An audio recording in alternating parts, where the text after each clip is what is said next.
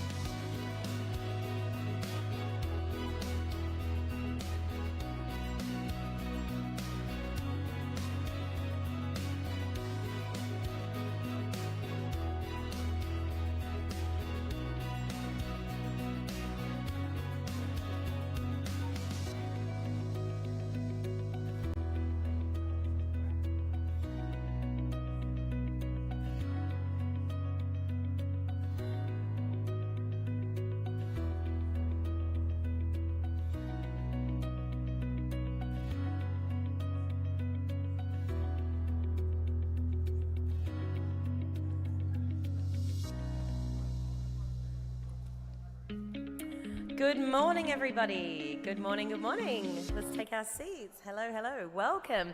Welcome to day 2. Those people that were a little jet lagged yesterday, how are we feeling? Are we feeling better? Got some rest? Yes? Got a solid 8 hours of sleep? Not really. All right. Well, welcome back. Hope that we have a fun day for you and you can still stay awake if you are jet lagged. And for those of you who weren't here yesterday, my name is Angela and I am the MC for this event. We had a fantastic day 1 with some really informative presentations. So today we're diving deep into the future of learning with sessions that promise to enlighten, challenge, and inspire. It's a day to connect with trailblazers, share groundbreaking ideas, and discover innovative approaches that will redefine what education can be. So let's not let everybody forget any photos that we take. Let's make sure to use the hashtag Education2Conf. I'll spell that out for you. EDUCATION 2, the number 2, CONF. Hashtag Education2Conf, and make sure to tag any photos that you take of this wonderful event. It can be photos that you take of people up on stage. It can just be a selfie with a new contact, a new friend that you have made. So before we begin today, I would like to extend a warm thank you to our sponsors, Puzzlebox Academy, EduPassport, and Top Mathematics Education Centre, and also Kijana Educational Empowerment Institute. Let's hear it for our wonderful sponsors. Okay, now to dive right into our first session this morning. It is entitled Global Perspectives on Teacher Empowerment, Learning from Successful Models Around the World.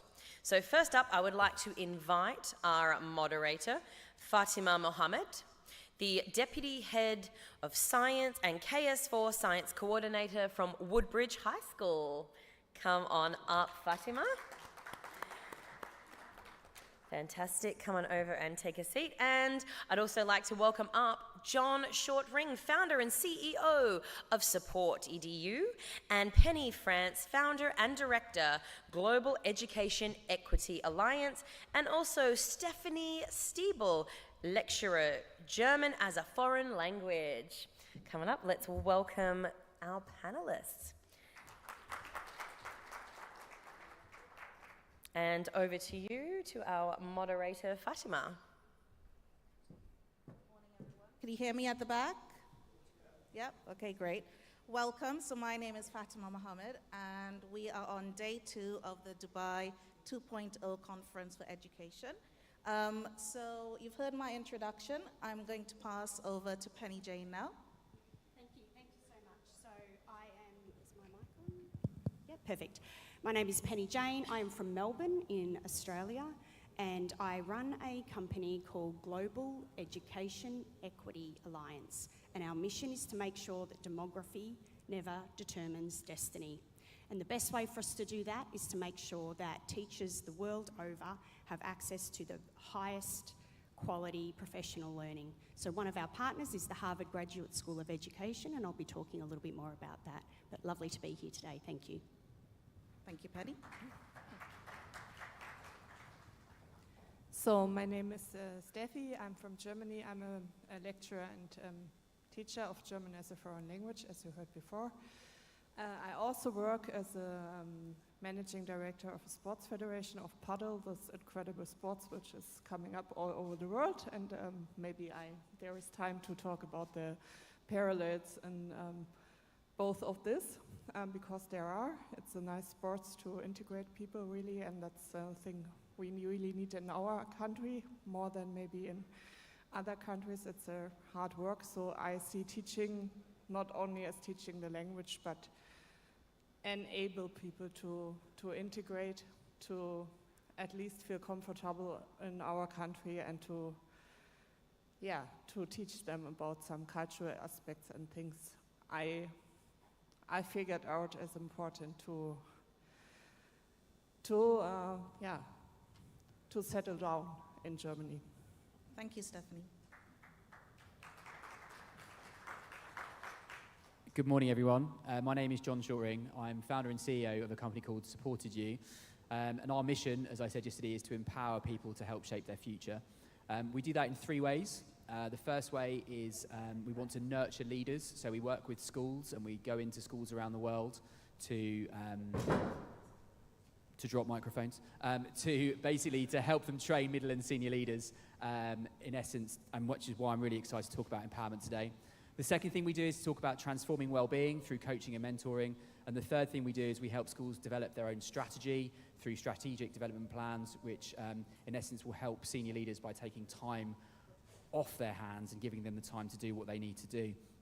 Before I did that, I was deputy head at one of the world's most successful schools, King's College School in Wimbledon. I was there for 6 years, and King's is consistently rated in the top 3 schools for the IB in the world and in the top 5 schools in the UK for examination results. I also work in Dubai for a school called Dar Al Murayfa. I chair their education committee, and we'll be talking about today different ways in which we've used these teacher empowerment models in the different places that I've worked. Thank you, John.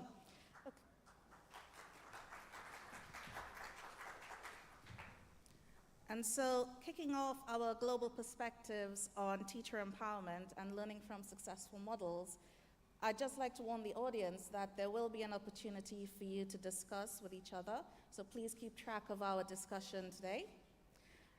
First question for today's discussion is the 3 words or phrases you would choose for teacher empowerment.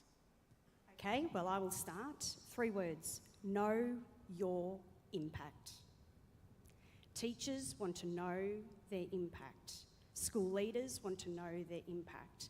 And the reason for that is many of them invested their lives in education because they are the impact story from a teacher. They are the person that one teacher reached out and touched and had a profound influence on. And they want to have that same impact on their learners. Thank you, Penny. My 3 words are, first is trust, to give people trust in the room, in the space where they are in the group, and trust to themselves as well. That leads to the second, which is self-confidence. People who come, we talked about that before in the preparation, who decide to go to another country, often the qualifications are not accepted or not good enough or whatever, cause to bureaucracy things as well. And but they are worth something, although maybe they don't have the correct paper. And third thing is like forward friendliness. So you have to allow your students to make thoughts. I'm coming myself from the former GDR, so I was raised the first 12 years in a communist system, and there it was not so welcome to make thoughts. And that is something I can feel in my history and my style of learning until today, that it was a very worse thing, and so I take care a lot about to don't give that to my students. Stephanie? Mine are 3 T's. Mine are time, training, and trust as well. So I firmly believe that to empower teachers, we need to give them the time to do their job. We need to be able to give them training at every stage of their career, which will help them flourish, which will help them develop. And the third thing is that we need to trust them. We need to trust them within the classroom, but we also need to trust our middle leaders, and we need to be able to trust our middle leaders to help develop the teachers, but also to do their job. And therefore, we also need to then trust, as potentially principals or CEOs or boards, we need to be able to trust our senior leaders to run the school, whilst also being held accountable for their actions. So the 3 things for me are time, and we'll talk about these a little bit more later: time, training, and trust. So thinking about our teacher empowerment, 3 words and 3 phrases that our colleagues have said, knowing your impact, trusting each other, trusting the staff, and also having the time for the staff to do these things, what are the 3 words or 3 phrases that teacher empowerment isn't? About my fellow panelists, but I'll tell you it is hard to distill what it's not in 3 words or phrases. So bear with me. First one is mistrust and demoralisation. The second one is initiative fatigue. The third one is compliance-orientated bureaucracy. And when we become educators, we do not become educators to tick a box, to be told what to do by people who have never been in a classroom before and have very little idea of how we make impact. And we do need to be trusted by those that lead us. And so they are the things: distrust, demoralisation, initiative fatigue, and compliance-orientated bureaucracy. Thank you, Penny. Stephanie? As my 3 phrases, I chose personal criticism, which is not constructive, because if that goes under a border, so it's in connection with this forward friendliness I told before, or spoke before about. A second thing is missing explanations. So if you understand things, you can follow them. Also, you maybe don't agree with it, but you can follow if you understand why decisions are taken like this or that. And the third thing is to make students or people feel worthless. So that's also a thing we talked before about their qualifications, acceptance, and everything. And if people feel like I'm not worth anything in this new place maybe, or at whatever place you are, then it's not good for learning and to make progress in yourself. Thank you, Stephanie. I'm going to go with 2 words, and that is well-being washing. Now, I'll just explain that. To me, teacher well-being is not yoga on a Wednesday afternoon, cakes in the staff room on a Friday, staff football, etc., etc. Those are all lovely things, but they're not going to keep teachers in your school, and they're not going to empower teachers to do their job. To me, teacher well-being is about teachers feeling valued, teachers being paid appropriately, teachers having the time to do their role, but also teachers feeling that whoever is line managing them, whoever is responsible for them, has their back. And to me, that is what well-being is. So teacher empowerment to me, teacher empowerment not to me, is the phrase well-being washing and pretending that you as an organisation care about your staff by giving them small little treats, which actually isn't having a large impact on their day-to-day work. Thank you, John. Fiscal responsibility is a really important thing for a lot of governments around the world right now. So thank you all for your kind words. And the 3 words teacher empowerment isn't, or phrases. I'd like to remind the audience that we will be asking you to contribute very shortly. But before we do that, we would now like to consider the model that we now know that works to address those important key points that our panel has raised. How has it helped you, helped your staff to address the idea of teacher empowerment? Wonderful, thank you so much. So I was 7 when I realised that the world was not an equitable place. My family moved from Australia to a very small rural village in Papua New Guinea, and no one had to go to school there, and so their life chances were pretty minimised. And so that sole experience made me want to become an educator. And not only that, I wanted to become the very best educator I could be, an advocate for those who live in places where demography does determine destiny. And that happens in my home country a lot as well. So I, in 2011, went to Harvard and I studied a course called DataWise, and we work with schools and systems around collaborative data inquiry in order to build equitable schools and systems. And the way we do that is very, very deliberate. We have a very, very significant equity lens over our improvement process, but we do that in a couple of different ways. One is that we mindfully build a sense of belonging, because we cannot be asking for teachers to work on their students' sense of belonging within the classroom if the teachers themselves do not have a sense of belonging to the other staff around them. We work very, very clearly with them on their why story, why they are in education, how equity matters to them, and how it influences and impacts the work that they do. And then we work on building their data literacy and then telling a story that will inspire curiosity for their colleagues to want to dig down into who is not being served by our current curriculum programs, who is not being served by our current social and emotional learning, who is not being served by the way that we measure and monitor attendance and engagement. And we work very, very clearly around those key areas.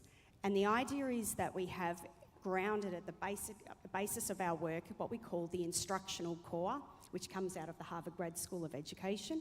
It's now called the Learning Core, and it comes to the fact that anything to do in education comes down to 3 interrelationships. That is the interrelationship between the content that is being taught, the teacher or the facilitator, and the student or the learner.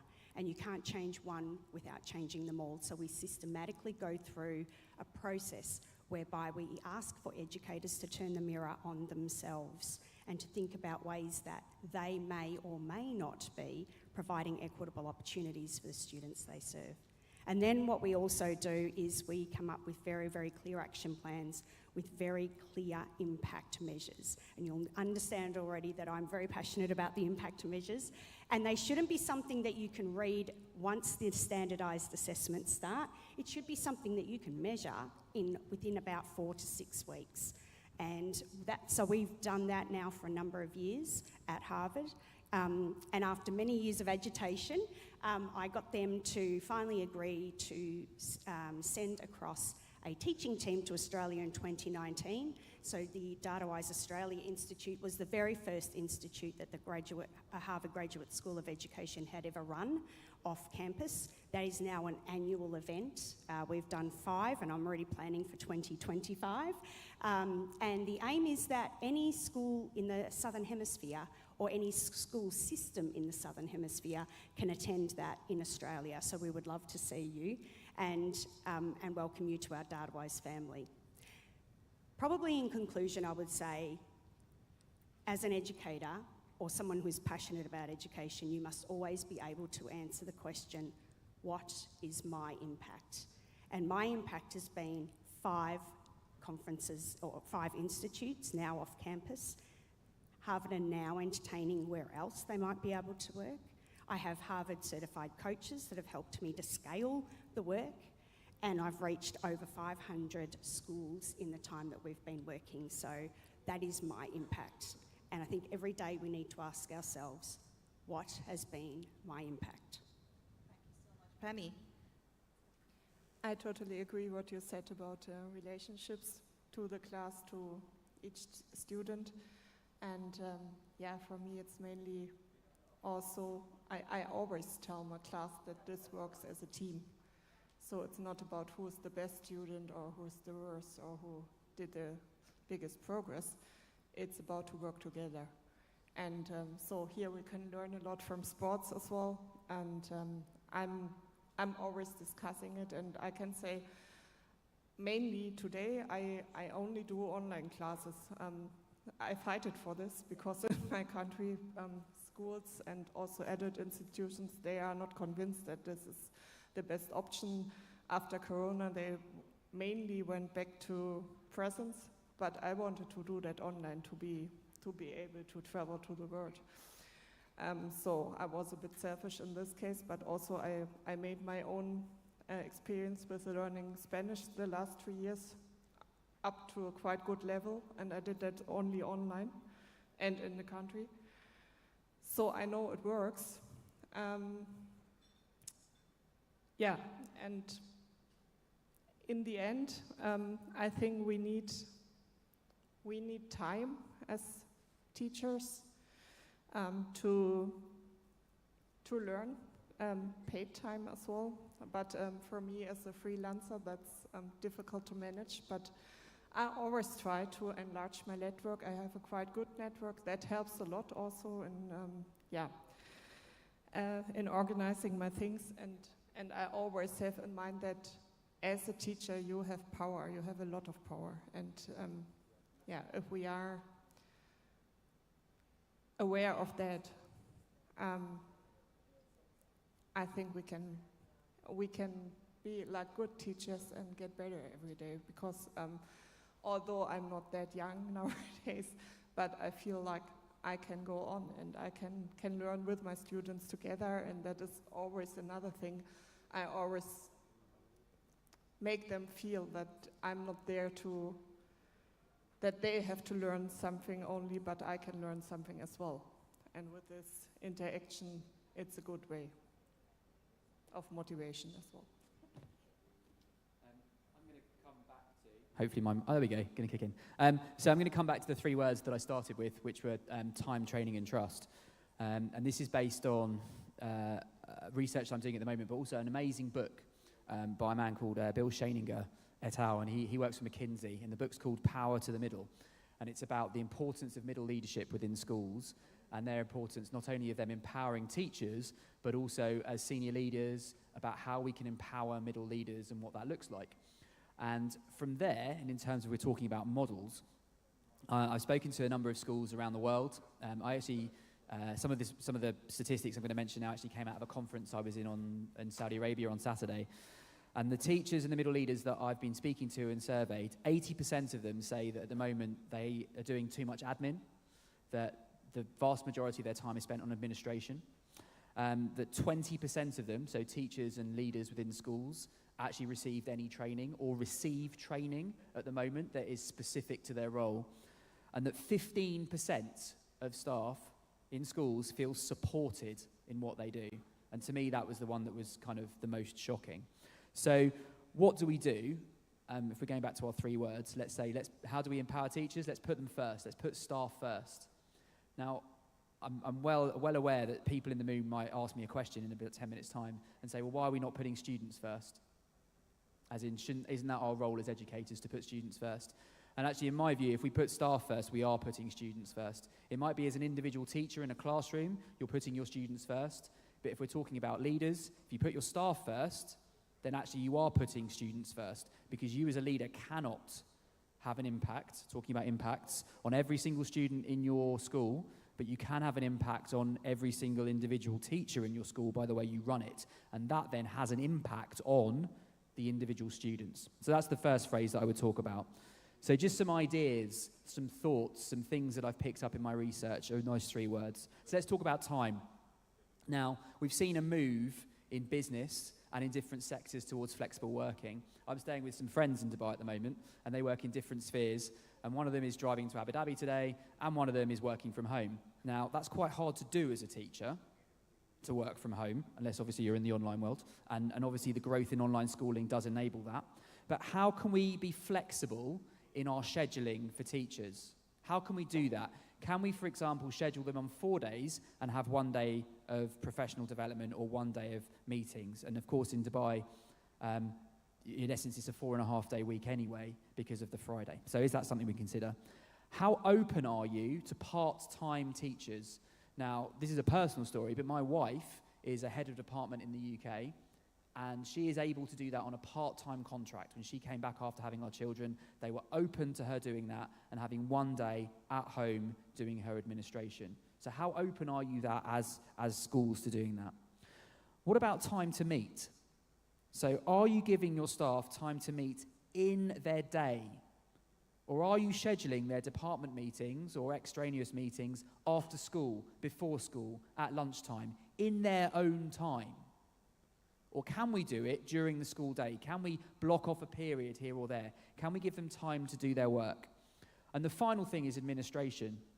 So some schools I've worked in have employed people to do administration. So whether that's office administration for teachers, photocopying, running trips, medical forms, all of those different sorts of things, which then gives teachers time to teach as opposed to be administrators. So that's the first one. The second one is training, and that's very close to my heart, given that's what my company does. But training to me should be bespoke, and it should be unique, and it should be very appropriate to someone's role. So if you have identified people who are leaders in your organization, are you training them to be leaders, to lead, to retain them, to keep them in your school? And is that training specific to the route or the pathway? Does it have an academic focus, or what I would call a pastoral or well-being focus? That training will make them feel valued, will make them feel like you care about them and their development as an individual. And then the final one is trust. Now, I'm sure we all know kind of Tuckman or Lencioni's models of team development, and trust is at the heart of both of those models. But how do we do that? How do we trust our staff? Well, one is obviously autonomy and delegation and clear communication to them. But I would also talk about coaching and performance management or appraisal. So in terms of your performance management systems in your schools or in your organizations, how are they driven? Are they driven by a once-a-year meeting with a leader, or are they continuous? Are the targets set by the individual? Does the individual own the targets? Do you trust them to hit those targets and have those developmental conversations with them? So I would say, in conclusion, going back to my 3 words, in terms of empowering teachers and leaders within your school, can you consider, and this would be my takeaway for you to think about how potentially you could do this in the coming weeks, how can you give your team the time to do their job? How can you give them the training to do their job? And how can you show your team that you trust and value them? Is that on? Thank you, John. Thank you, Penny. Thank you, Stephanie, for all of your kind words. I have one more thing to add. So thinking about models, successful models around the world, and our colleagues here have given us some excellent ideas on how to be successful with that in terms of measuring our impact, the give and take within the relationships we have with our students, with our staff, and then the time, trust, and training. All of those things are so important. And I would like to add, from my perspective as one of those middle leaders, John was talking about training, we tend to think of the relationship of teachers, parents, and students, but there's an extra element there, the governments. Governments around the world are pushing education in whatever shape or form there are. And so instead of it being a triangle, it's actually a square. And if one element isn't doing their job, their responsibility, or their part in that relationship, everything falls. And when I said earlier about fiscal responsibility, that's what I meant. Our governments around the world, they have that responsibility to the teachers, and the teachers in turn have that responsibility to the parents and to the children. But if one of those elements are not doing their part, it all falls. So in the last few minutes, we would now like the audience to take part in a discussion. So can you please turn to one person and speak to them on your table, and perhaps consider thinking about the discussion that we've had today about teacher empowerment and some phrases. So perhaps as the basis for your conversation, I'd like you to keep in mind the following prompt. I used to think, now I think. So as a result of what you've heard from our panel today, what is something that you used to think about teacher empowerment, and what is something that you now think? And we're going to give you a few minutes, and then it would be really great to hear some of your used to thinks, now I thinks. Off you go.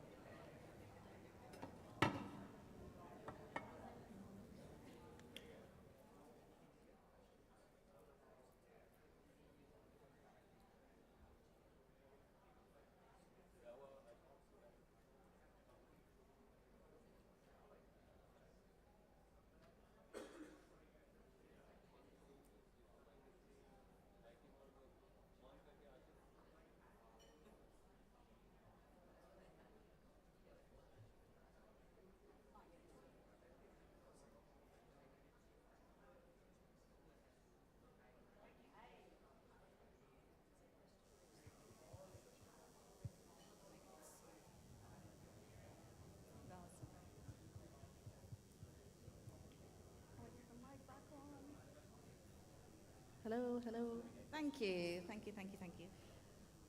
Okay, thank you so much for having those conversations about teacher empowerment. We hope that your discussions on your table were very successful. If I can just have everyone's attention, please. Thank you. Shall I do a 3, 2, 1 countdown? Okay, we have a question. Yeah, Is hi, it a it's- question, or I used to think, No, now I it's a think? question actually. Okay. All right. Yeah, hi, my name is Pranav Sharma. I want to ask the point which you put forward, like the relationship between parents, kids, and like institutions. Apart from that, if I talk about government relationship between government and education, so can you tell me like what are the things which can be done from the government side when it comes to education? How these things can be brought up into policy things? Can you repeat the question one more time, please? Yeah, what are the reforms which through the government side can be put forward and like on the basis of teaching empowerment and education.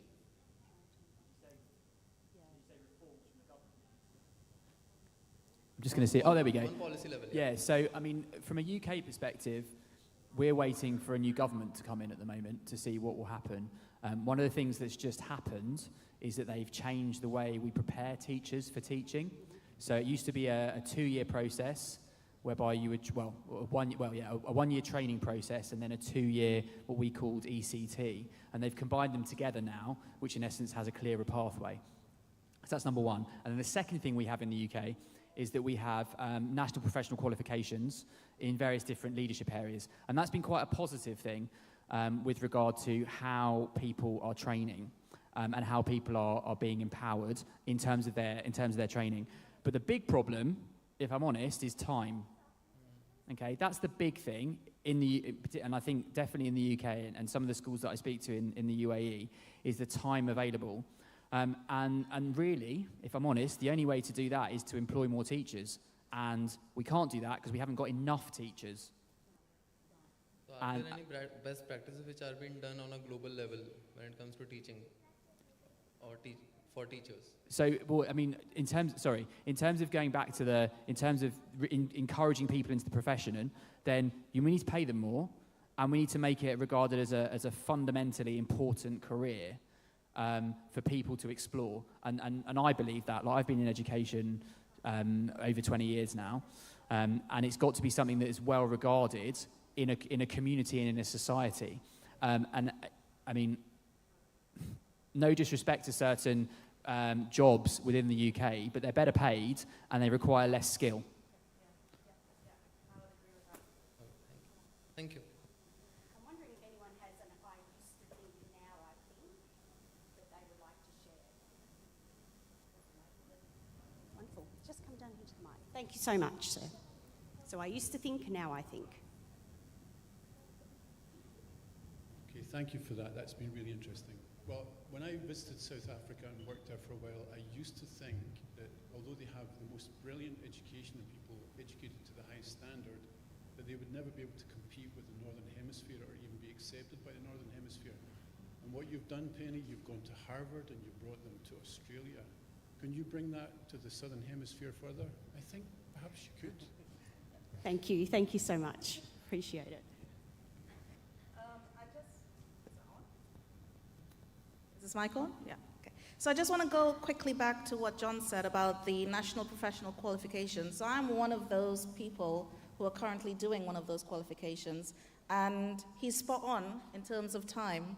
We are not given enough time to complete the qualification that is going to elevate our teaching, our leadership, and so on and so forth.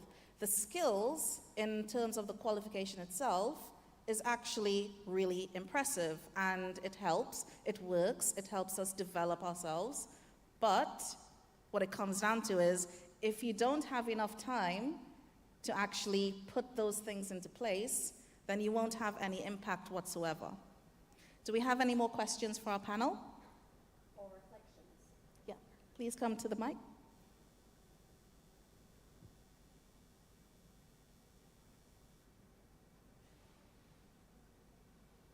Thank you for giving me an opportunity. I'm Abhilash. I have a question to the panel. What do you think is the impact of virtual learning in today's day and age?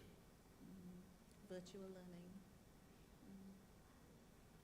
In terms of teacher empowerment, in terms of how we can empower teachers, in terms of virtual learning, my view on it is that it should be used. And there's a company that you may have heard of that sprung up through the pandemic and are now very big. They're called Century. And we use them at Dar Al Marefa in Al Khawanij in Dubai. And what it does is it basically enables students to take a range of maths and science questions, and then the staff can use the data that comes out of those questions to set targets. So in essence, it's a time-saving device, which is great for the students because it's gamification, it's online, they enjoy the work that they're doing, but then it also helps staff with regard to setting further targets. So in terms of, say we take AI, for example, I know that was a conversation that's been had previously. It's got to be about making life easier for teachers. So that's the first thing. The second thing is that, particularly from a professional development sort of thing, One of the things that I'm really interested in seeing over the course of the next year are the developments of professional development platforms that when you insert what you are doing in your school as a teacher and what your targets are, then bespoke programs can then appear. So a bit like you could be on, there's a company called Sono, I think it is, who are looking at this at the moment. And you, in essence, can create it within your school, and then it will pull out either LinkedIn learning courses or courses that you've curated in your school. And then rather than someone sitting there manually inserting it into a spreadsheet and then pulling it out, it automatically appears. So from my perspective, virtual learning, AI, those sorts of things is about giving teachers more time to do their job. And I'm sure there's a lot of other ways that they can do it as well. Of course, sky's the limit. I can add something maybe from this online learning point. I had one class with people who didn't know to write and to read in their own language. Also, it was an Arabic class, people who came from Arab countries to learn German. And in this Corona period, my organizer from the institution, she said, yeah, okay, with the other classes we go online, but with that one not, because people are not able to use the devices. And I said, what? Why? Why are they not able to use the devices? They are able maybe better than you. And let us try at least. Yeah, but that's so much administration and everything. And in the end, I convinced her after a while, and we did this class until the end online. And I said to the people, because sometimes we had the discussion of maybe we should go back and everything, but we could go on. For the mothers, it was quite nice because they could organize the class and more participate than in a presential class. And I always said to them, and I said that every day, that now you have a competence. You have the competence that you can do and organize online learning by yourself. And that's maybe much more important than the language skills you got. So that can be an aspect as well. And from virtual learning, there are so much nice things you can integrate in your classes. So for me, it's amazing, but we have to get used to it and to be open and just to integrate it. Yeah. We made a very conscious decision post-COVID that we were going to return to face-to-face. And the reason for that, for our institutes, was people could not do another WebEx or another Zoom. They were tired of being at screens. And it is harder for me to speak meaningfully about why you became an educator, build a relationship with you, in order to be able to challenge you around patterns of inequity that I see in your school or your system, if I don't have a face-to-face relationship. And the way that we've then harnessed online learning is that in our follow-up coaching program, each school team or system team that does our institute face-to-face then has a 12-month implementation coaching program where my coaches and I work side by side with them as they roll this out in their schools. That is often done online. However, when you are working with regional or rural schools, that is a disadvantage or an inequity, that they always have people reaching out to them online because they don't, it's too far to visit. And one notable exception that I make is that every team has one face-to-face visit, because I can't challenge you on things that I need to challenge you if I don't know what your school looks like. If I don't know that, the shop closes at 6 o'clock and I haven't eaten dinner and so I'm having, chips and a Coke from the service station, I need to know how your community operates in order to partner with you to better improve the outcomes of those students that you serve. So we now work with a hybrid. Institute is face-to-face with some online coaching, but we also make sure that each of our coaches go out to the campus or to the school once a year in order to be able to visually understand and get an understanding of the community that school is serving. And I think that's probably a really good model as well. Thank you.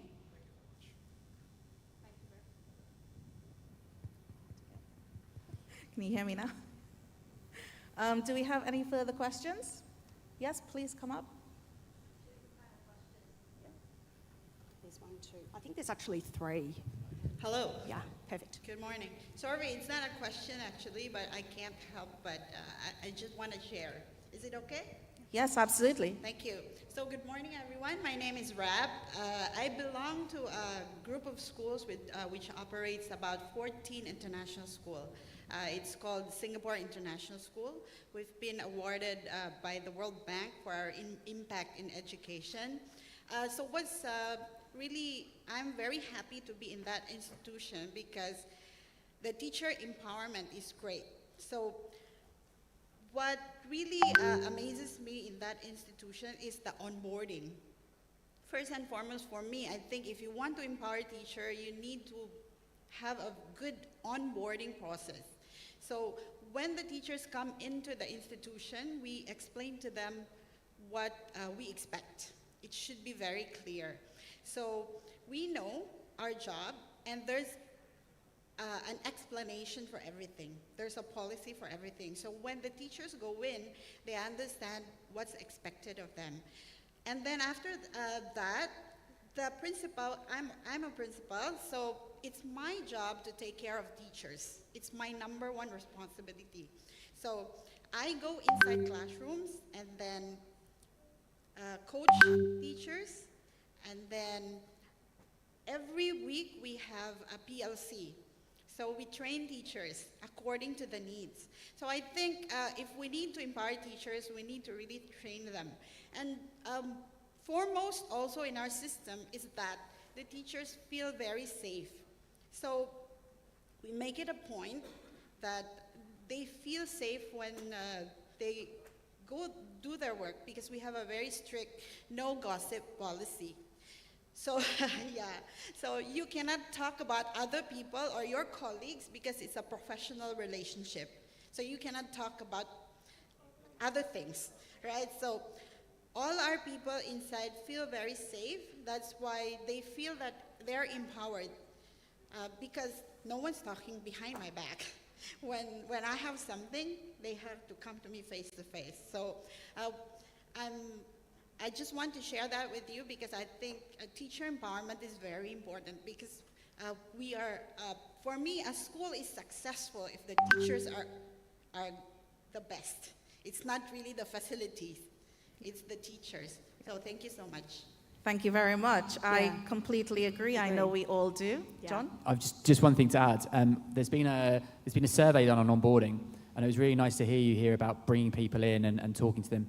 One of the things that they actually found in this survey was that if you, in their onboarding, if you then got them to set goals in relation to the school's vision, so not just telling them the school's vision, but then getting them to set their goals in the initial onboarding phase related to the school's vision, it increased teacher retention by about 20%. So just something to bear that in mind in your onboarding process. Liked the mindful way that you build psychological safety, because that's what you're really saying. Yeah. We have a whole lot of new people joining our organisation, and we have a very clear way that we build psychological safety so that I can go into their classrooms and I can give them feedback.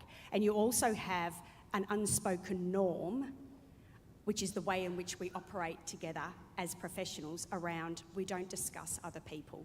And I think those two things, professional norms and psychological safety, are super important and probably what is working for you.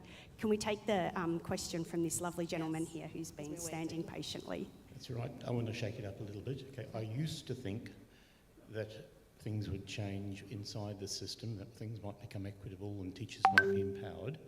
But now I know that I'm hearing words, not just here but everywhere still, which sort of about classrooms, teachers, periods, exams, the whole thing. It's all about control and compliance.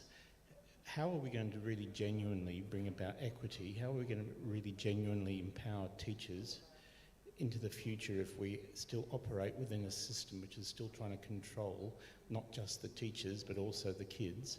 And it's sort of exam focused still. I mean, there are fantastic projects around the world.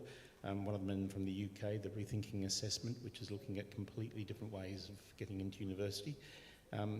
If you were given the chance to do something completely radical to empower teachers, what would it be? Wow, what a question. I need some think time. Sorry. Yeah. I think we all need some thinking time there. While we're thinking, I'd just like to say there are two phrases that our panel have discussed today. The first was from John, which was well-being washing. That's certainly one that I'm going to take away with me back to London. And then Penny's just dropped a phrase, psychological safety. I had never really thought of that before, that is something that we should all be seeking and striving for in our jobs. So the question. Can I just get you to ask the last part of the question? Okay, if you were able to do anything, in other words, get rid of the systems, get rid of all of the things that actually do restrict teacher empowerment, what would you really like to do?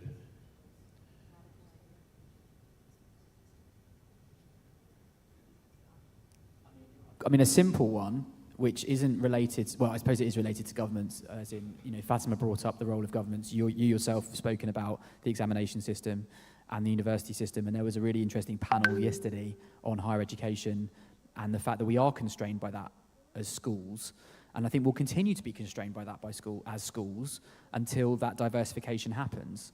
If I'm honest, in terms of if I had a carte blanche, my view on it would be is the changing position of teachers within society. And I saw this don't get me wrong, I saw this during COVID as well, with regards to the position of teachers compared to other roles within society, and I've mentioned it earlier. But I would love to see an elevation of teachers and schools and the profession in the community's mind, and I think that would be my ideal, because with that you in essence take out the nature of everything else that's going on. So whether it's exam systems, whether it's anything else, if we have that respect for the teachers, then I think that would be something that I would change. And the second thing, and I'd probably say this from a UK perspective, is that I get quite frustrated by the chopping and changing of education policy. I'd like to see almost like a national education board, because I'm an examiner as well, a senior examiner for one of the 4 boards. I'd like to see a national education board which in essence has cross-party agreement, which takes lessons from the best education systems across the world, and then we actually have a direction for the next 15, 20 years, because in essence it takes 5 years to change an exam system, which then gives us a direction that we can travel in. Which again doesn't mean that we're chopping and changing. When one government comes in, they do something, then they change their mind, then they do X, Y, and Z. But actually, where we get the best minds together, bring everyone together, have a discussion, and set the direction, and we commit to it for 20 years. So that would be my second thing. Sorry, I've taken 2. Maybe one example. We had this situation when the Ukraine-Russian war started, that a lot of Ukrainian people came to Germany, and in this situation, the Ministry of Foreign Affairs, they put a lot of pressure on our institution to start new integration classes. And I said, as the responsible person, yeah, okay, we can do that, but first of all, we don't have teachers for that. Second of all, I don't know if in 2 or 3 months the people are still there or not, and then we invested money and we don't get something for it. And then they said, okay, do your program, do your steps, and here is the money, you can do what you want if you present a program to us. And what we did was we empowered our teachers, and we said, if you are interested in teaching those people, we do like welcome classes first, 1 to 3 times a week. And after 3 months, we decide what we do with these people. If they stay in Germany, if they go to another country, if they go back or whatever. And also, we, from our side, we start to change. We are not forcing them to learn German, because hopefully they don't have to stay in our country or whatever they decide. It's their decision. But we try to learn a little bit of Russian to prepare materials in Ukrainian language, but at least in Russian. We speak English with them. We teach also our staff in this direction. And that worked pretty well, because teachers in these classes, they felt like, okay, I do something with them. They can settle down a little bit and see if this country it's okay, everything for them, and then go into the regular process. And with that, we had quite better results than to force them to start now after all this, what they have seen or might have seen in their country, horrible things.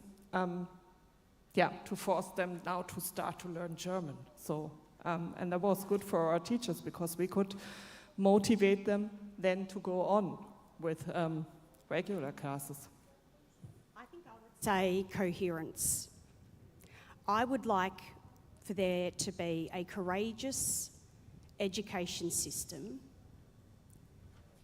that does not put the improvement agenda on responsibility on the shoulders of the schools and the policy, but actually looks in the mirror and goes, what is it about us that is contributing to the existing problems? And I would like for school leaders to be saying, let's not put on the shoulders of the students we serve and the curriculum document that, let's be honest, can change on a whim when there's a new political party in most situations. What is it about us and our practice that is contributing to the misconceptions or the issues that some of our students are facing? And then I'd like for us to get really honest about how much are we willing to change? Are we fair income, an Australianism, about genuinely meeting the needs of every child so that demography does not determine destiny? And then if we are, let's slow down, let's make a commitment for a long period of time, let's stay the course, and let's be very clear on the coherence narrative that we are talking about with people in and outside of the sector about why we are focusing on this, how it will happen, and what the outcomes will be for students. Thank you very much. The phrase, demography not determining destiny, my worry is that in 10 years' time, we could be still here, and although, I could have been here 10 years ago, and except for ChatGPT and a few other things, it would have been the same dialogue, that if we as educators don't start putting incredible pressure on governments and bureaucrats, because they're the ones that control the policies going through, then the world is going to change. The world that our kids are entering is radically changing now, more than perhaps I've ever seen it in 45 years, and we'll be still discussing the same things. So I guess my encouragement is to say, to get true equity, to get true empowerment, to get governments like Germany or Spain to actually allow online learning, for heaven's sakes, we actually have to become far more radical and outspoken as educators. Yeah. Every education system was run, and every education minister around the world was an educator. Just think about how significant that would be. Yeah. Thank you very much. I think there was one question from a lady in a blue top. I think we're almost there. There was one more question, I believe. There was a lady towards the back in a blue top. Did you have a question? Because I really want to give you the time. And I think that was the only one that I saw, Fatima. Yeah. Thank you. We've got a couple minutes left. Thank you very much. I'm Rikke. I run an after-school science club in Denmark. I was just wondering, it's very important, of course I agree, to measure your impact or know your impact. But can you give some examples of how to measure impact? It's basically to all three of you. Yeah, I can. For too long we have privileged academic scores and other measures like attendance. But I wonder what would happen if we genuinely knew all of our students or all of the members of our organisation, and in knowing them, we knew what they were struggling with, and we could come up with a way to determine impact around that. So I'm thinking, what about the student who is neurodiverse? Let's have a think about. Rather than in Australia, we have a lot of those in our general classroom populations, And I work with teachers around, so what is a good outcome for this student? And maybe it's moderating themselves, or maybe it's that they don't have to be extricated from the class quite as often as they have. So it's about knowing the person that you are trying to reach, and then knowing what it would look like for them to experience success. And I actually work very closely with a school in Victoria who has a really radical principle, and he says, because of his own why story and the fact of and his chronic disadvantage as a child, he actually mandates that all his teachers have a circle time at the end of their day, and each child must be able to articulate how they were successful in a way that is measurable. So I think the reason why we can't often measure impact is because we don't know enough about our learners to know what would be impactful for them. Thank you so much for your question. We are running out of time, I'm afraid. But if you have any other questions for us, we will be out on the floor very shortly. Thank you very much to John Shortring, Stephanie Steeble, Penny Jane, and I've been Fatima Mohammed. Thank you very much.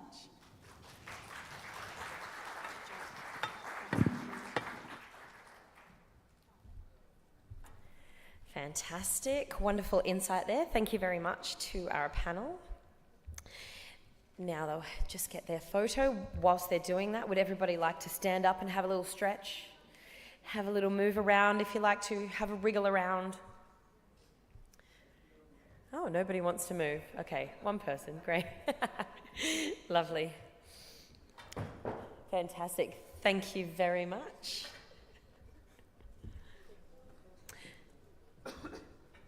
Okay, everybody.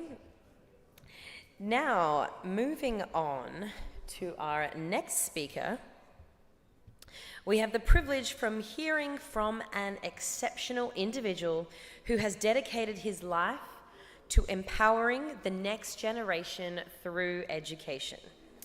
So our next keynote is entitled Building a School Community that Inspires the Creativity and Vigor of Kenyan Youth.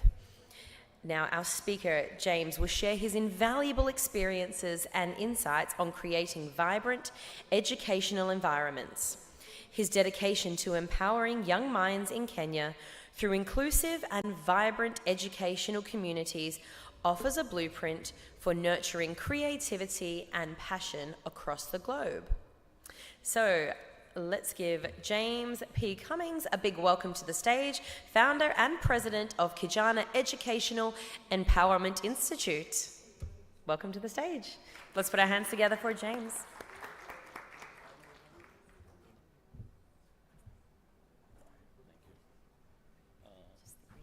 Green button, what was it for?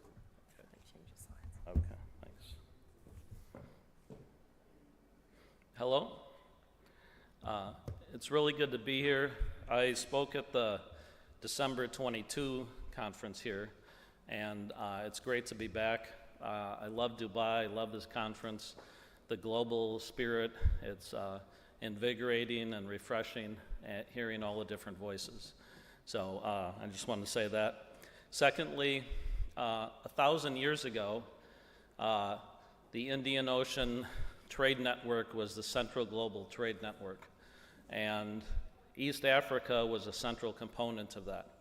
The Swahili coast had vibrant, prosperous cities, and there was trade that went from East Africa to this region, to India, to China, and back and forth.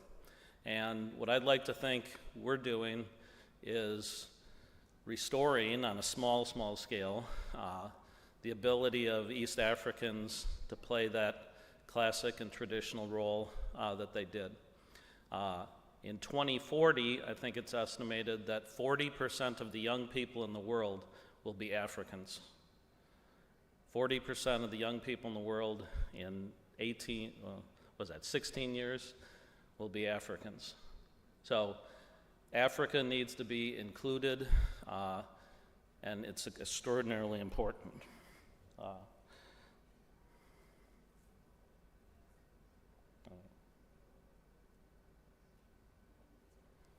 How do I push? Oh, I got it. Okay. And starting out, I have a few questions here. What's the purpose of education? What do we seek to accomplish as educators? I heard it said once, nobody went into teaching to get a student to do better on standardized tests. I hope that's true. I agree with that. So if that's the case, why did we go into education? Or what do we want students to achieve, accomplish, and learn?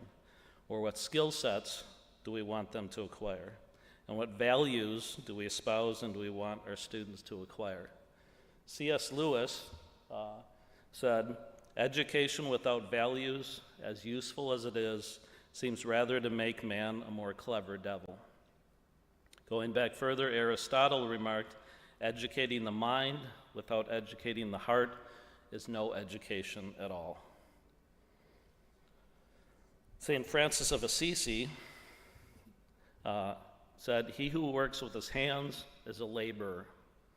He who works with his hands and his head is a craftsman. He who works with his hands and his head and his heart is an artist. I would suggest that a few lost elements in education are virtues and values. In his book, Courage is Calling, and Ryan Holiday writes of the 4 cardinal virtues, the touchstones of goodness, as Marcus Aurelius called them: courage, temperance, justice, and wisdom.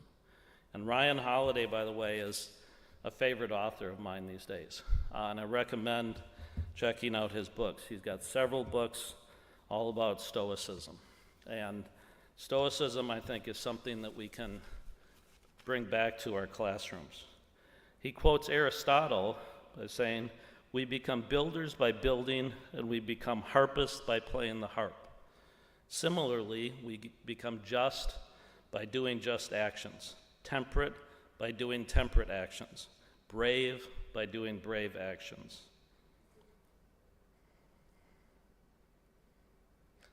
Holiday adds, virtue is something we do. It's something we choose. It's a daily challenge, one we face not once but constantly, repeatedly. Will we be selfish or selfless?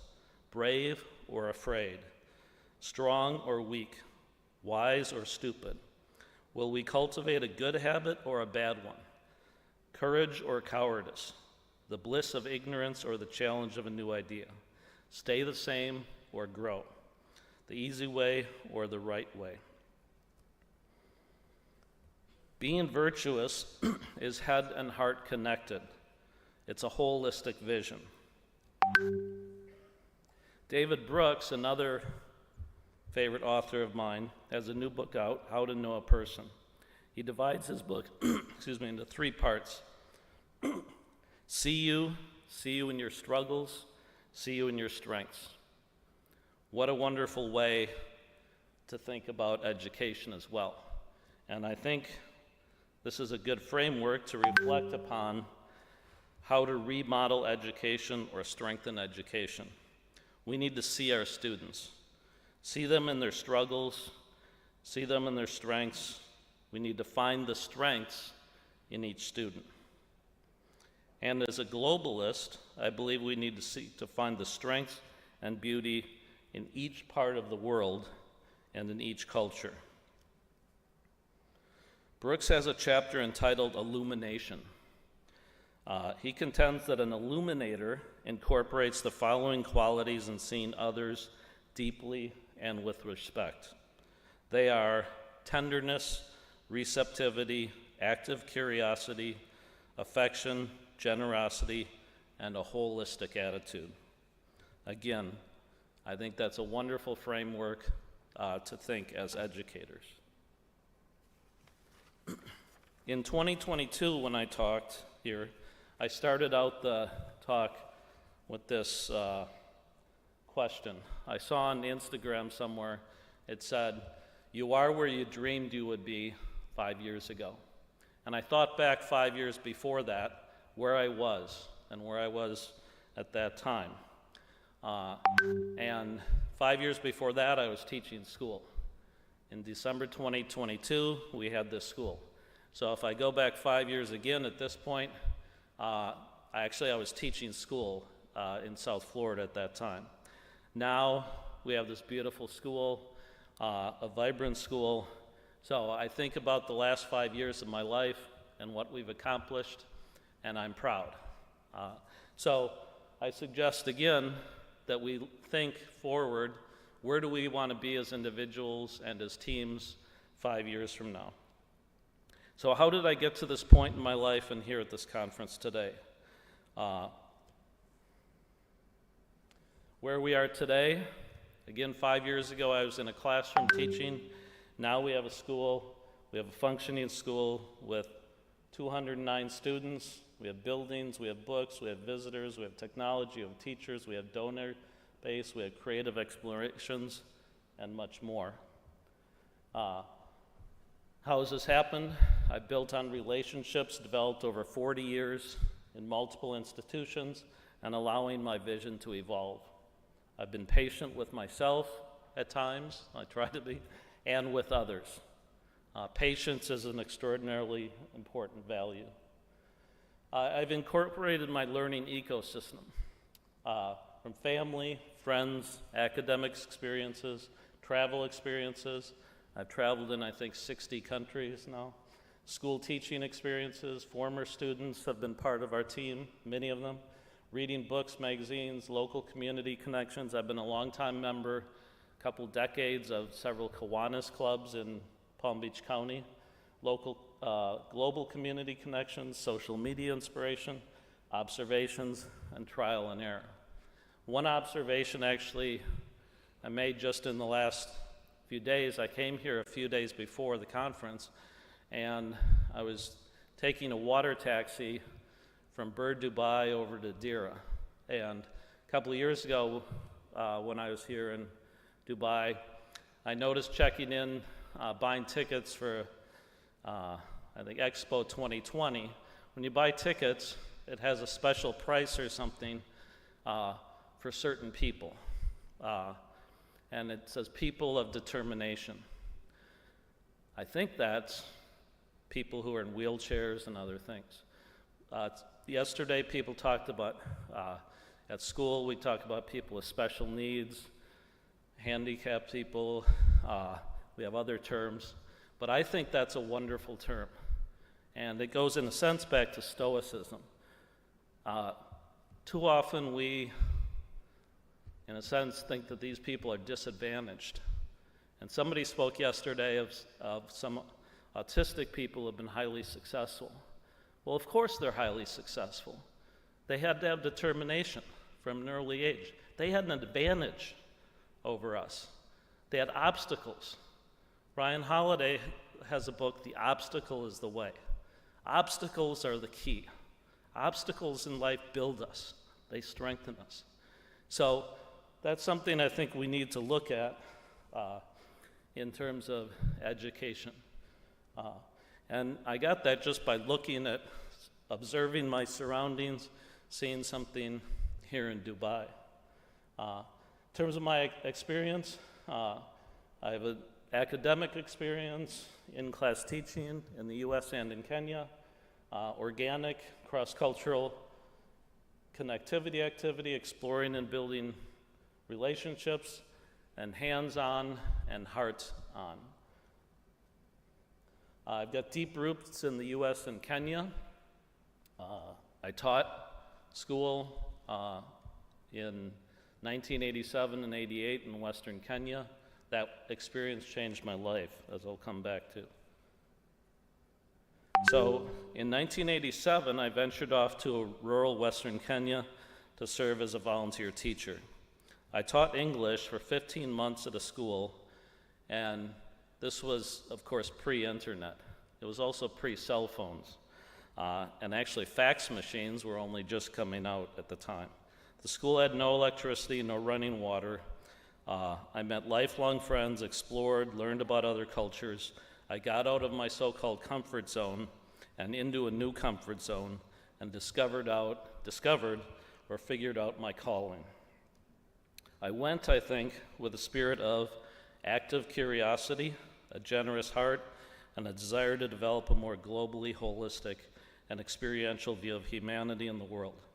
I found a receptive community, also generous in spirit, with elements of tenderness and openness in the local cultures. That experience, as I said, changed my life. One story here, which I think reflects that. About a month ago, we had an event in North Palm Beach, Florida, and this guy here, Ethan, walked in the door. And Ethan was a volunteer with me in 1987 and 88 in Western Kenya in the program that I went to Kenya with. But we had a month of training beforehand, and about 3 weeks into the training, we were sent off to find our schools. And we had to travel by local transport, what's called matatu at the time, traveling in rural roads. And we were walking down a mud road to my school, and some people came out of their home and they said, "Hey, Jumbo, you don't look like you're from around here. Come in and have a soda." So we went into their home, we had a soda, and I think they, as I recall, served us ugali and sukuma wiki. We chatted, had a nice time, and then went on to my school. And I told that story many times to students while teaching in the last over 20-some years. And I would always ask the students, could you see that happening here in the United States? Somebody who looks different walking down the road, do people say, "Hey, you're a stranger, welcome, come in"? And the universal answer is no. No way, of course not. But the culture in Kenya is different. Strangers are just friends you haven't met, in my view. I returned to the US. I was able to leverage my experience in Kenya into launching a career in teaching. Initially middle school, and then mostly I taught high school social studies and history. I've been illuminated in my last 40 years by students, colleagues, and school communities in the US and Kenya. I've advanced on a path of connecting students in the US with students in Kenya and continuing to aim to develop pathways of collaboration. The person on the right, David, with the fish t-shirt, he was a student of mine at the Benjamin School, and he went on a trip to South Africa where I went on an expedition for a month, and he's come back to Kenya many times. In 2002, I founded Kijana Educational Empowerment Initiative in collaboration with others.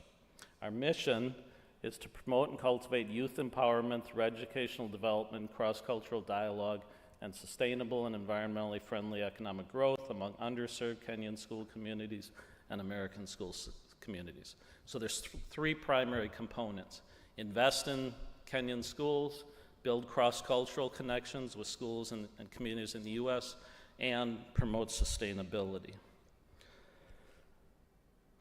33 years after going to Kenya, and 18 years after starting Kijana, we launched our own Kijana Global Innovation School in January of 2020 in rural Western Kenya in Malusi Village. The key words, of course, being Kijana, which means youth in Kiswahili, global, and innovation. We aim to develop lifelong exploratory learners who care for each other and our planet and the so-called, by Marcus Aurelius, touchstones of goodness: courage, temperance, justice, and wisdom, as I will get to again. Let's see. In January of 2020, we opened the school with 15 students. Today we have 209. We have 14 classrooms, an administration building, a multi-purpose presentation room, multiple toilet blocks, a kitchen, a playground, beautiful landscaping, and we are in the process of designing and developing an amazing and unique library and media center with an amphitheater designed primarily by two award-winning international architects from New York in collaboration with a local team. We've hosted numerous visitors from the US and elsewhere, and we aim to be a venue for global connectivity and discovery.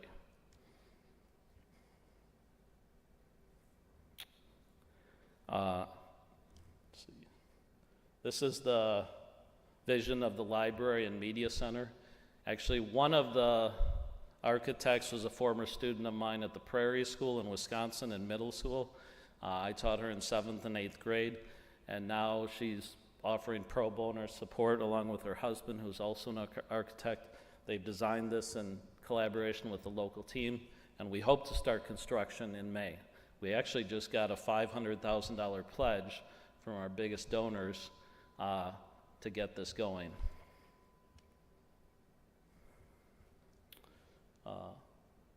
Here's just a few more images of, so making dreams come true.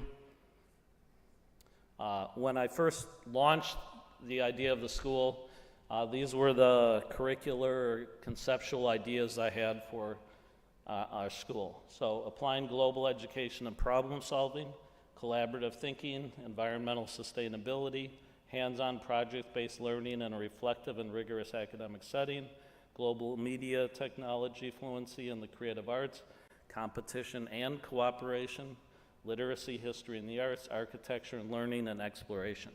The last two are really important to me. I feel like schools should be beautiful places. The environment around the school, the buildings, the design should be awesome. That's one of the things I love about coming to this conference. I'm in Dubai. The physical environment is inspiring in itself. So we have murals, we have recycled glass animals, we have art all around the school. So I think students feel empowered when their physical surroundings are powerful. 4 key elements of our school that I think reflect our innovative and hopefully inspirational approach are our Care, Share, and Explore program, the unique and beautiful physical surroundings which blend academic and character development with the arts and environmental education, our emphasis on community connections, and an emerging one that actually I've just started to come up with, which I've referred to, is the Stoicism idea, the touchstones of goodness, courage, temperance, justice, and wisdom. There's a lot of talk yesterday about soft skills and how soft skills are really important. And in the previous conference, I think somebody said, I think we should stop using that word soft. And somebody yesterday, said soft skills are really hard skills. I agree with that. Soft skills are hard skills.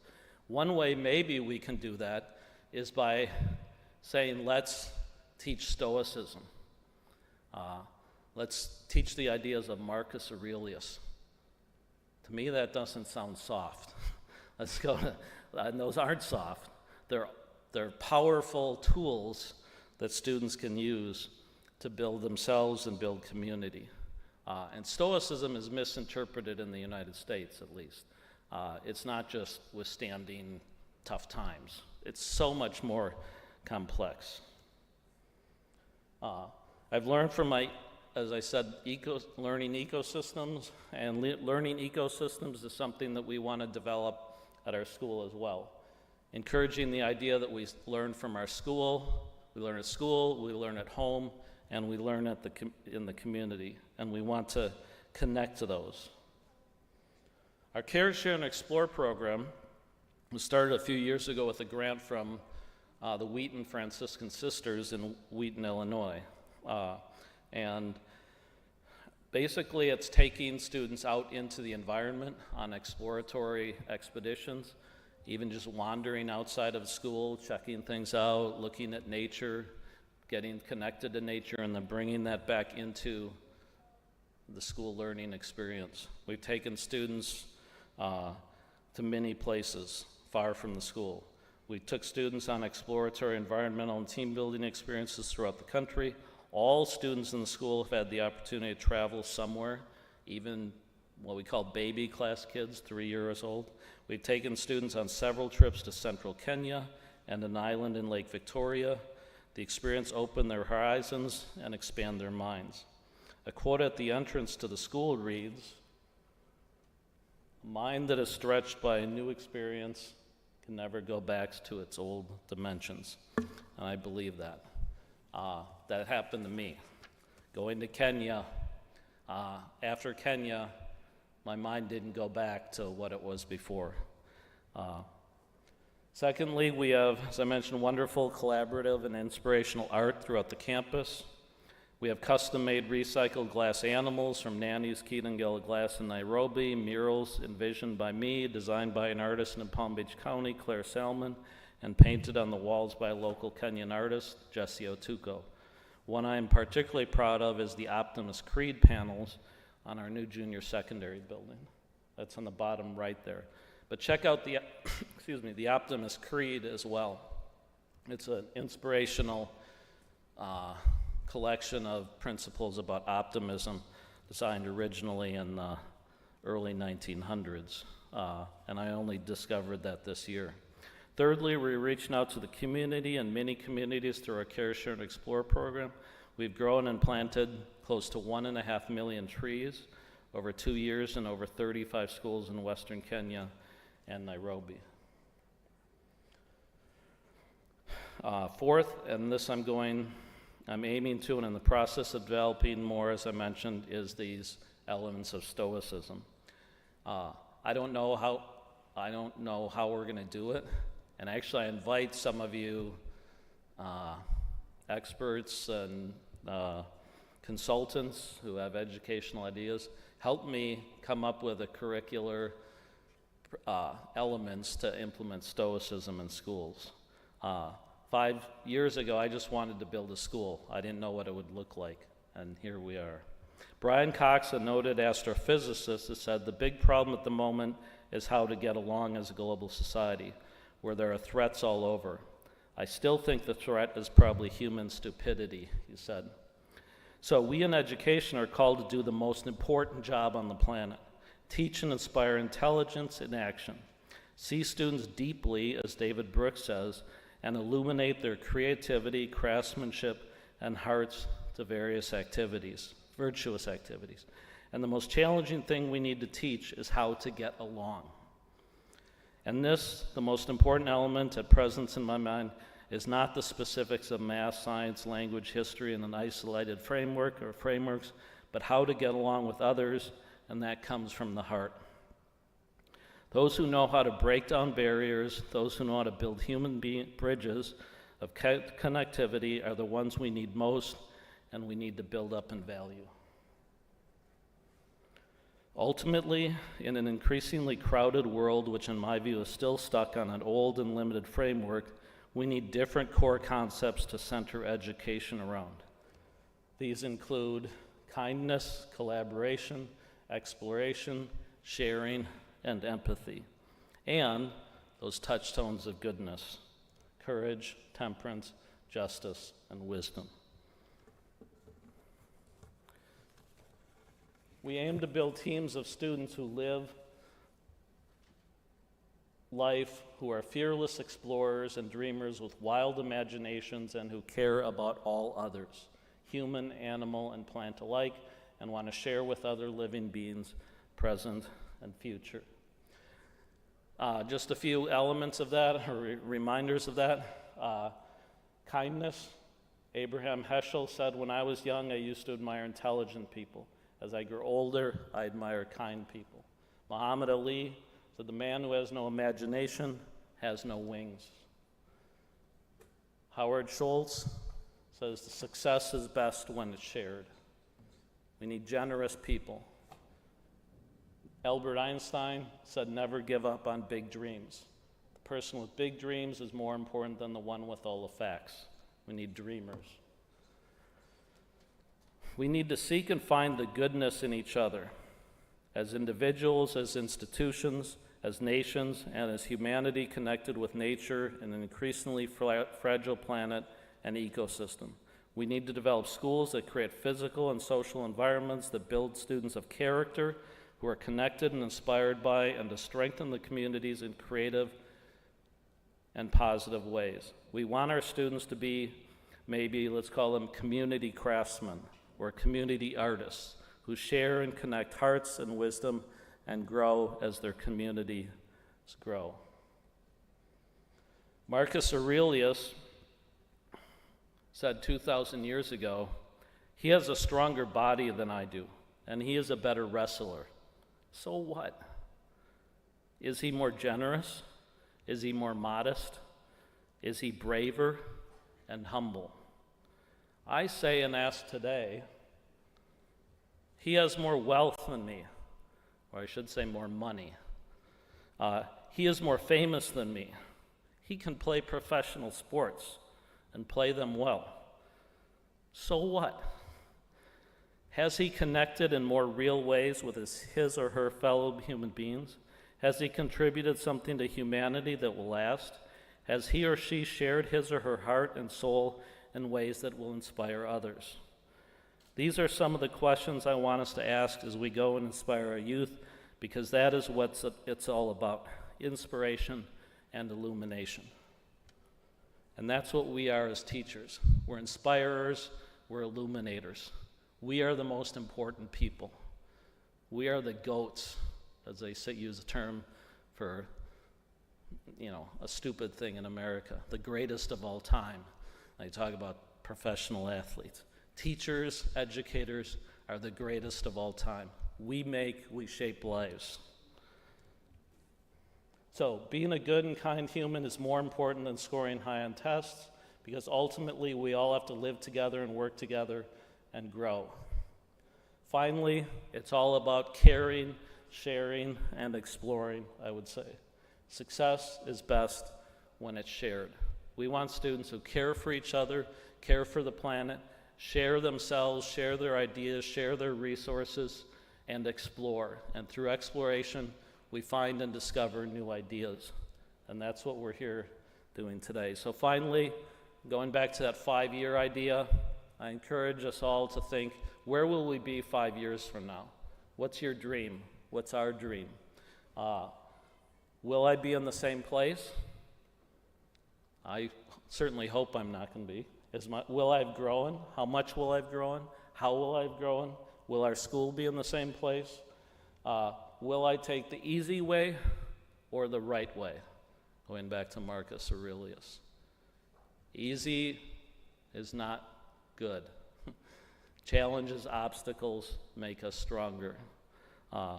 So that's why I'm here today and for these 3 days, to grow and collaborate and ultimately to be in a better place next year and the year after, and to go on and on through sharing and caring and exploring. And those are the values that I want our students to develop, and our teachers and our community. So thank you all very much. It's good to be here again, and look forward to continuing to collaborate in the next few days.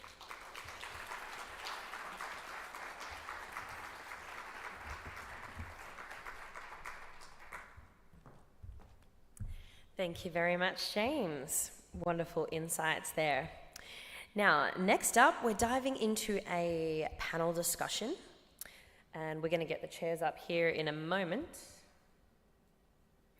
So we're going to have us join us on the stage, rather, Dr. Ahmed Bawazir, the innovative mind behind the Bezos Academy, as he moderates, empowering creativity, beauty, and expression in the educational journey. So this session is all about breaking the mold and exploring how creativity, beauty, and personal expression can be integrated into the fabric of education, transforming the way we teach and learn. Okay, so our moderator, Dr. Ahmed Bawazir, as I said, founder and CEO of the Bezos Academy.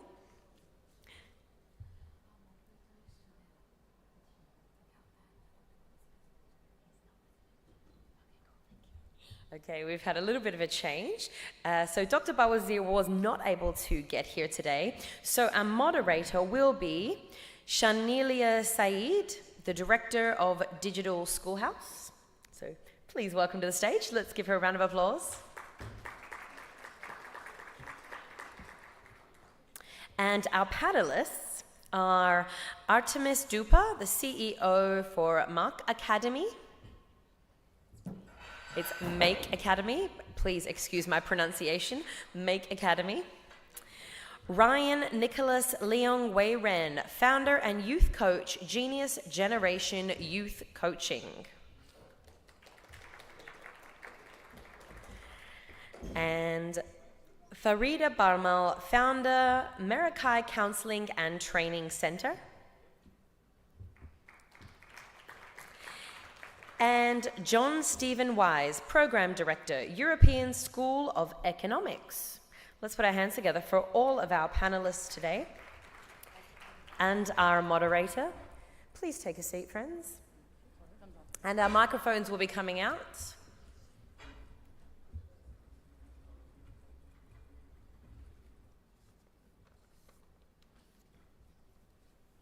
Okay, we need the microphones on stage, please. Okay, over to you, Shanelia.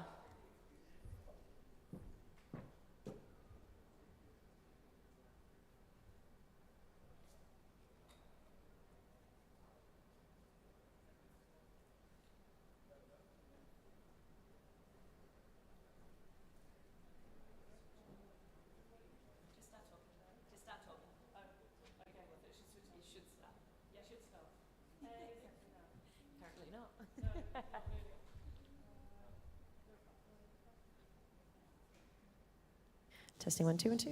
Oh, there we go. Yes, you can hear me? Excellent. Hello. Well, good morning, everybody. My name is Shanelia Saeed.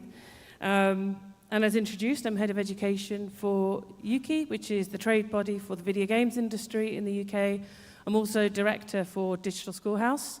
It's my pleasure to be the moderator for our panel this morning and to be joined by an incredible group of experts. We're going to be talking about embracing creativity, beauty and expression in the educational journey. So I have a whole bunch of questions to ask this wonderful group of people. And I'll do so in a minute. There will also be an opportunity where actually we want to hear from yourselves as the audience. And we hope you'll share not just your questions, but your thoughts and your comments as well. Before I go into that, I do want to just sort of set the context a little bit. And if you'll allow me the permission to do so, to be able to introduce myself and our background at the same time. So my work specializes on the intersection between the creative digital industries and education. And a lot of that comes from my previous background. I've been working for UKI for the past 10 years. Prior to that, I spent almost 20 years teaching computer science in a classroom in a London school. And I've had the wonderful pleasure of being able to bring my knowledge of education and what works in the classroom, and to be able to add to it a real in-depth understanding of how the creative digital industries work, and to find that magic spot where the two intersect. Because I think when you can combine the value of both, that's where the true magic really can begin to happen in classrooms. But one of the things that I've started to develop from really my early days as a teacher, one of the first questions I used to ask was, how can I teach this better? Like, if I'm a computer science teacher, so I was posed to talk about, introduce binary systems and networking and data structures to students, both younger and older. And I thought to myself, there must be a better way than me just standing here and throwing out a bunch of complicated words and expecting the children to understand it. And so it drove me to really sort of think about, how can I do things differently? And so I've evolved or started to develop a play-based learning pedagogy, and that as an approach to teaching computer science. Because play, in my humble opinion, I think is grossly underutilized in education. I'm going to just throw that out there feel free to contest it and disagree. But I think play is an intrinsic human value. It's what defines us as human beings. We all do it from when we're babies, birth upwards. It's how we learn to explore the world around us. You look at children, you don't need to teach them how to play. We don't play for any particular reason other than the fact that it's fun. It's an intrinsic human motivation and a drive to play and interact. And it's through that playfulness as children, we learn about the world around us. We learn about social constructs. We learn about what we can eat and what we can't. We continue to play as we grow older, and that intrinsic nature to have fun never goes. What evolves is how we find that scope and what means fun to us. Pretend games in the playground are not fun to a 40-year-old, potentially. Maybe they are. They are, I think, in some places. But that playfulness, as I said, is underutilized in education. We don't really do much for it. But the thing about playfulness is it's not just fun, but it's a great scope for combining human imagination, curiosity, and as I said, that intrinsic motivation, that self-internal drive that you're doing it, no external factors, but just your own internal, I want to do this. I don't need anyone to convince me to do it. Children, for example, will learn all sorts of things if they're driven by their own internal desire to do it. They'll become a master. That's how you get child geniuses or children creating amazing things in Minecraft or creating. I've taught students that have been creating professional websites for clients at the age of 14, and nobody taught them how to do that. There's no child out there that will say 6 hours of schooling a day is not enough. I need to go home and give myself an extra 3 hours of lesson time. They don't see it as lessons. They see it as play. But that is where also you get creativity. Because the other thing it does, it inspires creative thought and creative thinking. Play is the most creative thing, I think, that we can do. And creativity is one of the fundamental things we need to be able to do to go forward in our future as human beings. So if you think about human innovation and human development, curiosity and creativity drive human innovation. If you think about where we are today, I think the Bay is the epitome of something like that. It's a vision, right? It was curiosity about, can we make this happen? And it was creativity that conceptualized this city and has enabled us all to come here today and turn it into a place where everybody wants to come. But those elements that I've spoken about are potentially the elements we struggle most with in schools today. And because we have these entrenched ideas of what we think education should look like. And in the scope of the traditional mindset of what education should look like, all of those words I've just used, especially fun and playfulness, are maybe just left for the playground. Those are the things that children do in between lessons, not during lessons. And there's many different reasons for why I think creativity is something people struggle with. One of the things is because it means something different to all of us. And what I love about our panel here is that every one of us on this panel is coming with a different worldview. And I want each of you to describe and give your own background. But in a moment, what I also want to do is when you do give your introductions to yourselves, can you please also answer my first question to you, if I could combine the two, is creativity and education. In your world, what does that look like for you? And I think let's start with that. And if we could start with you, Farida. Awesome. Hello, everybody. Good morning. I'm, loud and clear out there. Yes? Awesome. Thank you so much. I'm Farida Bharmal. I'm from India. And what do? I am a counselor, a graphologist, that's a handwriting analyst. Anybody who writes? Okay. And a business and mindset coach. What do? Very simple. You know how children get stuck with academic pressure and emotional turmoils and uncertainty in their career paths? I simply help them get unstuck.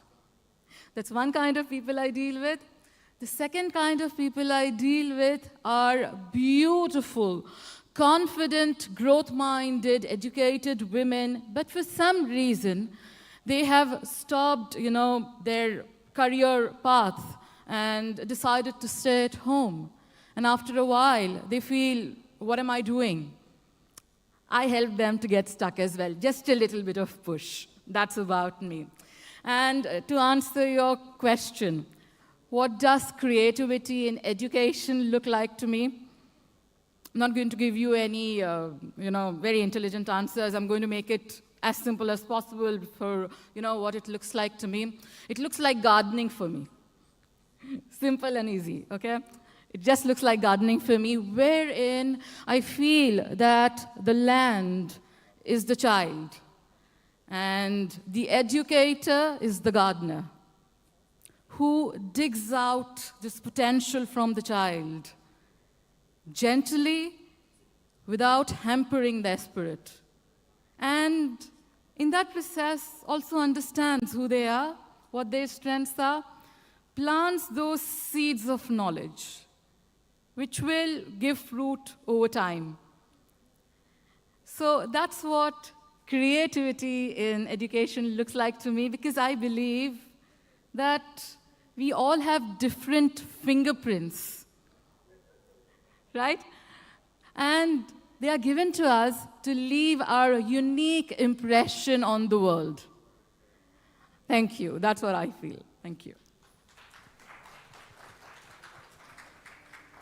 Hello, everyone. My name is Artemis Dupa.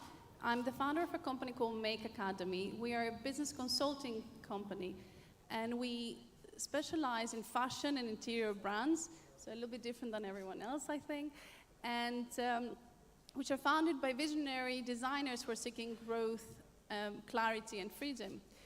And what we do is that we have programs where designers can come and learn about business and take that next step. So as you all know, or you might not know, but there's a big gap between the education and the real life of business, and this is where we come in and help with that. I have been teaching for a very long time now, and it's really, really beautiful to see all these students flourish into great designers and businessmen and women. So to answer your question, what creativity looks like in education for me, it's all about critical thinking, problem solving creatively, and also expressing one's ideas in a unique way.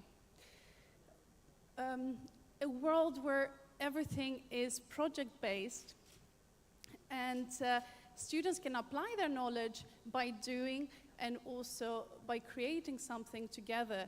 They can take real-world scenarios, work together, and solve complex problems and find solutions to them. Where teachers are, as you said, facilitators of learning rather than just transmitters of knowledge, and that will allow the students to explore, inquire, and also learn through doing. And this is more than enhancing just the academic achievement, is also preparing them for what's coming later in life and all the struggles they might face. And this is promoting, of course, innovation, adaptability, and a lifelong love for learning.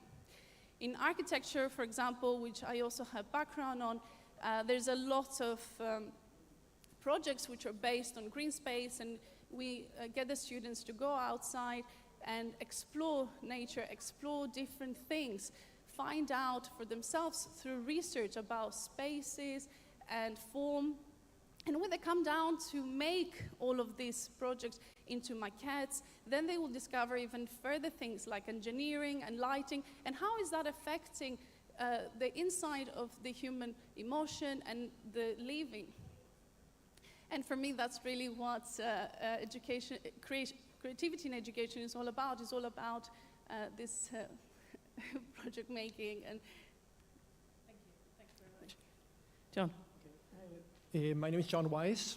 I am formally I'm the program director to a business school that has 5 campuses in Europe, and so I make sure that our teachers, our programs are in line with the requirements set out by the QAA of the UK. I'm also a senior lecturer in innovation strategy at entrepreneurship. I've been doing that for 20 years. I've been the program director for about 15. In addition to that, I've been writing literature and poetry. So I've published in 2 languages already, and I'm planning to publish in the 3rd one. Yeah, I'm actually, I combined the creativity, I think, in all the things that I do. And I think that how I do it is by going back to the definition of creativity, which is, has two components. One is a novelty. So we are creative to the extent that we provide something, new ideas or new products or new outputs. At the same time, we cannot be creative without adding value to somebody. And I think that that's very important. So it's not simply creating something new or teaching something in an innovative way, but doing it in a way that I'll be adding value to the people who are in front of me. Okay? So I think that the interesting thing, I would like to draw an analogy to a cook or somebody who is preparing dinner for their friends. So let's suppose that the friends are your students, and you already have certain menus that you work with, but you ask your guests what would they like to eat. And on the basis of what they would like to eat and what you have in the refrigerator, you try to prepare the best meal for them. So even though I always have a plan before I get in front of my students, I'm always like the cook who ends up cooking something different every time I'm in front of them. And I think that to the extent that I do that, I can be creative. To the extent that I do that, I can add value to the students who are in front of me. So I will be never cooking something the same because I have different people. I always have different people in front of me. To the extent that I do that, I can be both creative and effective. So that is kind of like my lifelong challenge. And well, that's the only thing that I hope to live up to my own expectations and to the people that I had in front of me and my future students. Okay? Hello there. Hello there. Okay. Hi everyone, my name is Ryan. I am from Singapore and the founder of Genius Generation Youth Coaching. Before being here, I was actually in a pretty bad place. When I was young, I was in actually one of the most competitive education systems in Singapore. I also was very quiet, introvert. People would bully me. I would be at the back of the class, taking notes, not wanting to participate. And I think the bombshell dropped when I was 12 years old. I actually came down with childhood cancer because of all the stress. But then it turned out to be a blessing in disguise because being isolated at home and going through chemotherapy, I had this chance to explore into the realm of creativity, right? So worlds like Star Wars, The Lord of the Rings, Chronicles of Narnia, right? Books, movies, narratives. I was immersed in them. And along the way, I also found the confidence to better express myself, be in an artistic way or a literary way, right? And after getting up from there, I decided that, wow, this is something that I would like to share with the world as well and inspire the creative potential of everybody and even the inner child of the adults. All of us here, we all have this inner child, right? And when we unlock it, who knows what kind of wonders we can face, right? What kind of wonders we can create, okay? So this is what I want to impart to the next generation, creative problem solving. And along the lines of what creativity means to me, is being able to see things from a new perspective and turn trash into treasure, right? If I give someone a pile of dung, yeah, I know it's quite vulgar, but give someone a pile of dung, most people will just walk away. But imagine those who stay behind, maybe they bake that dung into bricks, as they do in India, right? Or they turn that dung into fertilizer to grow nourishing plants in the garden, right? So this is the kind of angle that I want to help to inculcate in the next generation and in all of us so that we can make this world a better place. Thank you. Thank you. I think this, thank you. Yes, absolutely. I think those are amazing. I think there's two, there's so many points, but I think the two trends are sort of that picking up from everybody's responses is A, creativity, it's not fixed. You often hear people say, oh, I'm creative, or I'm not creative at all. I'm not. But it's not fixed. Like, you're not born creative or not creative. Everybody has an element of creativity, and it's a muscle that can be honed and stretched. And the other thing that I've picked up from all of you is that problem solving comes into it. It's about how you approach things. So, because the other misconception about creativity can be that we associate it with artistic flair. So the artistic subjects, and that's the realm of creativity, and if you're not interested in that, you're not creative. So that, I think, sort of leads, actually, your points lead us really nicely into my next question, which is, why is it, though, that creativity, why are we talking about this today, and why is creativity, beauty, expression, why is it so important in an educational journey? But also, is it limited to only those subject curriculum areas? Frida.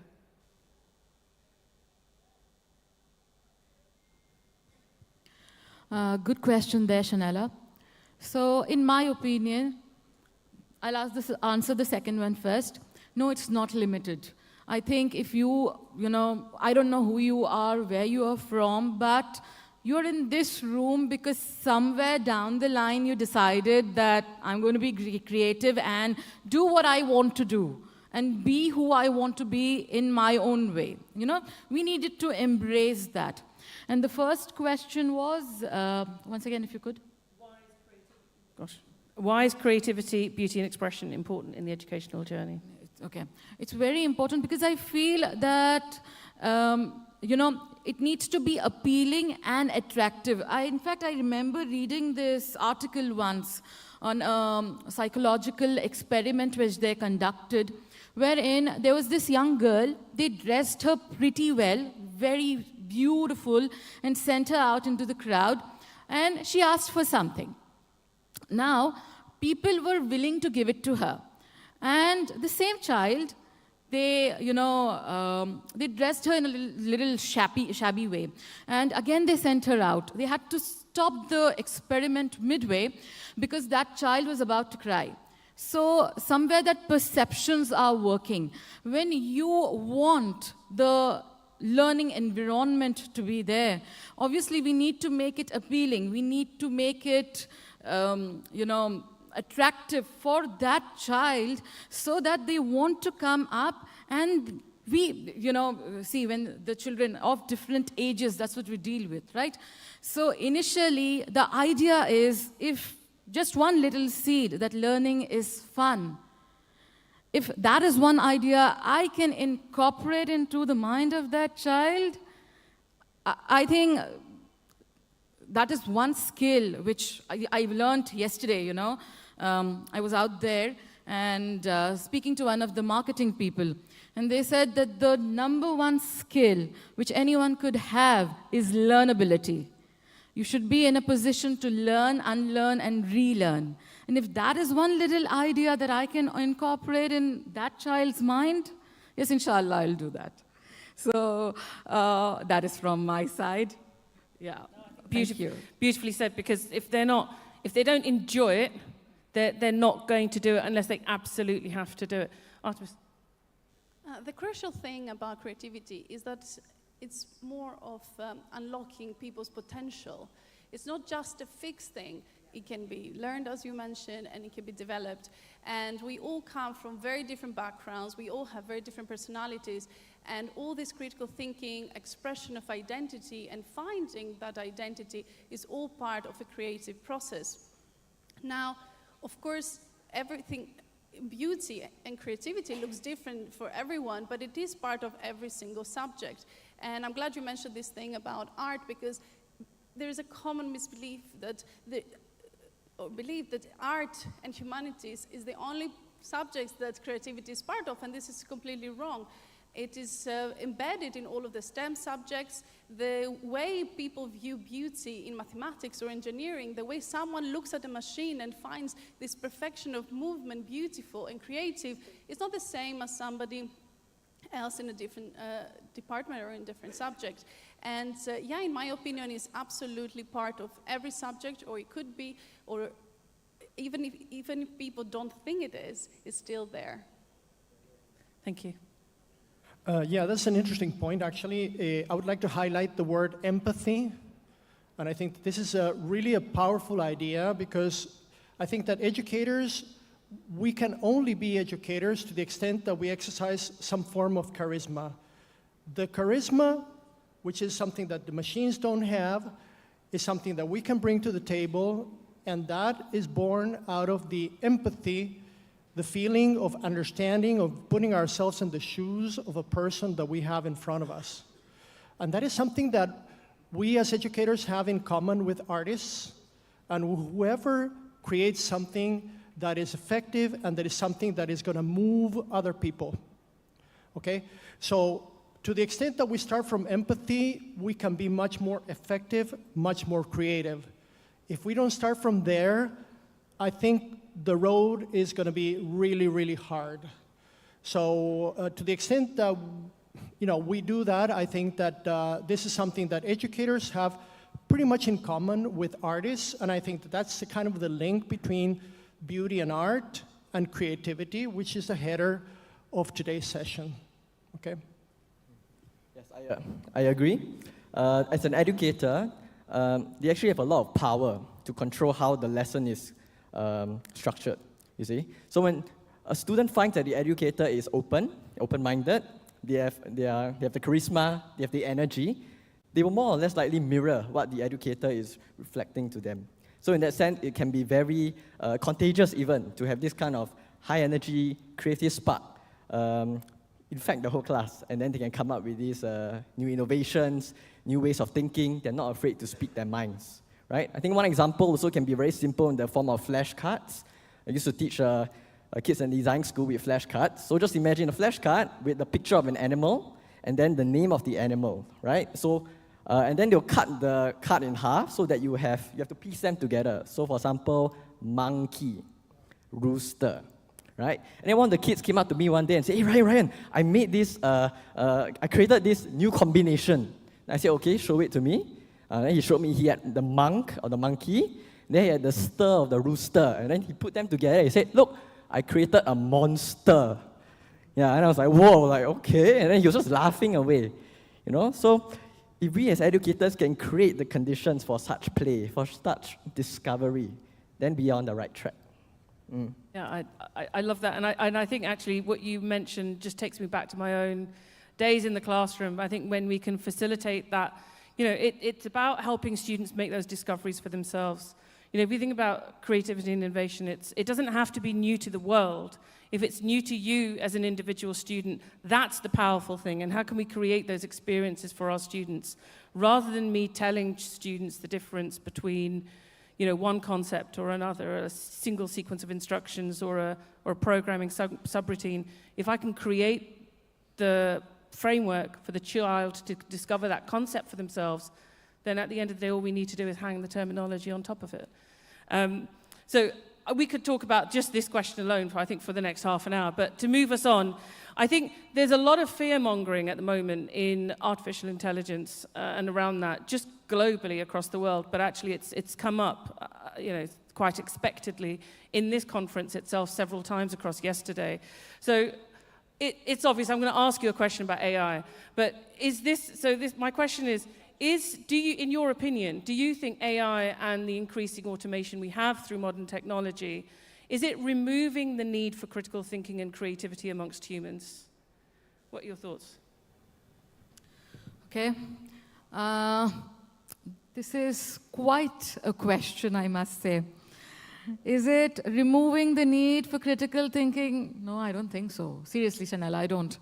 Why do I say? I'm going to, give some opinions which I have, just share my thought processes with you. See, human mind is really amazing. I mean, you can adapt very easily, provided you know how to do that. And artificial intelligence, I mean, our era has seen many things.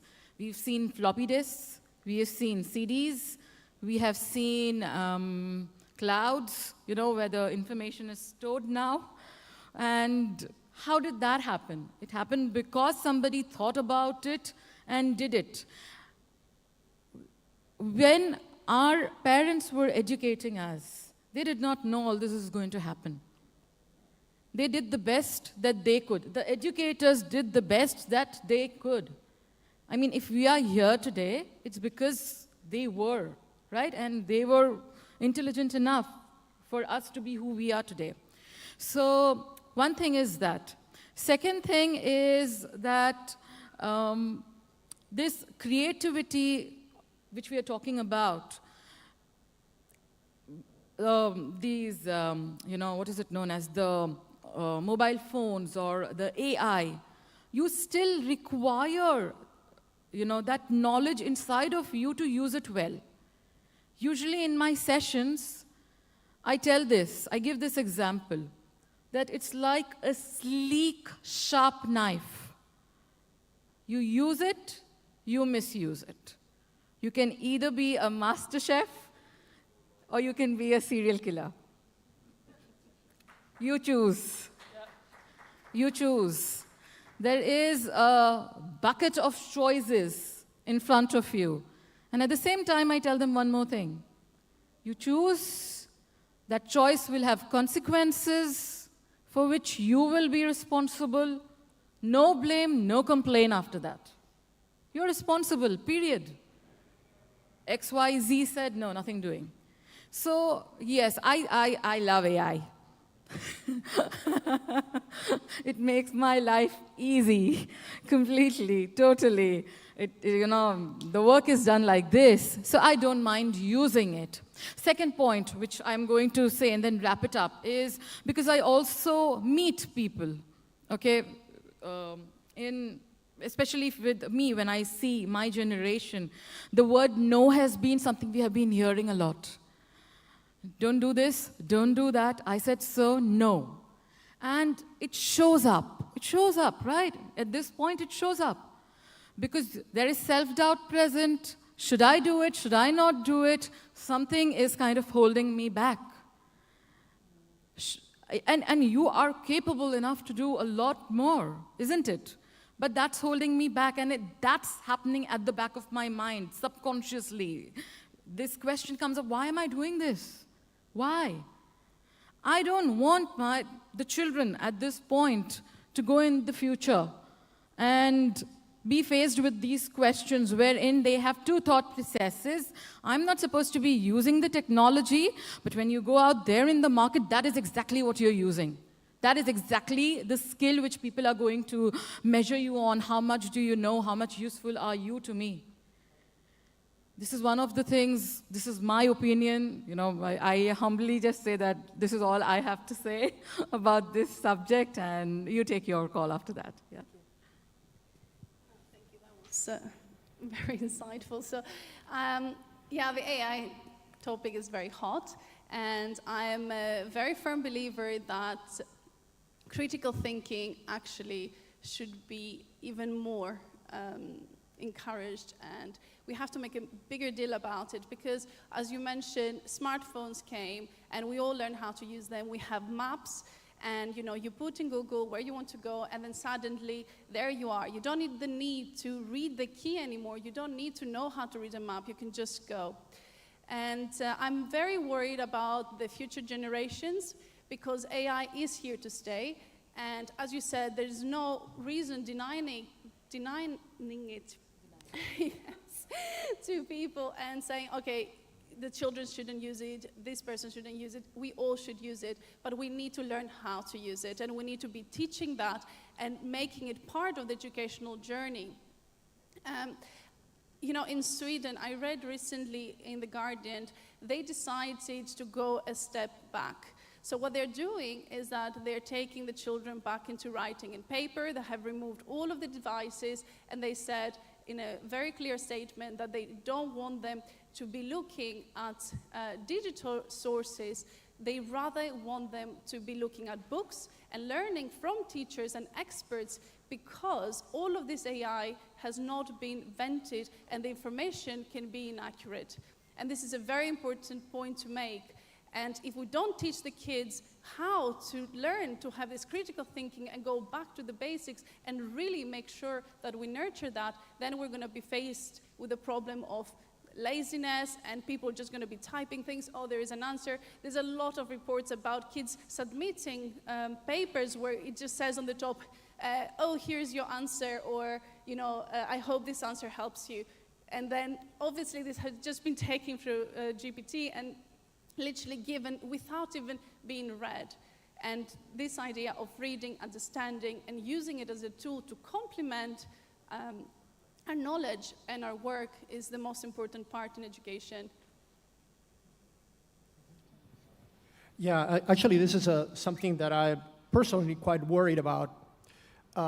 It is very easy to put together a document, and that is why it becomes much more challenging for us as educators, because now the students have to be much better, right? Because they have to work harder at, moving at the speed that these devices, that these programs are moving at, becoming better at being creative, at reading, at exercising the critical thinking, analyzing what they read. So as educators, now we're going to have to work harder, because this device or these kinds of programs make it look much easier. And this is actually deleterious. I mean, it is helpful on the one hand, but it could be deleterious if we pass along the message that it's all fine, it's all easy, now you can relax. Because that way we're going to be educating a generation of stupid people, right? People who are going to be relying on programs, on things that are routinizing certain training models, right? And those training models may have some major flaws, right? May work in under some circumstances, but having the judgment and the capability to understand to what extent we can use them and how much we need to kind of stop and think things through. I think that this is something that we have to be pretty concerned about.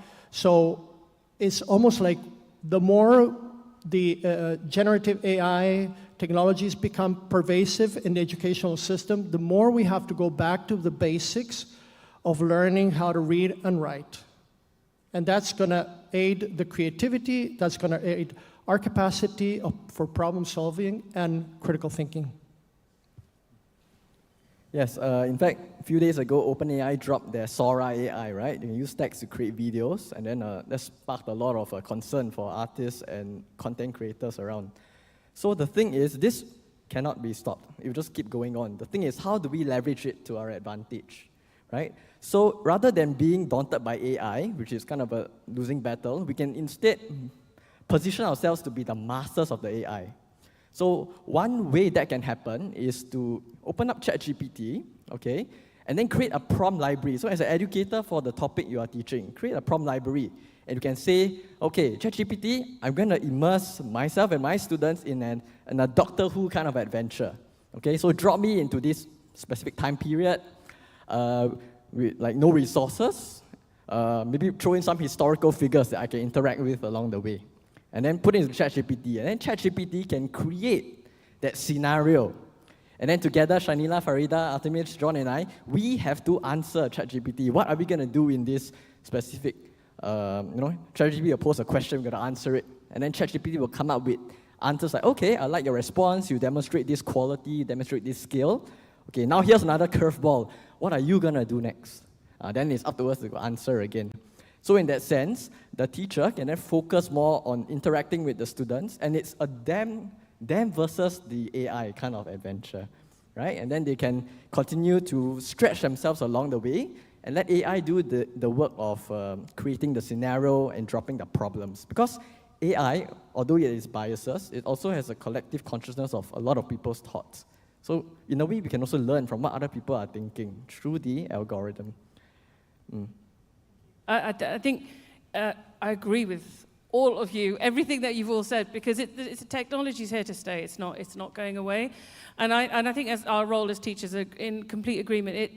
We need to teach our children how to ask the right questions, to use the technology in the best way possible, but then not just to be able to ask the right question. It's knowing what to do with the answers. That's the thing that we need to do. Like, how do we do that? And that only us as facilitators and teachers can do that. But so, we're talking about questions. In a moment, I'm going to throw open to yourselves, the audience. Before I do that, I'm going to ask my panelists one more question. But I just want to prepare you, audience. I just want to give you a bit of advance warning. Because it's not just as questions that we want you to ask us. And when you do come up and ask your questions, do address tell us which panel member you're addressing your question to. If it's in particular, if it's open to everybody, that's fine as well. But we are all here very conscious that everybody in this room is an expert in their own field. We just happen to be the ones on stage, to be honest. That's the only difference. We're on stage. Yesterday we were on those tables. But you know, everyone here is an expert, and I think we all have as much to learn from you as we hope we are providing information for you to take away from our discussions. So in addition to questions, if there is something that you've heard, for example, that's made you think, I might try this when I go back to work next week, then we want to hear about that. If it's a comment, or if there's a disagreement with something that's been said, we want to hear about that too. And if you've got something that you're doing that you think actually helps inspire creativity, then we'd like to hear that. But I'm conscious of time. So I am going to ask this question, but I want to, and while people are able to sort of come up, let's keep it super concise, okay?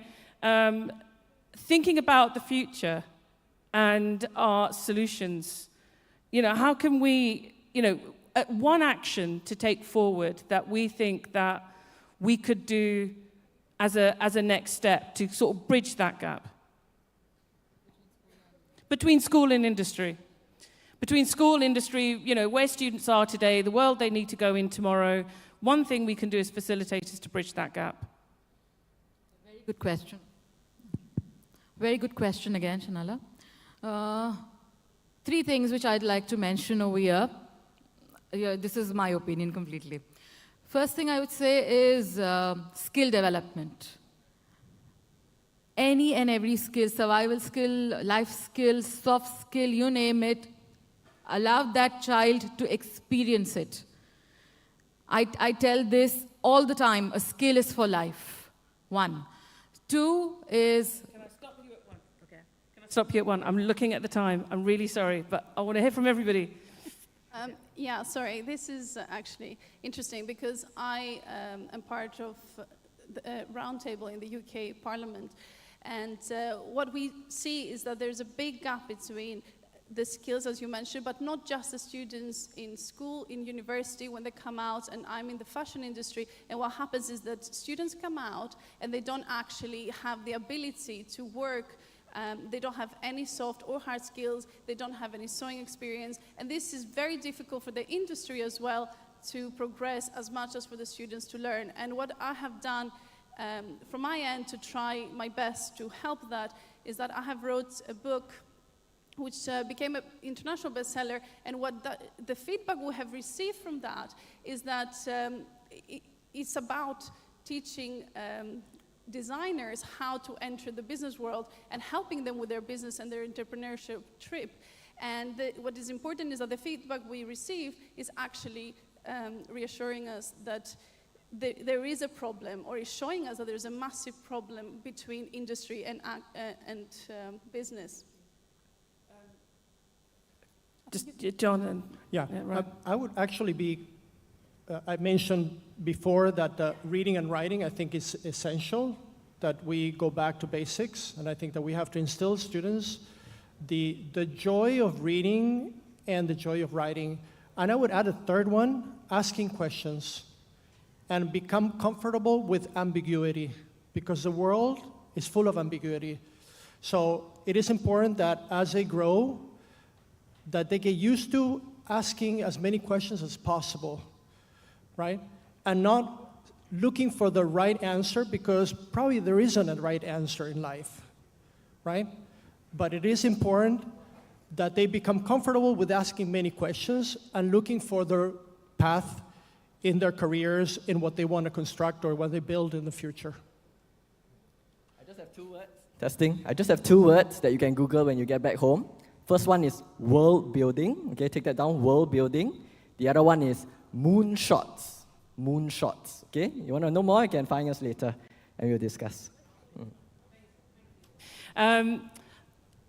Very quickly, if anyone from the audience has anything. Yes, can we have? Hi, my name is Yuri. I have one question. What kind of effort have you made in order to catch up with AI technology, or yes, computer developing trend? What kind of effort have you made to catch up with the trend?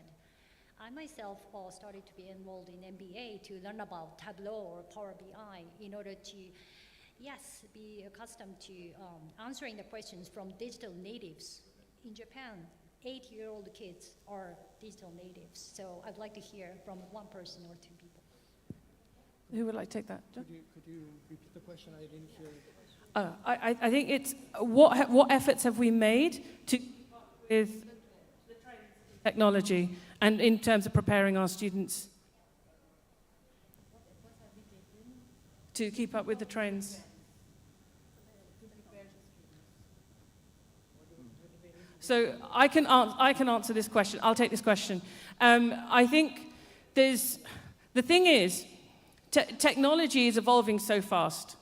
So when I was helping to draft the sort of national curriculum for computer science in England, we had to address your point, actually. Because if I wrote a curriculum that talked about specific technologies, that's going to be out of date within the next 3 years. But government curriculums don't change every 3 years. We were lucky to get a computer science. We knew 10 years later, we still have the same curriculum. So it wasn't going anywhere fast.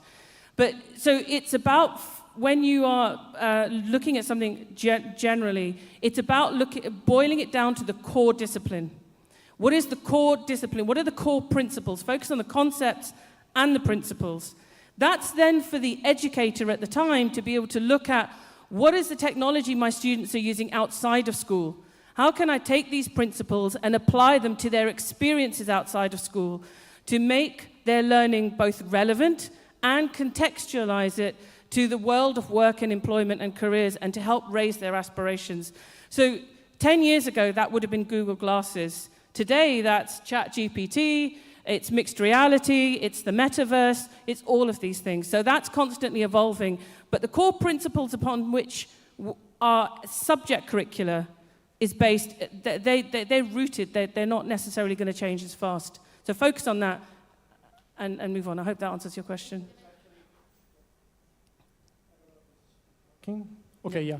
I think there's something interesting that we can learn from the Japanese culture, actually. And I think that the point is this. Japanese don't see technology as good or bad. They think, is this useful or not? They don't pose themselves a moral dilemma. If something is useful, they use it. The moment it's no longer useful, they get rid of it. So I think that's something that we can learn from the Japanese culture, right? I was always surprised at the fact that the Japanese, they use chopsticks when it's useful. But when they have to eat rice with curry, they use a spoon, right? Now, us Western people, we tend to see technology as posing a moral dilemma, and we should probably learn from the Japanese in the sense that, okay, ChatGPT is useful today, let's use it. Tomorrow there'll be something better. Okay, let's get rid of ChatGPT and adopt something else. Can I, very quickly, what I usually do in my classrooms, especially with this, see, I'm not a teacher, but the schools do call me for certain sessions and workshops. And I had it on digital mavericks, how the change makers of tomorrow. What I basically did is show them the examples of what's happening right now, what's going to be when you're going to go out. Obviously, the technology is changing, the era is changing, you are getting these things. So in India, we usually do this. We call the experts from different fields and we expose the children as to what's happening right here, right now, so that when you go out, you are in a you feel okay about it. So that's what I would like to say about what we do. Yeah. I feel like you've got something. Yeah, sure. Okay, right. I think we're good. Okay. I know there's more questions, but I can see the organisers looking at me saying, Shanila, you're a terrible moderator. Seriously, get off the stage for goodness sake. So I will get off the stage. But I think what we've proven here is that this is such a hot topic for conversation. We'd all love to talk. We're all around today, if I'm not wrong. So please come and find us and ask us the question in person. We're more than happy to answer to anything you have to say. And Absolutely. open an even bigger conversation. Absolutely. We're all here for the conference. Please speak to us afterwards. We really do I want think to the speak to timer you. reset to 40 minutes. We can start again. Yeah. Actually. Thank you. Thank you. Thank you. Let's give them all a round of applause. Okay. You're gonna have your photo? Stay up there for your photo. And Shanila, I have to disagree. I think you are a wonderful moderator. So fantastic. Okay, so whilst they're having their photo over there, I am going to introduce our next panel. So our next session is called Intersectionality and Cultural Responsiveness, Recognizing and Valuing Multiple Identities. So if we could please welcome Dr. Javiera Khadija Shah, Founding Director and Learning and Development Inclusion Lead, member of the Principal's Office, Social Performance Network, and Royal Central School of Speech and Drama. So welcome, Dr. Javiera. Dr. Javiera will be our moderator.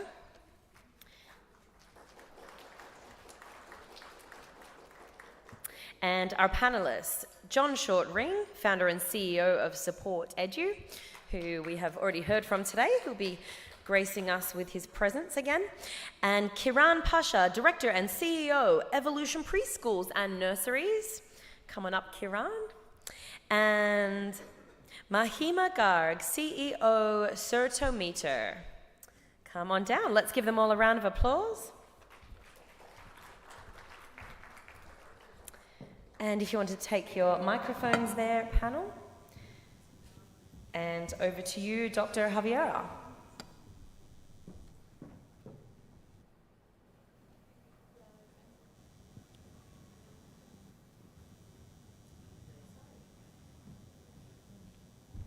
Of course, we have one very important person who I did forget to introduce. And this is Nell Puter, CEO and founder of Calm Confidence Academy. Let's give her a round of applause. Welcome, Nell. There's a seat right there for you. Hello, I'm just checking this is working, and it is. Wonderful. Hi, so I'm Dr. Javeria Khatija Shah. I'm just going to give you a little sense of how the panel is planned, and then we'll move on to the actual discussion. We're hoping there'll be opportunities for you to also participate and ask questions, maybe share some of your own examples around intersectionality and cultural responsiveness. To begin with, what I'm going to do is I'm actually going to start us off with our introductions. I'll introduce myself, and then I'll move on to my colleagues here. I'll then frame the panel today, because obviously intersectionality and cultural responsiveness as terms are quite broad, and they might mean different things in different contexts. And obviously I'll invite my colleagues as well to participate and give us their own definitions if they feel it's slightly different to what I've framed. I'm then going to move us into a discussion around examples of cultural responsiveness. And then I'll summarize and we'll move on to Q&A. Why am I telling you all of this? You can probably tell I've been a teacher for quite some time. And I always find it helps to know what the layout is. So that's what's prepared. So I'm going to start off by introducing myself. I've been teaching for over 20 years. I started off as a creative arts educator. I started off teaching in the UK further education sector. So we were looking at sort of 16 to 19, and that later changed to 14 plus after some new Labour policy making around changing the age of compulsory participation. I then moved into higher education about 10, 11 years ago. I have been involved in teacher education alongside creative arts, but now I'm a cultural sociologist specializing in policy and practice and looking at how we perform our socialized identities in society. So looking at that as a concept of social theatre. My day job, so to speak, is Associate Director of the Centre for Inclusive Pedagogy and Practice, as well as being a member of the Principal's Office at the Royal Central School of Speech and Drama, which is part of the University of London Federation. So the previous panel did resonate a great deal around discussions around creativity and so on. I'm also a founding director of the Social Performance Network, which I founded in 2018, and we officially launched at the Tate Exchange London in 2019. And that's sort of taking that research and that work that I've talked about, looking at socialization a little bit further. I'm also an anti-racist trainer, and I've worked with over 30 clients, including Advanced HE, Durham University, University of Edinburgh, and so on. So that's me in a nutshell. I think I've done that in less than a minute, actually, which will be a first time for me. So I'm going to move on in turn. So Kieran, if you want to start off by introducing yourself, please. It's a slide.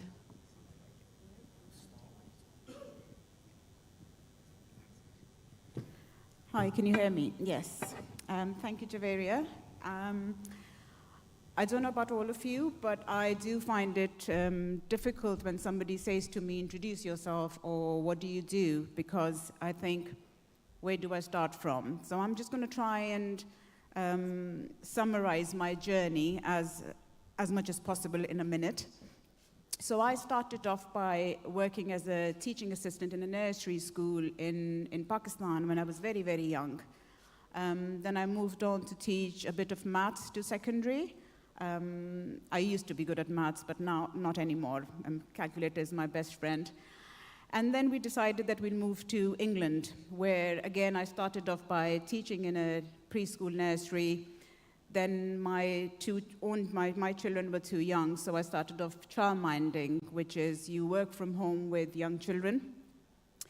I think I did that for about 2 years, and because my own children were very young, I just felt that I was around little ones 24 hours a day, and my family started telling me that, you know, when the children aren't around you, your voice is very, very high, so tone down. But those kind of things I got used to. That's when I decided that I'm going to go back and study, and I went into adult teaching. So I started teaching FE and HE in England, so I've worked in colleges and universities, mainly teaching early years qualifications, the cash level 2 and level 3 in childcare, foundation degree, and the degree. And then I was like, okay, don't want to work for other people. I've had enough. I did that for about 10 years. It's done some assessing and IQA. And I thought, you know what, I'm qualified and experienced in early years, so I'm going to set up my own preschool nursery, which I did in London. So I have 2 preschool nurseries now in London. Very, very good experience, I must say. But again, when I opened it, after a couple of years, I realized that it's very difficult to find quality staff. So I knew what I wanted to do with those children. I knew how to give them quality education and childcare and how to engage families. But I couldn't do that. In one of the nurseries, there was 35 children. It's not possible that I could work with each one of them. And then especially when I opened the second nursery, obviously impossible. I'm not going to be in 2 places at one time. And I struggled with staffing. So I thought, okay, what can I do? And I thought, I've been teaching in schools and universities and colleges, people who want to work with children. I've been training them. So let's do that. Let's train my own staff. And that's when I started doing training and learning and development. So I try and get people who want to work with children or who just have a passion, and I train them. So that's in a nutshell. So I have 2 preschool nurseries, and I do a lot of learning and development. I work in the UAE with some nurseries as well, and colleges, as well in Pakistan and London. Thank you. No, that's still not working. Just talk. Okay. Just talk. Okay. So I'm going to pass it to you, Mahima. Thank you. Yeah. Thank you. Thanks, Kiran and Javeria. I think it is very inspiring to hear your stories. I have been listening you guys, and I'm feeling inspired. Okay, so coming to my journey, I am Mahima, founder of Certometer. So if you have realized, we can scroll social media, Facebook, Netflix for hours and hours. The moment we shift to learning, we feel bored, every one of us. Why to blame kids. We are also like that. The moment say you have to learn this, oh, we are very quick in finding something else very interesting. And over the period, we realized that it's not only for children, it's for us. The cause of this is technology and should be solved with the technology. So I think we are distracted by technology and we are together with technology. So over the 2 decades of my entrepreneurship journey, we have been solving the problem of educators, student, and we are trying to build an interesting learning. So we have developed a platform where, student or any learner can come and stay there, stay engaged. If learner can smile in between the learning, I think he will stay. We want to teach more, but our concept is be there, be engaged there, and if you can smile in between, if you can, enjoy the concept, you will learn it.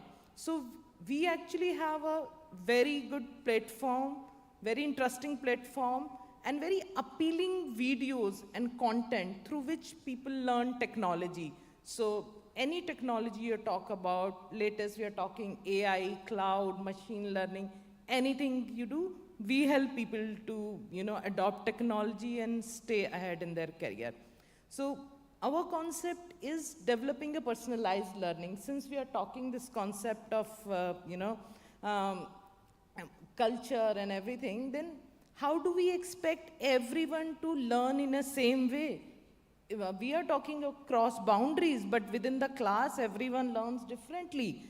I can't solve this, one-on-one through assessment. It has to be solved through technology. So same question paper, if I give it to 10 people, definitely the score would be, different for everyone. But how about I assess people based on their skill and I assess individual person based on their strength. Topic could be the same, but it is a sequential learning. If you have understood ABC, then I'll go to the next level. So it is not all for all. Thank you. It will kick in. It's kicking. It's kicking in. I'm not going to rap for you. It will be very old school rap. Okay, so is it fair to say that, your own journey is very inspirational. You said 2 decades of entrepreneurship, and you're clearly very passionate about bespoke models of learning and teaching. So do you think that's fair to summarize in a nutshell that you are an entrepreneur, 2 decades experience in trying to create creative sort of technical solutions to engage engage learners? Yeah? Oh gosh, that's impressive. Thank you, Mahima. Much appreciated. Thank you. Over to you, Nell. A little bit about yourself, please. Thank you. Hello, everyone. Yeah, it's kicking in. My name is Nell Putter. I'm founder of Confidence Academy, where we teach leaders and teams develop psychological capital. And something Mohita said, smile in between. I love that. And psychological capital, what is it? We do this through confidence mindset system and also positive leadership. And I love the idea of Kiran saying, okay, there were no teachers, and then I started teaching. It's like a perfect example of positive leaders saying, hey, there is something missing, but I can do it. And that's also confidence. It's also kind of self-trust. And this is what we teach leaders, bringing this positive psychology into the world, into the business, but also into education. And I have later on examples how we do that in the education sector. Fantastic. That's really great. Thank you so much. John? Hello, everyone. I'm back again. If the microphone, there we go. I won't explain myself again in terms of my profile. For those of you who missed me earlier, I run my own business. It's called Supported You. We'll talk more about that. My interest in this area is very much to do with leadership and cultural intelligence within leadership, which I will explore as we go through the conversation. So I will leave it there, and I hope to see some of you, as many of you, later over lunch. Lovely, thank you so much. Thank you.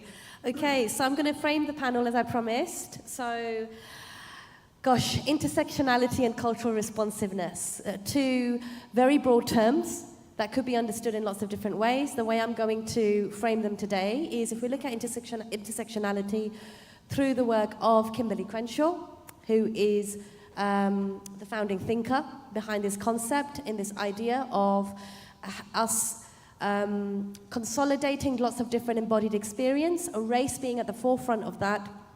If you're not familiar with Crenshaw's work, she's a black legal scholar, and she sort of founded this term on this idea of the black experience, in addition to embodying other aspects to that identity.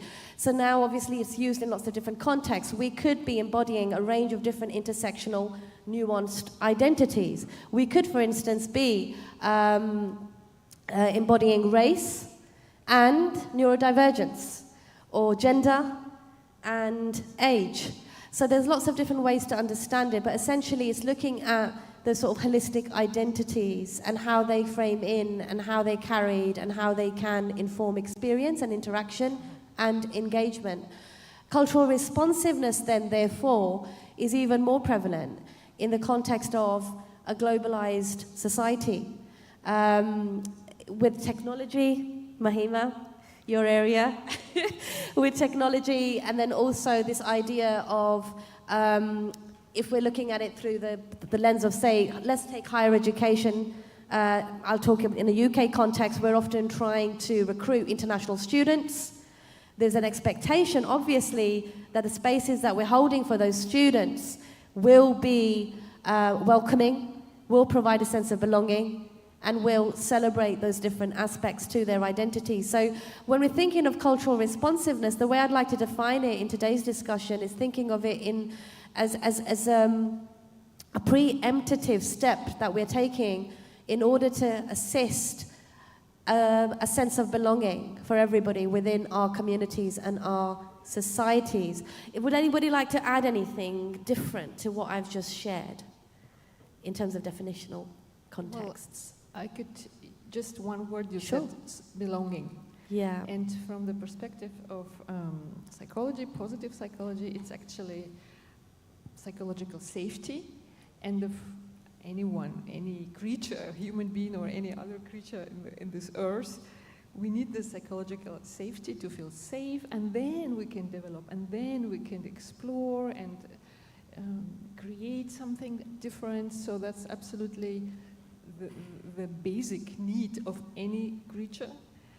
And when we have this from the foundation, then we could talk about achievement and goals and different things like that. I mean, that's fascinating, and I'm looking really forward to hearing your response to the questions, the question later, because absolutely, psychological safety it's a crucial kind of building block, really, isn't it? And I don't know whether you'd agree, Nell, but it sort of makes me think of how it sort of connects with ideas and concepts of trust as well, trust and vulnerability and the risking of trust, and feeling safe to be vulnerable in spaces, feeling safe to share in spaces, knowing that that would be accepted. So, I mean, there's so much there already. The cogs are turning. So I'm looking forward to asking you the question later. Thank you so much for that. I'm hoping that we will have time to ask you as well towards the end if there's anything that you would like to add in terms of your own understandings of definitions or your work or your examples. Okay, so just to give you a little bit of context of how I work with these concepts, and I'm going to move on and get more detailed examples from the panelists, is for me it's about embedding inclusion. So fostering cultures of inclusion and embedding that throughout not just organizations, but looking at it more holistically. So it's how we present in different spaces. So it's not just about the 9 to 5, so to speak. It's also about how we're interacting beyond that. We've already sort of touched upon this idea of sense of belonging, and we can always come back and revisit that. But again, I think that is really important. If you feel a sense of belonging, you're more likely to invest emotionally, intellectually, in a space. And obviously, a lot of our a lot of our interactions in institutional spaces and also socially can be transactional, and that doesn't have to be relating to the obvious kind of economic side. It could be relating to sort of cultural capital as much as anything. But I think for me, particularly in the line of work that I do, because I've been driving inclusion at the Royal Central for nearly coming up to 10 years now, it's this idea of recognizing identity and looking at identity as holistic, trying to recognize the whole of the person as much as possible, and recognizing the nuances, and recognizing how that then frames into a range of other external factors, such as power dynamics, lived experience, different contexts, different interactions. So I think the two key terms that I would love for us to sort of keep coming back to today, if we can, is this idea of holistic approach and globalization. I would love to see what your views are on that as well, sort of implicitly as we're going through this. So now I'm going to go into my first and my only question. So yeah, this is a panel with a bit of a difference in this regard. I'd like you to provide professional examples of good practice demonstrating cultural responsiveness, please. So, Kieran, you're off the hook for now because we did the intros this way and I don't want to keep picking on you. So I'm going to start with John, and then if we can move this way. Lovely. Thanks very much. So Thank I'm you. going to take this question from the perspective of leadership within schools. And as you heard from me this morning, I love the phrase trust, and I'm actually going to use the word holistic in a second, so that links really well. But my experience of cultural diversity comes really from cultural intelligence within leadership, and particularly how can leaders act in a culturally intelligent manner when they're leading culturally diverse teams. So a little bit of theory to start with. So there's a couple of thinkers that I've really explored and really enjoyed getting to know. So Early and Musikowski talk about cultural intelligence as a term. You might have heard of Daniel Goleman's emotional intelligence. They see it in the same realm as something called CQ. And they talk about how you adapt to new cultural circumstances when you enter them. So they talk about the cognitive, the behavioral and the emotional. And are you able to adapt in certain ways when you go into that? And I'd really urge you, if you're interested in this, to go and have a look at their work. And then the second book, which I bought, which was absolutely amazing, and it's used a lot in business, but I actually walked into a school in Dubai 2 months ago, and the deputy head I was speaking to had it on her bookshelf. And it's by Erin Meyer, and it's called The Culture Map. And she talks about 8 different ways in which leaders can respond to culturally diverse teams. And so what I've tried to do, and that's what I'm going to talk about now, and I'm very happy to kind of receive questions on this or talk about the work either now or later, is there are 3 ways in which leaders can respond to cultural intelligence and cultural diversity within the workplace, and how they can, in essence, can transcend cultural barriers and basically bring that team together. So the first way that people can act is relationship builders. We talk about trust there, really important. So a lot of relationships, and in the research that I've done, relationships can work 2 ways. They can either be built via trust, and that trust comes from personal relationships, so by getting to know someone, knowing about their family, or it can become through task. So how good are you at your task? And traditionally, the latter of those is in essence in the Middle East, is in Africa, and is in the Far East, in China. But what I found in my research was actually 99% of teachers and leaders I spoke to want those relationships. They want people to know about people's families, that they feel welcome, that they have that psychological safety. So for me, that's the first one, is really to do with building relationships within your team. And that will, in essence, bridge the cultural divide. The second one, which I thought was really interesting, is about communication. So culturally intelligent leaders are excellent communicators. Now, I'll give you an example of this one, and I think this actually works in any sphere, in any range of education, is to do with the concept of a pre-meeting. Now, a lot of different cultures are not comfortable with giving feedback openly, cannot take criticism openly, and they also won't voice their opinion in front of a leader. So if I'm sitting in a meeting, some cultures will not challenge my view on it. And what we found in our research was that actually by having pre-meetings with people, with individual meetings, is a really successful way of breaking down that cultural divide. But it also shows people that you're listening to them, and it also shows that you value their opinion. And then the second part of this is actually by putting yourself not in the meeting. So your communication is actually by not being present, because then it enables everyone else in your team to have an open dialogue and discourse about the challenge or the communication or what is happening. So there are two different aspects on that. The final one to do with communication is that different cultures work in different ways. So in the Western culture, I found this really interesting when I came to Dubai, is that at the end of each meeting, I would send kind of a summary of the meeting and some action points. And I was really surprised when I didn't get anything back from people. But that's because that's not how it works sometimes in the Middle East. But the way around that is to establish, well, how are your meetings going to work? Have that conversation with your team. How do we think, are we going to have those action points? Are we going to have those pre-meetings? So everyone knows what is happening. And then the final one is holistic thinking. Now, amazing culturally intelligent leaders are holistic thinkers. So depending on where you sit in terms of the culture map, you're going to approach presentations or problem solvings in a different way. You're going to either want to know the why something is going to work, you're going to want to know how it's going to work, or what is it going to solve. And holistic thinkers take that on board and actually present all three of them in a presentation. You don't just lead with why something is going to happen without the detail. You're not just going to tell someone how something is going to happen without explaining to them why. So that's the first thing. But the second thing about holistic thinking is bringing your team together under a common purpose and having a vision. And culturally intelligent leaders will do that. They will bring everyone together and they will drive that agenda forward. Whilst also, and this is my final point, bearing in mind the local context. Because a holistic thinker cannot be a holistic thinker, a holistic leader in education, a holistic head of department, without understanding the context, the government, the exam board, whatever it is, as to where they're operating. So, 3 things from me in terms of practical examples, and I can go into them depending on where our conversation goes. But if you want to be a culturally intelligent leader in a school, you need to build relationships with people.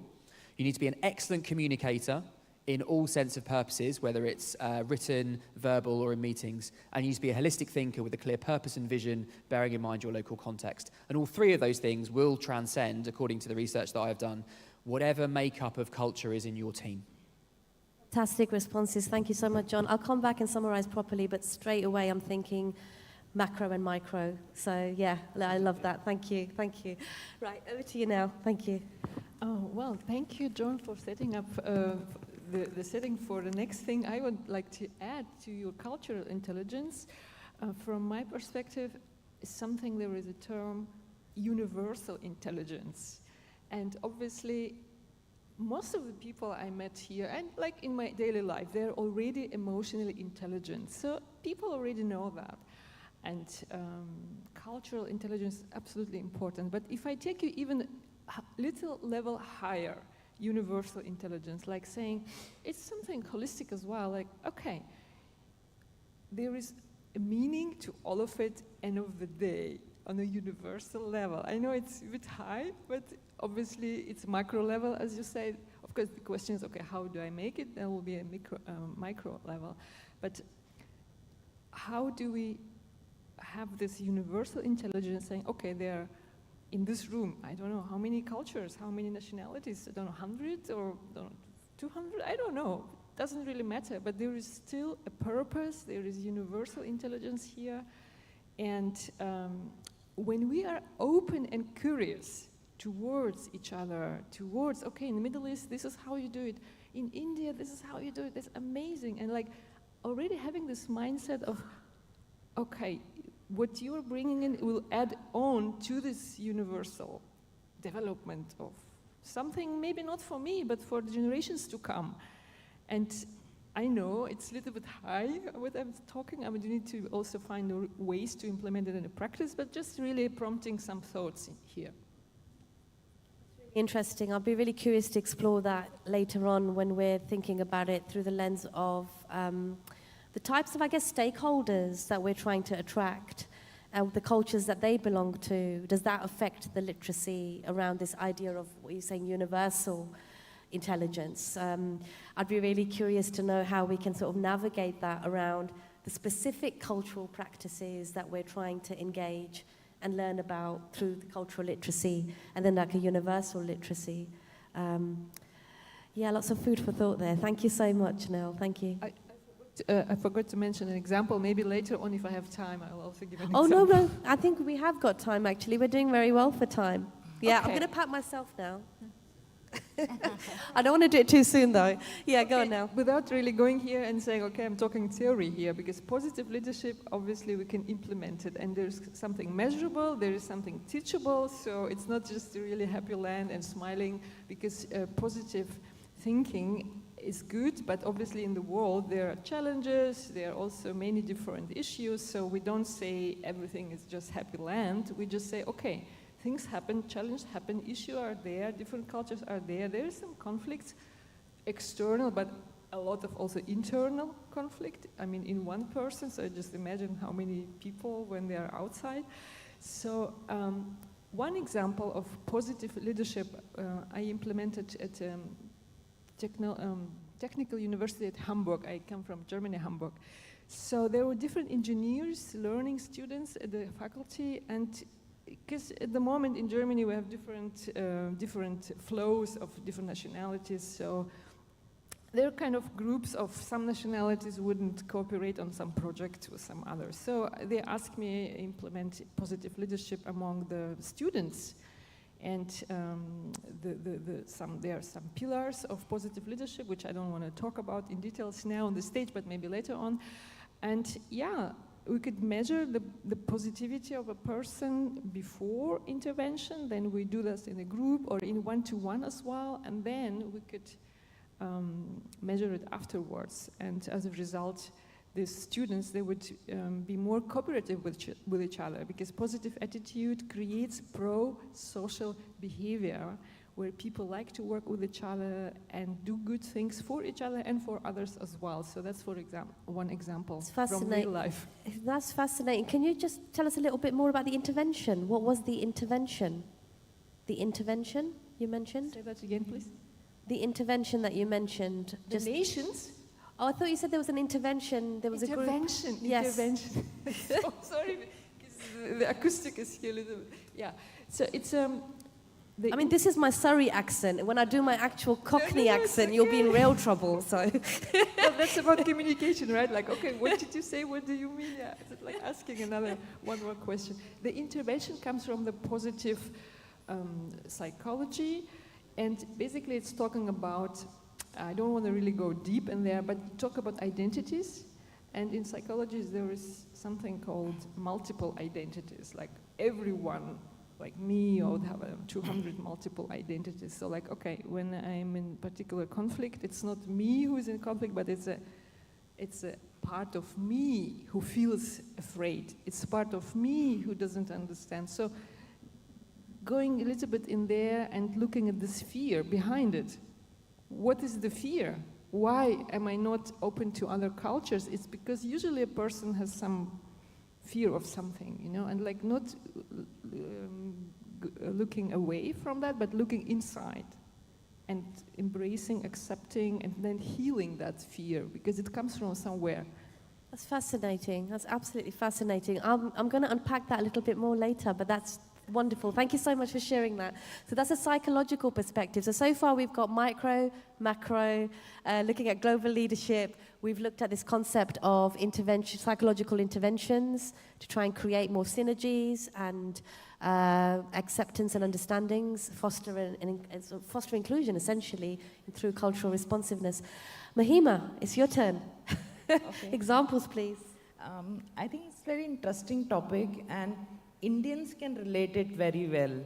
You know, we are talking about diversity, multiple identity, culture. Who can understand better than Indians? You cross every 100 kilometer, you know, the food would change, the culture would change, the dress up would change. Can you imagine how many different languages we speak in India? Any guesses, any wild guesses? 37? It is 780 different languages. Wow. Can you imagine, you know, so many languages. I was close. And every state, every village you go, you dress up differently, you talk differently, you eat different food. But when we work together, you know, we operate from Bengaluru, So it's a place where all the people come for IT, and we all call ourselves as a knowledge workforce. So when we come together, so everyone come from a different place, and that's where we have to mingle with everyone and look at the common goal. We have to achieve something common. We have to inspire everyone, even though they are coming from different place with different culture. Can you believe in all 365 days, we have some in other festivals. All 365 days we have festival. Some another team member is always celebrating something. So what we have learned, we have already learned the culture, respecting each other, because that's where, it is helping us everywhere. So I would relate how this is helping us in building the technology. Even though we are from a different culture, but for entertainment, more or less we use common stuff. People use Insta, Facebook, Netflix. How come we are common, right? We are liking everything. So one may like one dish, another may like another, but food is a common thing. So if you look at technology, all of us are using, cloud. We are using technology to bring at the same pace. So I got a chance to work with many international clients as well, where the learning approach was very different, and that helped us. So I'll give you an example. Say, if we all tend to answer quickly in the class if you are being asked any question. Say, if teacher is asking, what is this? Everybody would try to answer first. So answering first is being taught to us. So this means if you're answering first, if you're raising your hand first, you are the smart guy, right? And that is being taught to us. Which means if I'm taking any interview of any technical person, if I'm giving a problem to solve, and if he starts solving the problem, for me, he's just doing how to do it. He's not asking me how I have reached to that problem. Is this the real problem? Or there is some main problem, and this is the consequence of the problem. So am I jumping on the how, or I am thinking on the why and what? So that's the way of learning we are trying to build through technology, where people, you have any problem, go to ChatGPT, ask. But why we have reached to this problem? So would it be fair to say that the national context of India and its versatile different cultures and multiple languages help implicitly inform your digital technological practice in reaching a wide range of contexts, but you're always thinking about a broader context there, rather than thinking of it just at surface value? And that's partly informed by national identity. Absolutely. Is that right? Absolutely, very right. well. I'm expecting a ticket to India now, because Mahima has sold it to me, right? I want to go and visit India. It sounds incredible. Thank you. Thank you so much, Mahima. Much appreciated. Right, Kiran, over to you. Thank you. I think because I work with children from the age of 18 months and adults, I am probably going to focus on early years. I know a lot of you, I think all of you have worked with adults, but not many of you have worked with early years. And listening to some of the panel discussions yesterday and talking to people outside, I think we will all agree that it starts from that age, because their minds are absorbent like sponges. So I'm actually going to keep it very simple and very practical by giving you an example of a child. So this child is going to be an imaginary child, and we're going to look at how the child may have multiple identities, what Nell also talked about, and how the adults working with them need to be culturally responsive. So let's assume that there is a child, let's say a 3-year-old boy, in a nursery setting in London. And he has recently come from, let's say, Poland. So his first language is Polish. He's a 3-year-old boy who comes into a densely populated area, and he starts nursery. What is the first thing will come to your mind as his need? It's language, right? It's an English-speaking country, English-speaking nursery, and the child does not have any English, no understanding of English. So obviously that is one of his needs, which is very obvious. So it's easy to address that. What do? We ask the parents maybe to tell us a few words in Polish. I'm thirsty, I'm hungry, toilet. Maybe provide books in the child's first language, so there is that belonging that we've talked about. But that's not the only thing. We have to dive deeper into the context. We have to look at perhaps the socioeconomic background, their financial conditions. Is the child coming to nursery well-fed or hungry, not going to be able to focus? Obviously, if it's a densely populated area of London, and those of you who are from the UK, they're mainly flats there, apartments. Does the child have access to outdoor play area? You know, some of the things that we actually don't think about. When we talk about cultural responsiveness, we often talk about discrimination only, but it does include children of families or adults who are probably more privileged than others. There's loads of things when we're looking at this child. Again, some of the things that may not be very common in countries like UAE or Pakistan or other Islamic countries, because I've worked in those countries, but because we're looking at a global issue or globalization, I'm talking about an example from London. The child may come from a family background where the parents are from the same sex, for example, and you are celebrating Mother's Day. The child has 2 dads. What do you do? So those kind of things we really need to look at, because that is the child's identity. That's what defines them. And for us as adults or the staff working with those children, there is a limit. We cannot know about every single culture and every single religion, but training, staff development is what comes in at this point, is that you need to make sure that your staff understand that the children or the families may have a lot of different needs, and how to cater for those needs. That's really, really interesting. I'm just curious, because obviously, and I will summarize very shortly and pass it over to yourselves very shortly as well, but I'm just curious, you've mentioned professional developments. I'm just interested, are there particular, how does that work? Like, how would you go out there and canvass the appropriate professional development providers to see that they are able to deliver the type of training that your staff need? So that was a part of my introduction, if you remember, that the reason why I started with the training company is that at least I know that my staff are ready and they understand the needs of the society, basically. So I do it myself, I train them. Okay.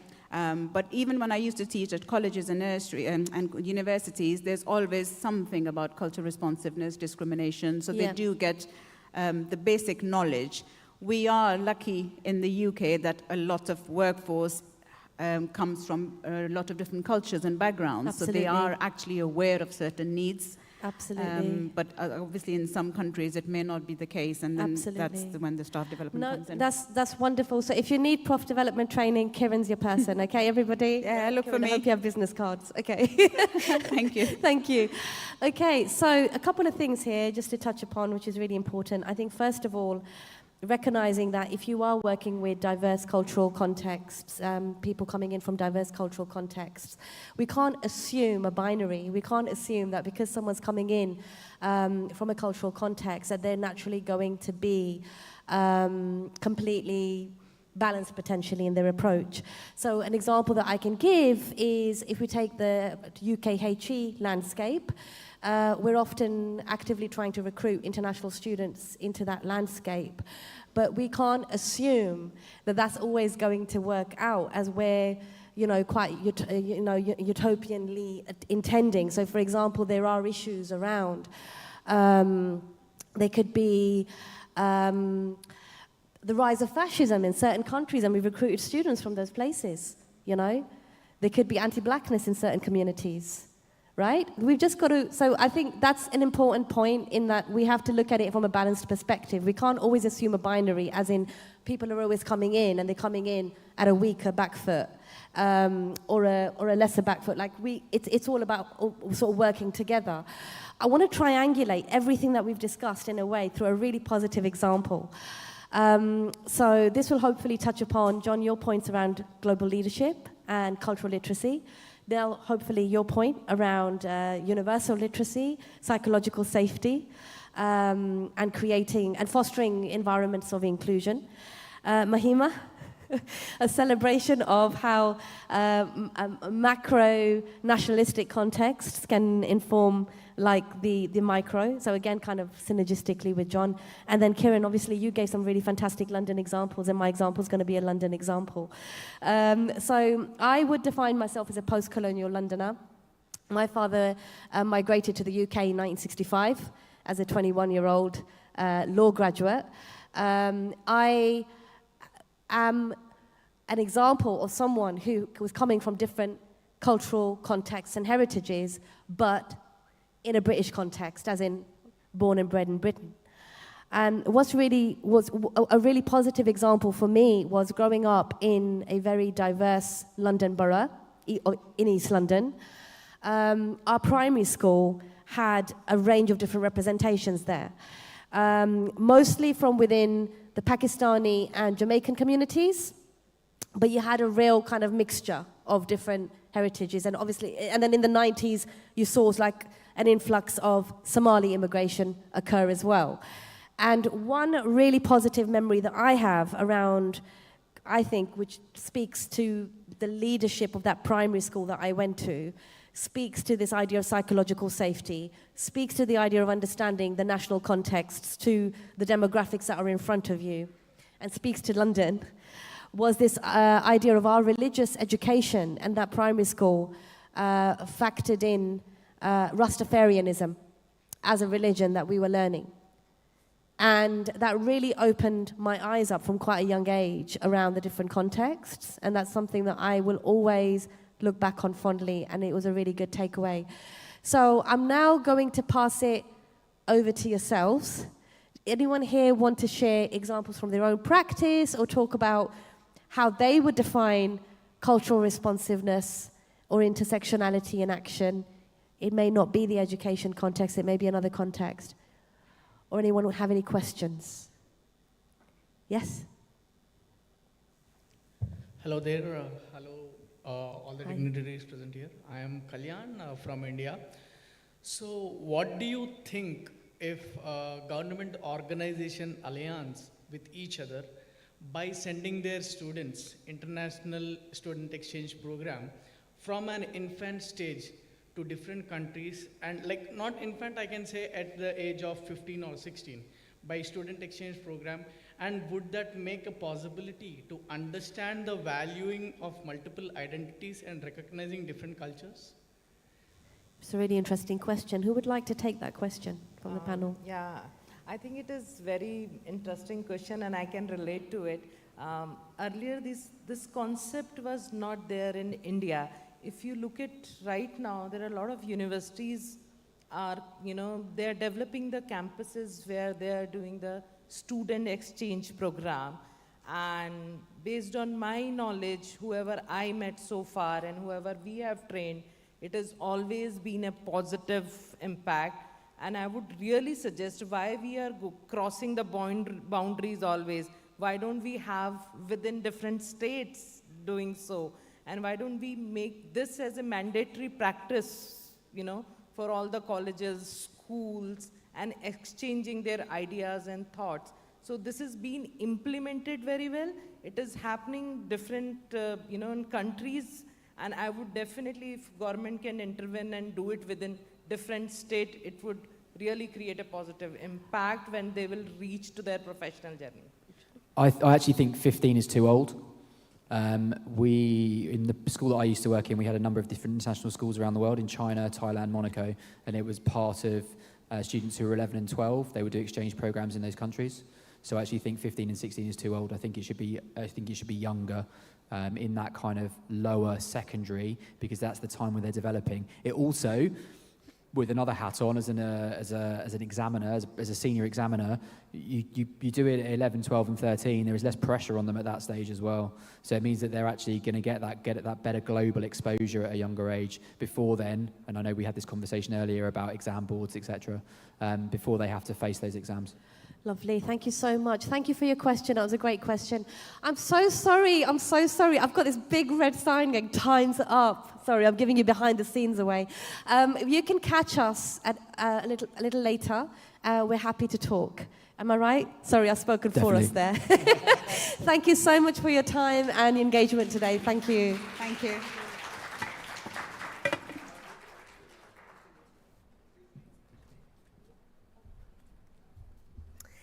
Fantastic. Thank you very much for that wonderful session.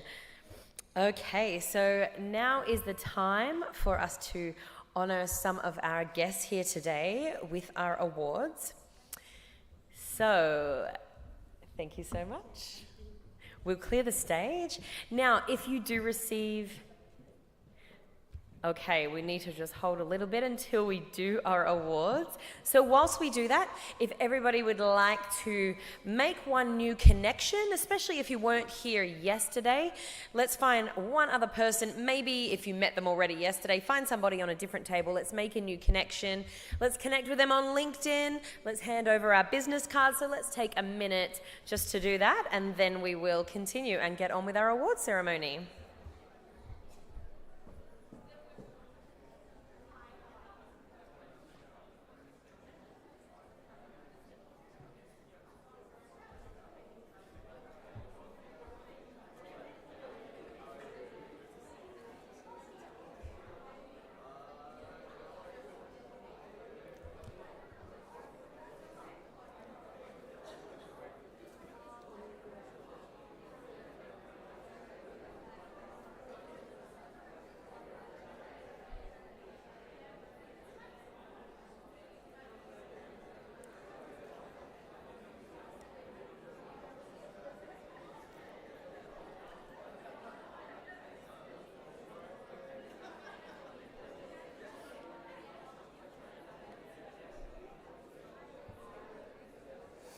Okay, fantastic. Let's all take our seats now.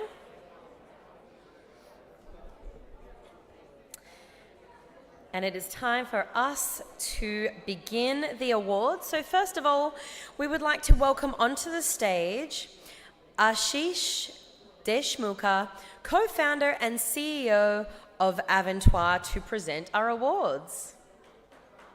Please put your hands together for Ashish. Ashish, would you like to say a few words? You're good. Okay, fantastic. So, when you receive your award, if you would like to speak and address the audience, you're more than welcome to. Just let us know. And if you don't want to, that is also okay. So, first of all, for an Outstanding Organization Award, it's Learning Links Foundation for Skilling and Women's Empowerment. To accept the award, I'd like to welcome up Rupa Buddhachaj and Amundarani G. Learning Links Foundation was founded in 2002. It is a not-for-profit organization dedicated to enriching lives through learning, with a vision to foster purpose and progress by unlocking lifelong learning. Transforming lives by creating links to learning for all. Harnessing the power of innovation and technology to unlock the potential of learning. Creating scalable and sustainable impact through evidence-based models and partnerships.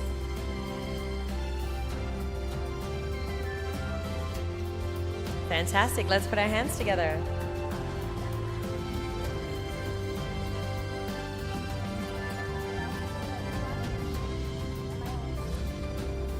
Thank you for this opportunity.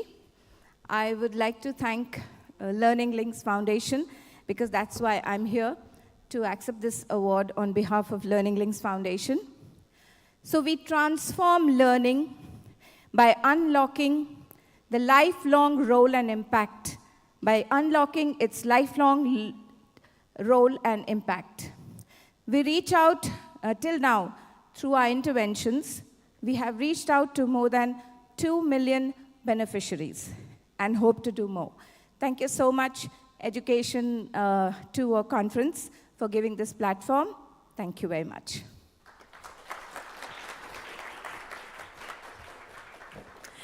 And for our next award, Abhilash Athreya.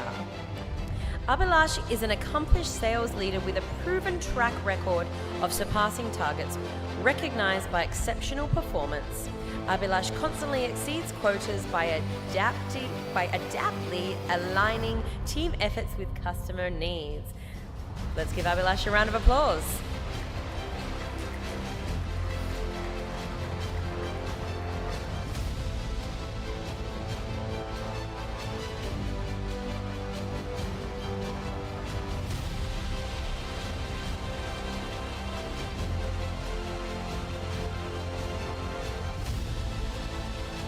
I hope all of you can hear me. First and foremost, thank you so much to Education 2.0 for bestowing this award to me. I would like to thank my current employer, Edoxy. It's because of them that I am working in Dubai and I'm getting this great award. And I would like to congratulate all of you who have won this award as well. So wish you the best of luck for this 2024. Fantastic. Amelia Lipak. Amelia is a senior product manager with over a decade of experience with EdTech industry. Known for her recent creation and launch of a groundbreaking degree planning product, earning her recognition as a trailblazer in the field.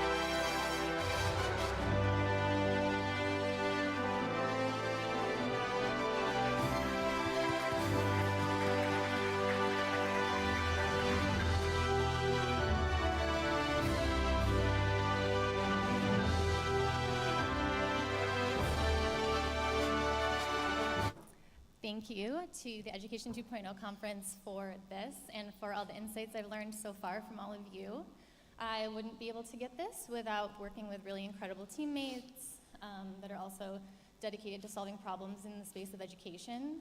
So I love solving those problems through whatever solution is necessary, and I hope to continue solving those. So would love to collaborate with any and all of you. Thanks. Thank you.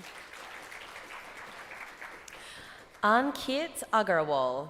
Ankit Agarwal is a program director for a Bachelor of Business Management and a lecturer in management at the University of Adelaide Business School. Being an award-winning researcher, Ankit's work has been published in esteemed journals such as the Journal of Business Ethics and Qualitative Research in Organizations and Management. Let's put our hands together for Ankit.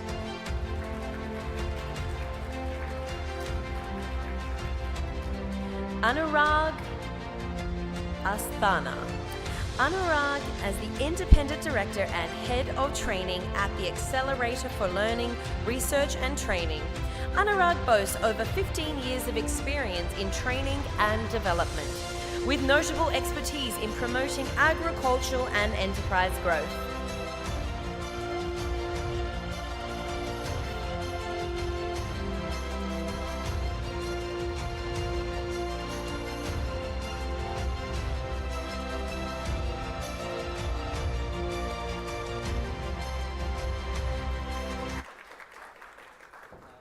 Thank you, Education 2.0, for this award. And my team, at this award delegated to my team who works with me and make me to achieve this. And obviously my family who support me to do this kind of work, which is not very well, acknowledged in India kind of country. Thank you. Thank you very much. Bara Youssef. Bara Youssef, the Director of Learning and Business Development, Director at Insights UAE, led groundbreaking initiatives at the Higher College of Technology, establishing the HCT Professional Certification Unit and receiving the 6 Stars International Best Practice Award in 2022. Let's give Farah a round of applause.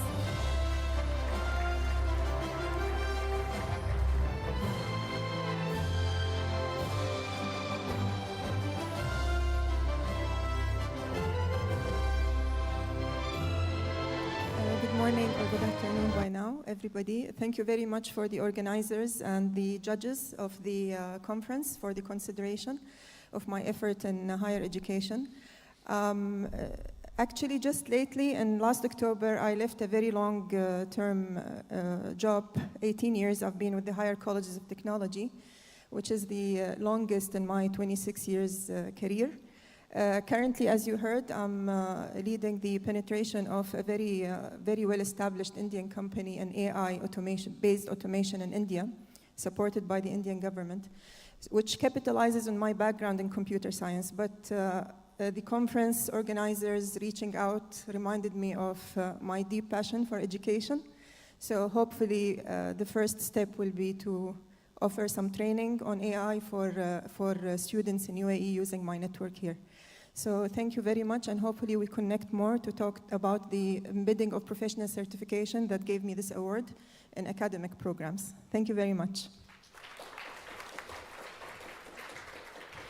Chinzia Biondi, founder of Beyond Your Patterns and recipient of the Excellence in Coaching Award, is a dedicated professional life integration and business coach, passionate about empowering individuals.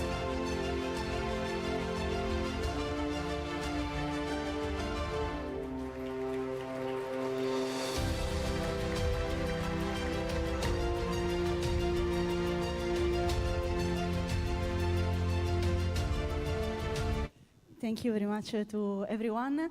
So I have a nice story to say to all of you. The story is the following. My mom, when I was a child, was used to call me an alien. And actually, maybe I am an alien because I had all my life out-of-box ideas and really genius idea.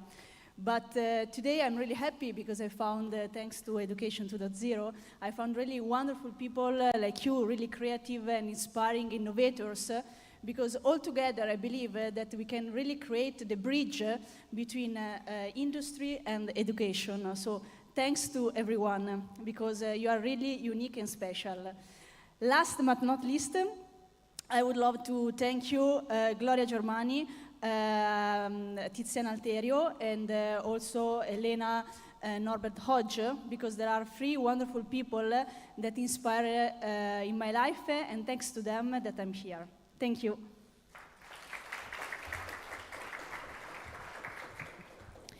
Eileen Pang Yi Ling. Eileen is an esteemed educator and school director at Paragon Private and International School, with a proven track record spanning marketing, strategic planning, and educational technology integration. She consistently delivers innovative solutions.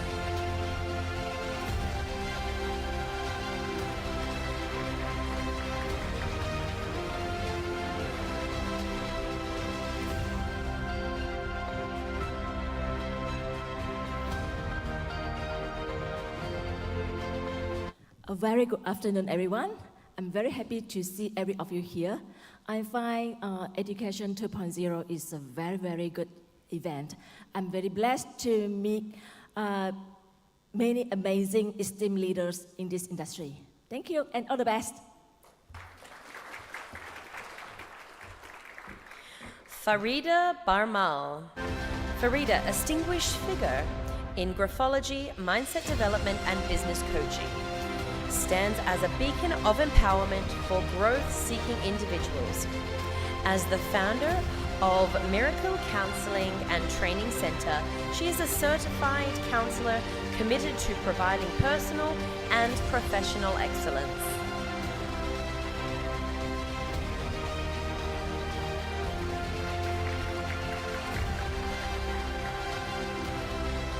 Thank you so much. This is really an honor. Alhamdulillah, shukran lillah. I feel deeply humbled and grateful for this opportunity today. And thank you, Education 2.0, for recognizing and, recognizing this skill of mine. And of course, this wouldn't have been possible without the continuous support of my family and an amazing, super awesome team, because of whom, I wore heels after 17 years. Okay, and just 3 more things and I'll finish it up. 1, I'm a very nice person. Do come and say hello. Second is that if you're a little bit curious about me, have those papers over there, write something with your signature and analyze it for you. I'm very good at what I do. And third, you don't want to do all that, then just come take a selfie. I love social media. Okay? Thank you so much. Francesco Maria Ferri. Having worked with prestigious brands like Redken Fifth Avenue and Davines, Francesco's international acclaim as an educator and stylist is underscored by his recent appointment as Z1 Concepts Global Education Director. Put your hands together for Francesco.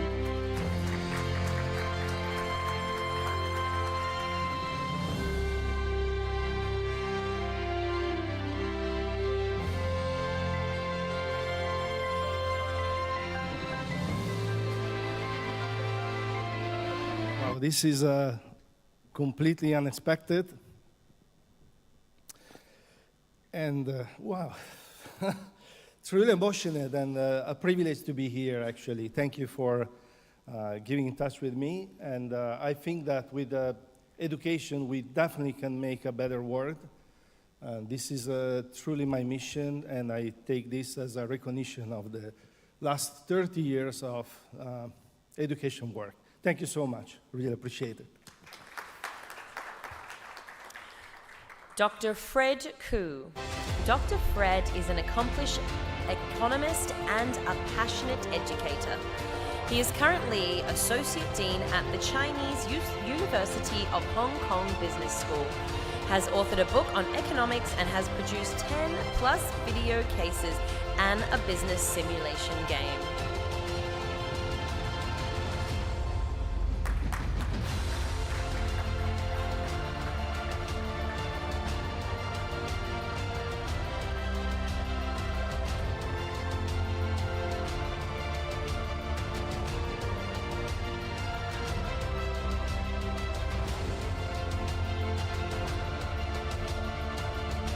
Thank you. Seriously. Thank you, Education 2.0. Thank you for organizing this. And it's our deep honor to receive this award. And this award obviously is not recognizing only for myself, but also my team as well. Traditionally, in higher education, in business school, we focus more on, say, profit maximization, those kind of things. That's perhaps is important, of course. But then it seems to me that we are paying, too less attention on something like social good, social values. Currently, of course, it seems that, business sustainability is actually becoming more and more important. And it's actually what our team is trying to do, is to incorporate additional social values education in the business school curriculum. And I hope that this is actually a very nice recognition, and all the best for all you guys. Thank you. Dr. Javiera Khadija Shah.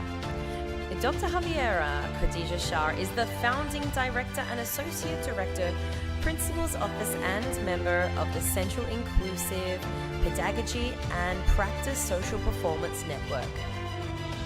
She established the Social Performance Network in 2018, receiving acclaim for its collaborative approach to reconceptualizing socialization and addressing societal inequities. Let's hear it for Dr. Javiera.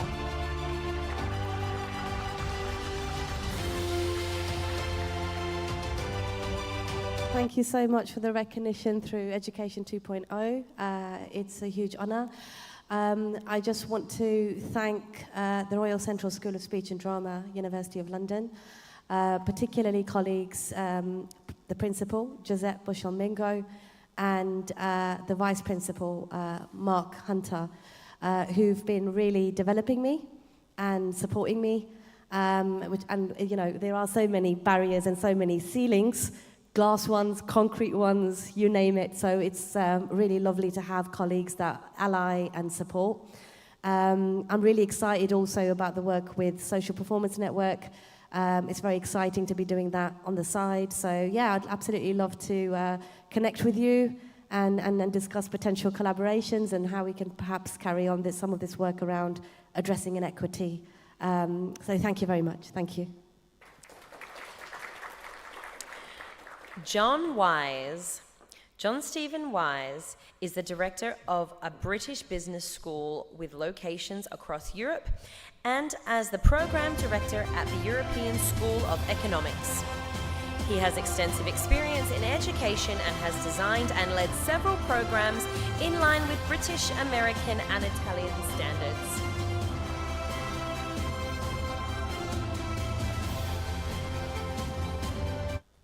Okay, as I was looking at my colleagues, I was thinking, what am I going to say, right?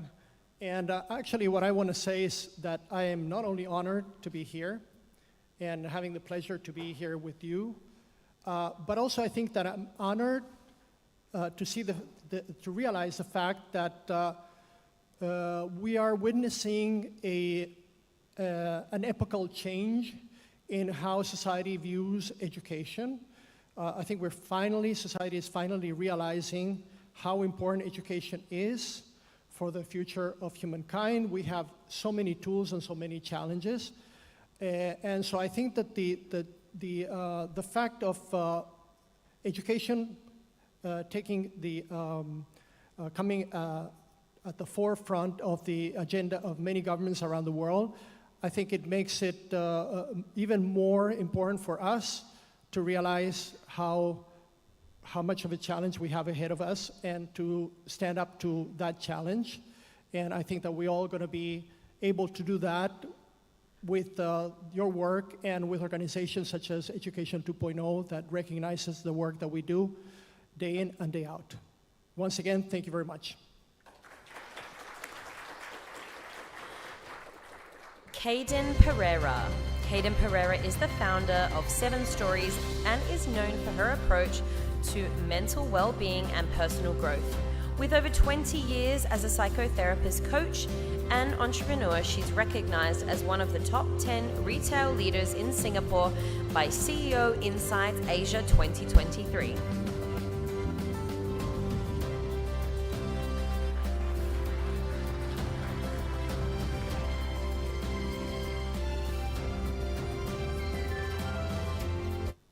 Mental health is everyone's business.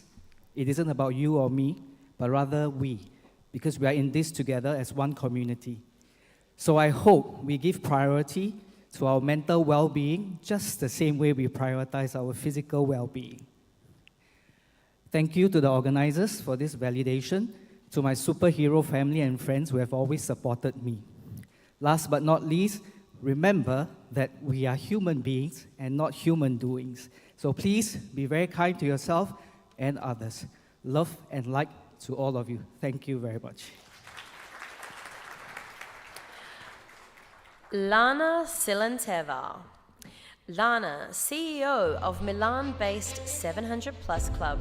She has 25 years of experience and multiple master's degrees.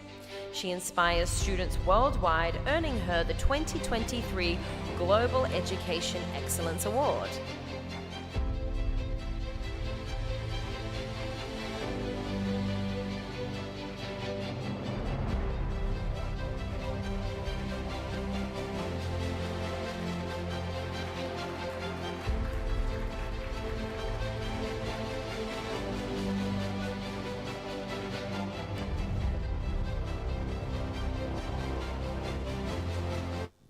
Thank you. Wow. This is really an honor and privilege to be here among this wonderful and inspiring group of people. in our company, we help school kids, students, and young professionals to prepare for the highest stakes exams. And so much of what's been said here has resonated with me.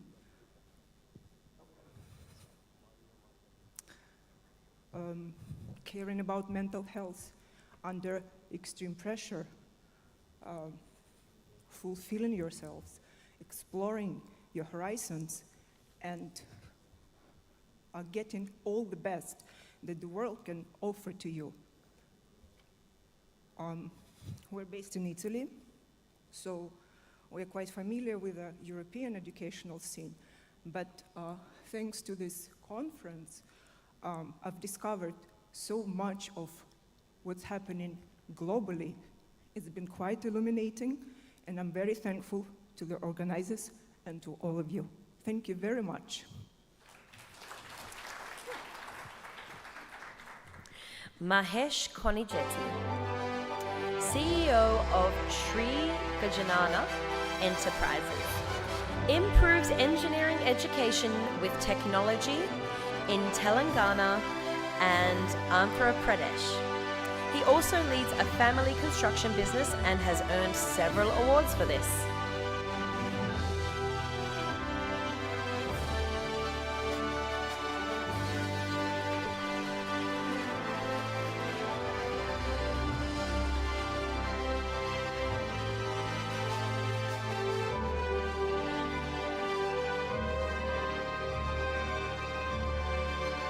Good afternoon, one and all. First, I would thank my wife and my family who has always been supportive and getting me all the resources which I wanted and being always supportive in making this company and foundation going ahead.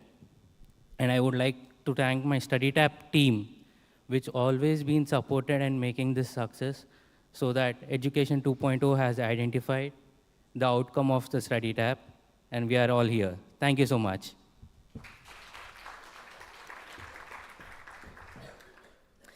Mark Race. Mark, a faculty leader at Balthazar Numan Technicum, blends computer science with education to advance digital learning.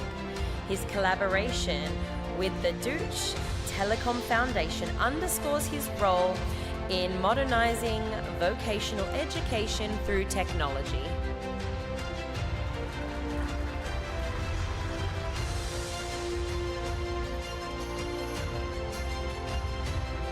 Thank you all very much. I want to put a special thanks out to all the students, teachers, our staff, but all the people in the government and organizations that support us as a public school in making this change. So let's make a change together. Thank you.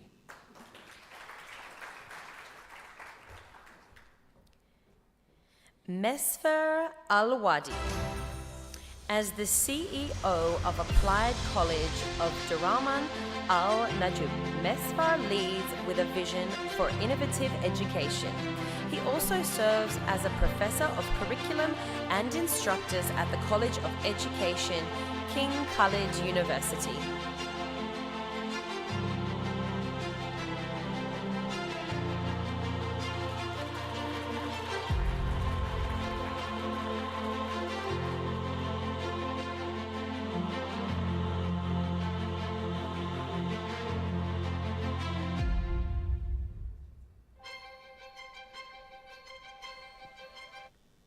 Good afternoon for all of you.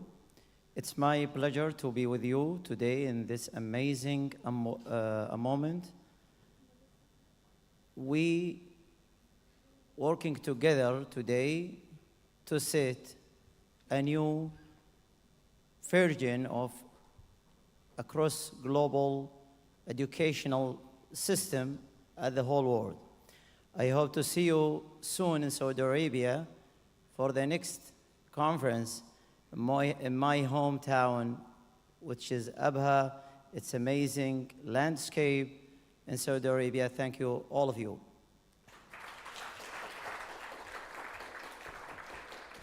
Milagros Baldamor. Professor Milagros held prominent roles at Don Mariano Marcos Memorial State University in the Philippines, including Dean of the College of Graduate Studies. She has received multiple awards, including the Presidential Lingkod Bayan Award.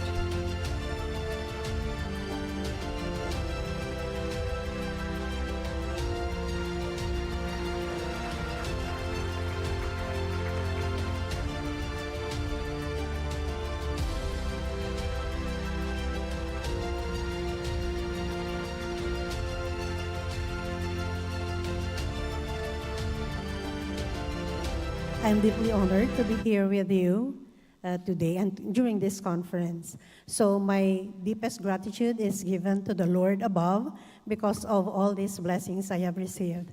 I also thank the organizers of Education 2.0 and also my family, especially my husband, who has been very supportive of me. So no regrets for being an educator. Thank you very much. Monica Romero.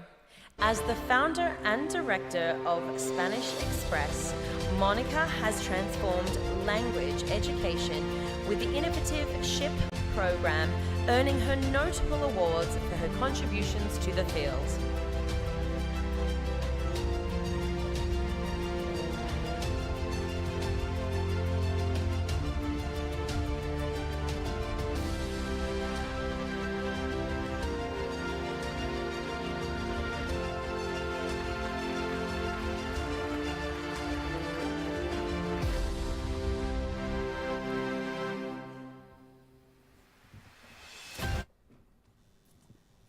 Hola. First of all, thank you so much for this great educational conference. It's great to be here, and I'm really pleased with the award. I would like to thank my family and friends, colleagues, my amazing staff, and special thanks go to my dear friend and business partner in the UK, David Game. From Spanish Express, I would like to invite you all to experience living and learning Spanish and culture in the teacher's home in different destinations in Spain, like Barcelona, Madrid, Valencia, Menorca, so many other amazing destinations. So if you guys want to jump in, just find me around and we'll get you sorted. Muchas gracias. Nathan Garn. Nathan serves as the director at the Educate Group and as associate consultant at Advance He. His work as a doctoral researcher and podcast host on Belong in He understands his commitment to inclusivity in higher education, earning him notable accolades.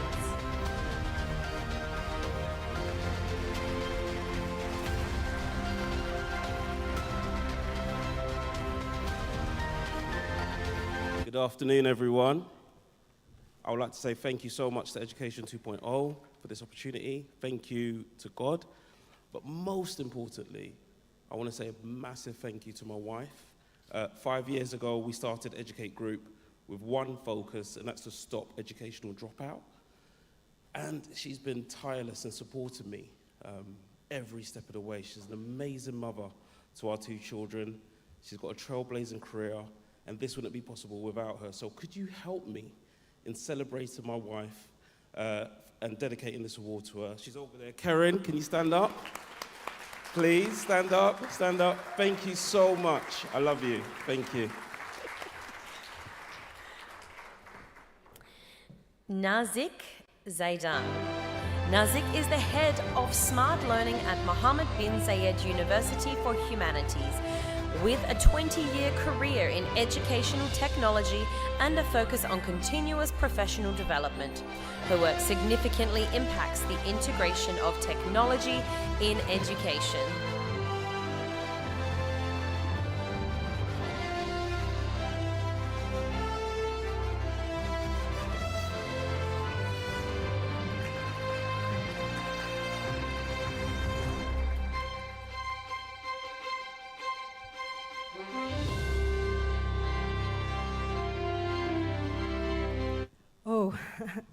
Thank you, everyone, and thank you, Education 2.0, for this.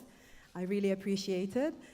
We've been doing a lot of hard work in our field, in education, in higher education, trying to make a difference, especially with the new technology and education technology that's happening, and the resistance that we're facing from all the faculties and, you know, traditional way of teaching, and introducing new tech is really hard for us.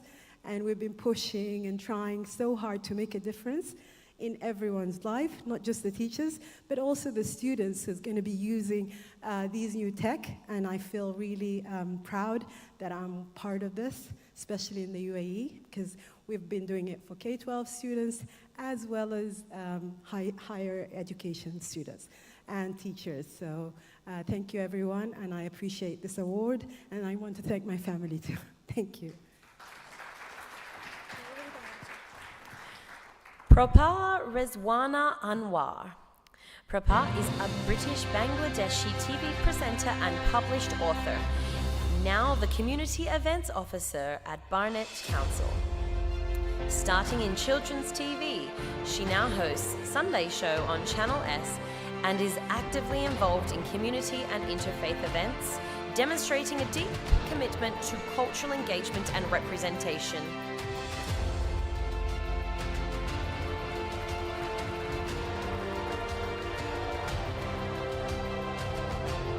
Now, Propa's award is the Young Leadership Award. Thank you very much, first of all, to Education 2.0 for this award. You're a wonderful host, the team is wonderful. Everyone who's interviewed us was so warm, the judging panel, I want to thank everyone that's been involved in this. One thing is for sure, I'm definitely not going to let that award gather dust on the mantelpiece, and I'm going to let it inspire me to work harder for a better future, hopefully for Britain, for Bangladesh, and with your help, for other regions around the world as well.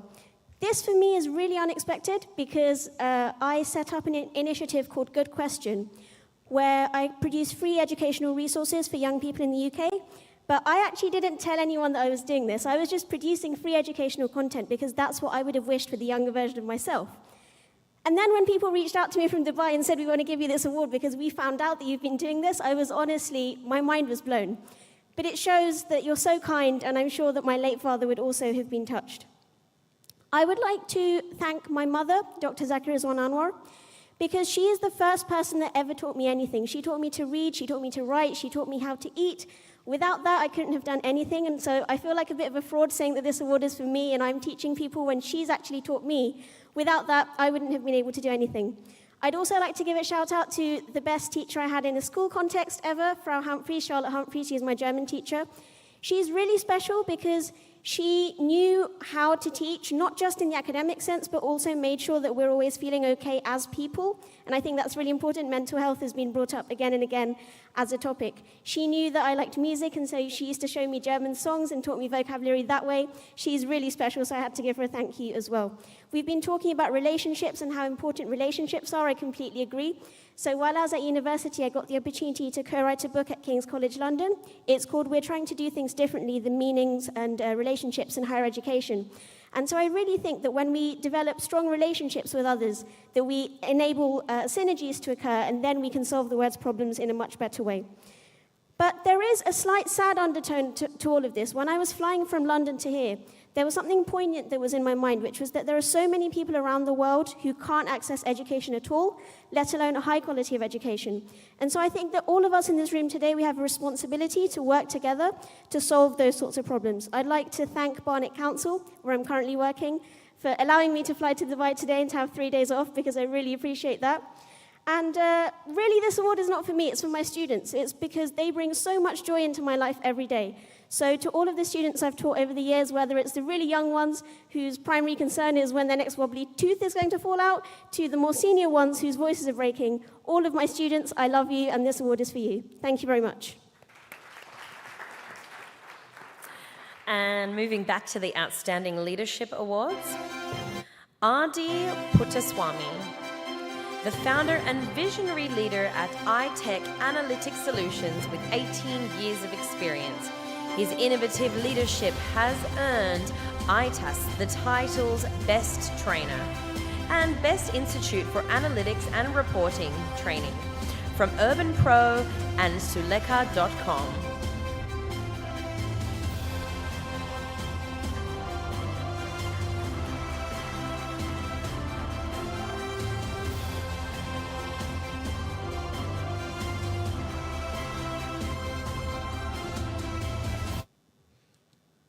ಎಲ್ಲರಿಗೂ ನಮಸ್ಕಾರ. Good afternoon, everyone. I would like to thank my parents and my family for supporting for this achievement. And I would like to thank Education 2.0, who actually have organized this and recognized us. I would dedicate this award to my team, as well as my wife, who is sitting there, who always motivated me for this, to come up to this level, actually. So I would like to thank Vidya. Please stand.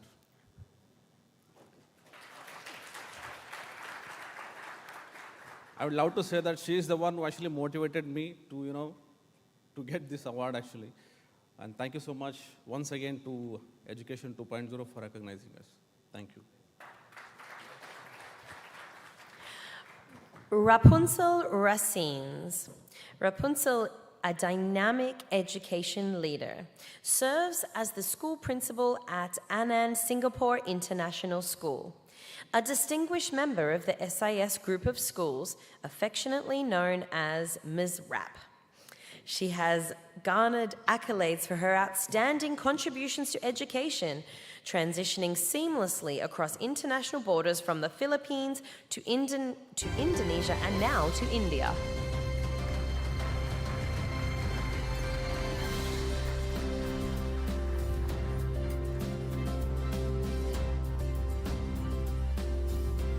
Thank you so much. Good afternoon, everyone. Thank you, Angela, for reading that very well. You're welcome. First and foremost, I'd like to thank Education 2.0 for bringing us all together here. I feel very happy just listening to brilliant minds in education. Just looking at all of you inspires me. Thank you so much for being here. I'd like to thank you because you created this platform wherein we can listen to what works. We live in a world which is volatile, very uncertain, right? And, it's complex and very ambiguous. You don't know anymore with what is right and wrong. We don't know what our kids will face in the future. And listening to all of you, what works, I would really like that. So thank you so much. The next person I would like to thank is, of course, the founder of Singapore International School, Mr. Jasper Sidhu. When I joined the institution, after 3 years, they promoted me to principal, and I was like, sir, what I think is an obstacle, he thinks is an opportunity. When I told him, in the world of international education, are you really thinking to make me into a principal? First of all, I'm a Filipino. And next, I'm a woman. And he said, Rap, that's an opportunity. And I would like to thank him for that. And also Mr. Alvin Michael Hugh, who really believed in me.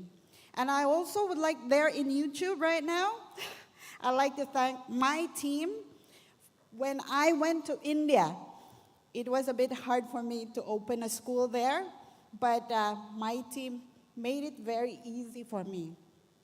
Thank you also for the board of the Kalasilingam family because they made me love the Indian culture. So Indians are so amazing. And I enjoyed my 3-year stay in India right now, and the school is open. Thank you so much for that. And of course, I'd like to thank my husband. Thank you so much because being a digital nomad allowed him to go with me wherever I'm assigned. Thank you so much for that. And also for my son, who is an AI engineer in the Department of Science and Technology in the Philippines. Him just being a good child enabled me to pursue my career. So I'd like to thank them for that. So thank you so much, everyone. Have a good time. Ren Butler. Ren Butler, founder and director of Startups Financial Education at BDO Australia, is a visionary in applied innovation education. Her transformative leadership bridges academic theory with practical business applications, guiding entrepreneurs and students alike.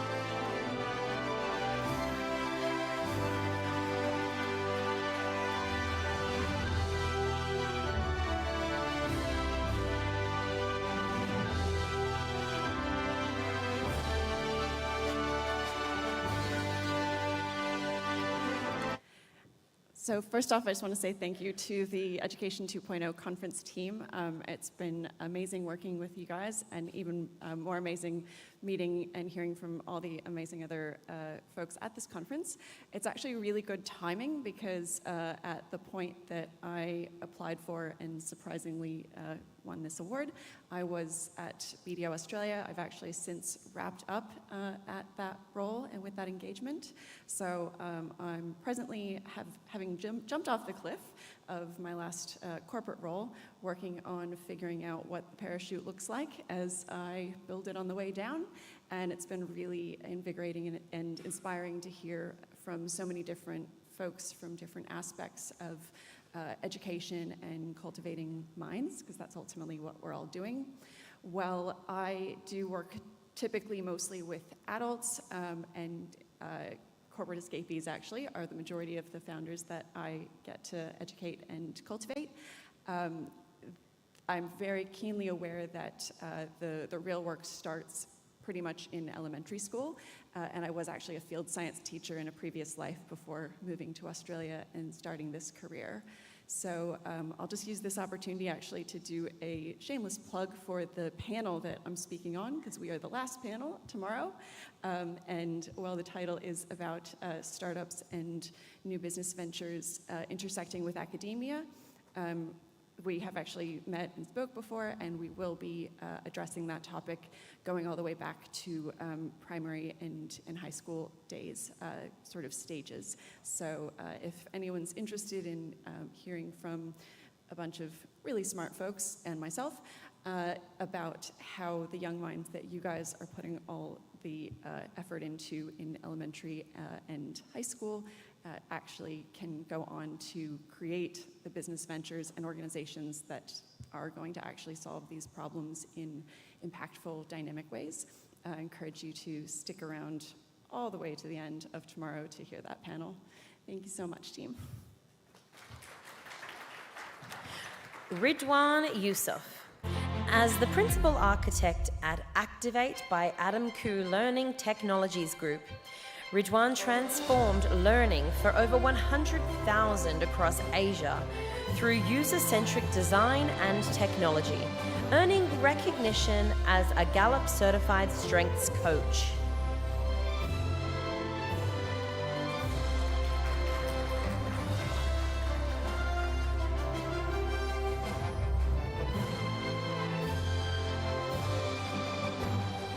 Okay. First of all, I'd like to thank God for this award, and as well as my family, because my parents were educators. Growing up, I didn't want to be an educator, but I guess that it all runs in the family, yeah, so that we are in this stage right now. I'd also like to thank the Education 2.0 team for actually bringing us together. I think it's a fantastic platform. I think there's so many ideas that are seeded and a lot of networks that they exchange and a lot of possibilities for us. Of course, I wouldn't be here without the Activate team back in Singapore.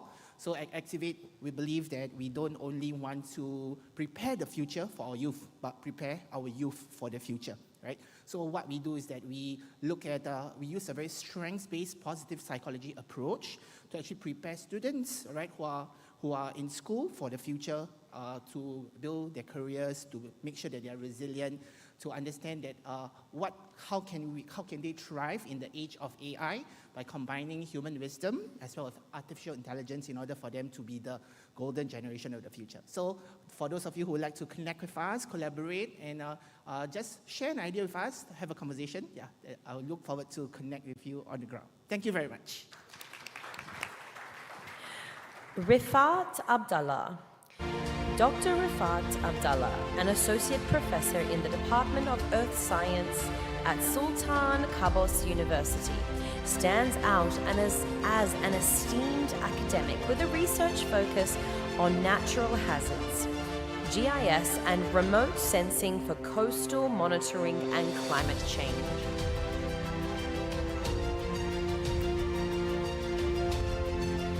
Let's put our hands together for Dr. Rifat Abdallah.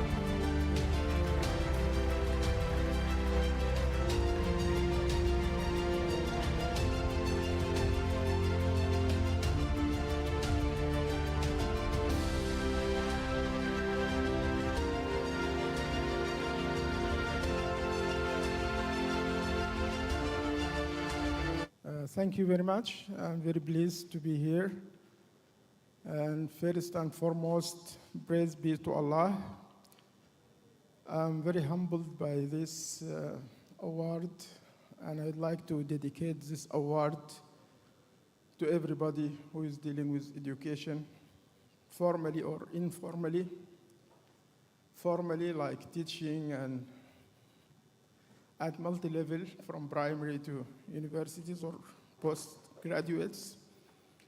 Informally, for anyone who is making a change for those who are surrounding them. And I hope that this conference would continue to grow and make a positive change. This is my second year in this conference, and I have seen a dramatic change between December 2022 and now. And I'd like to thank the organizers of this conference for the efforts they put in this activity, and I hope it continues. And thank you very much all. Very pleased to see you and talk to you all. Thank you. Renew Tanitsu. This is a Young Leadership Award. Renew Tanitsu is the president and CEO of NPO Dar Til Dar, which is dedicated to advancing reading education for children's self-acclimatization. Recognized as a youth venture by Ashoka, Renew's research in human and social sciences has garnered top honors nationally.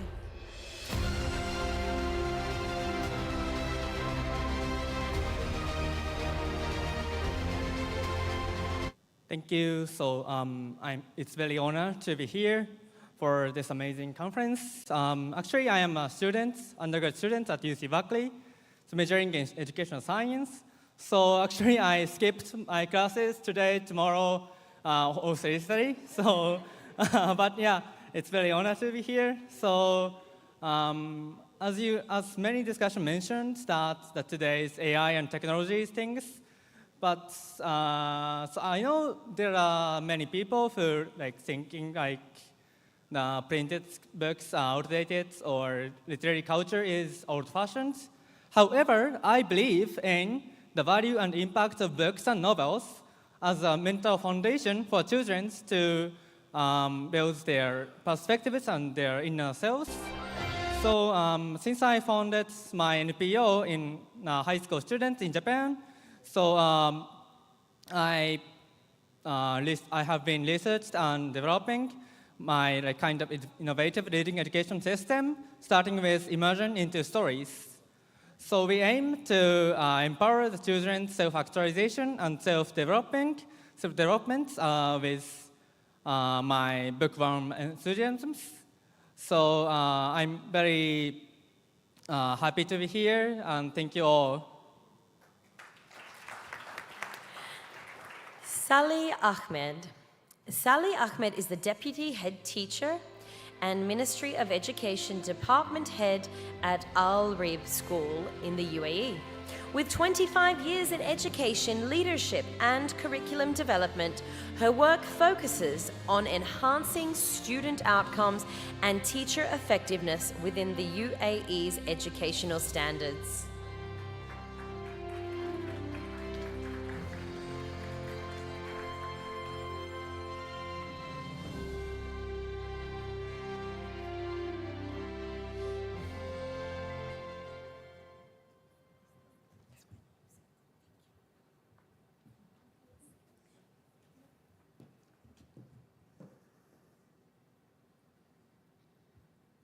Assalamu alaikum.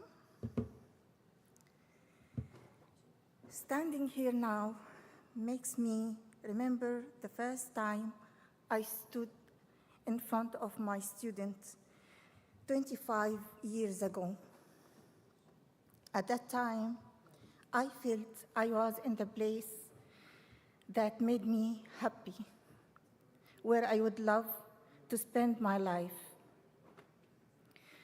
After I came to the UAE in 2015, I added to my passion for my work in educating, teaching, and preparing students for the future, a real concern about my Arabic language.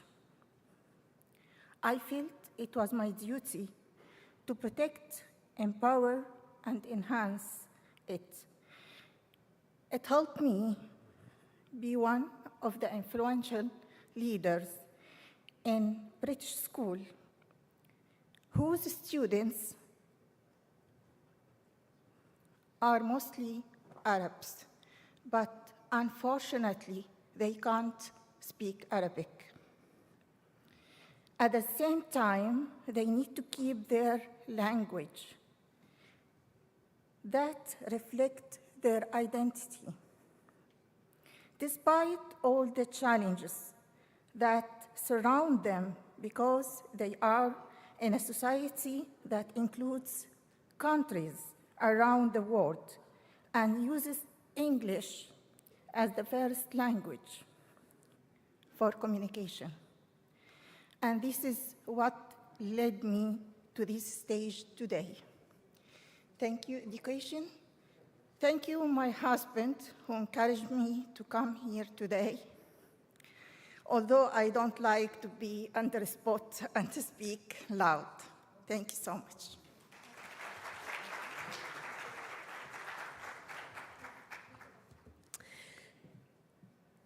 Samita Bhattacharya. Samita, a founder and managing director of Frankly Speaking Tuition, is a celebrated educator with 15 plus years in IB and IGCSE, previously faculty head at top Singapore schools and a two-time recipient of commendations from the Government of India. Let's put our hands together for Samita.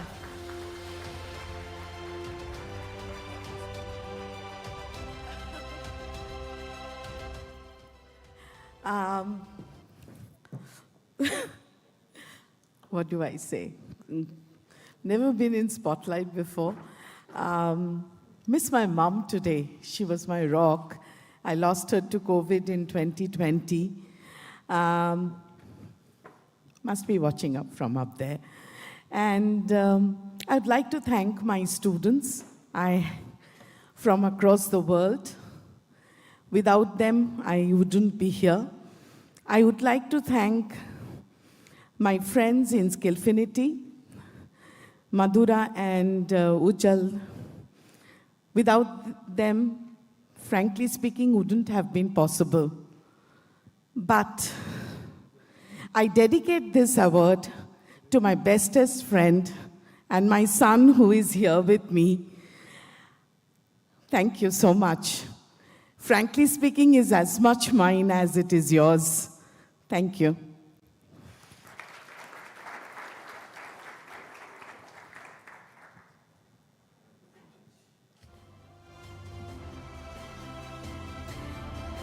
Sania Samad.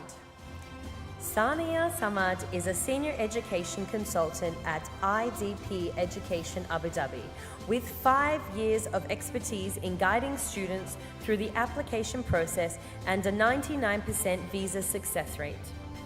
She excels in counseling on international destinations, visa procedures, and enhancing student experiences.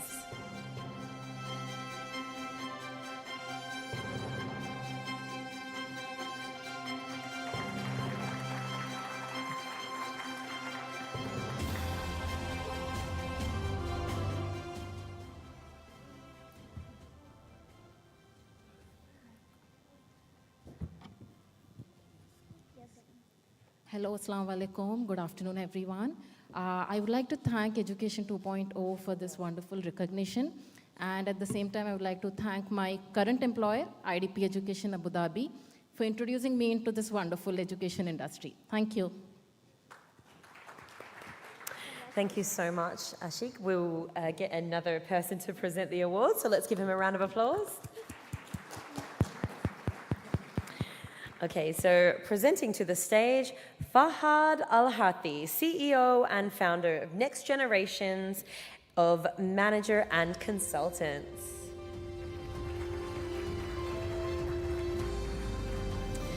Our next award recipient, Shanila Saeed. Shanila Saeed, as Head of Education and Director of the Digital Schoolhouse Program at Yuki, recognized among the 100 most influential women in the games industry by GI Biz. Shanila's commitment to education excellence earned her the prestigious MCV Award for Educational Impact.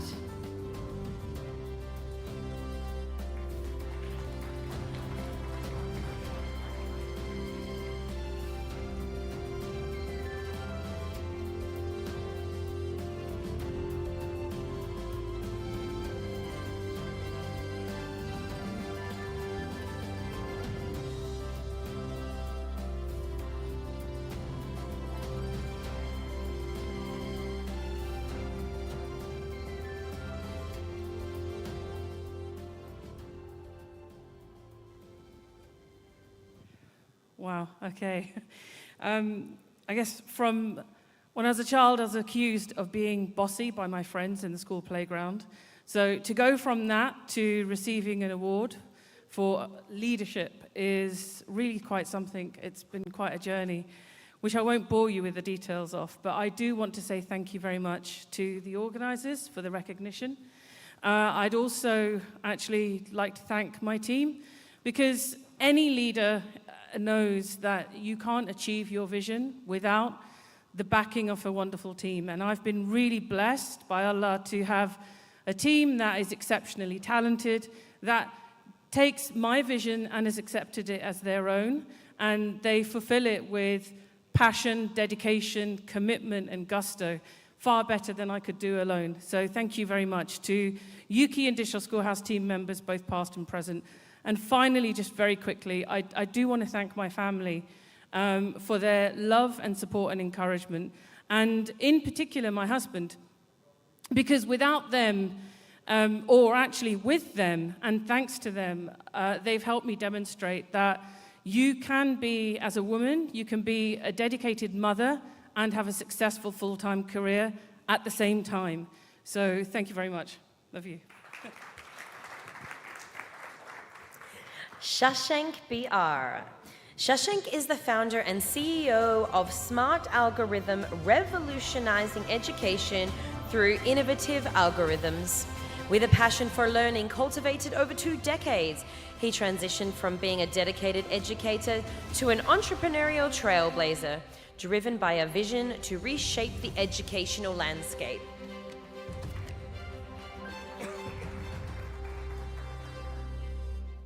Working?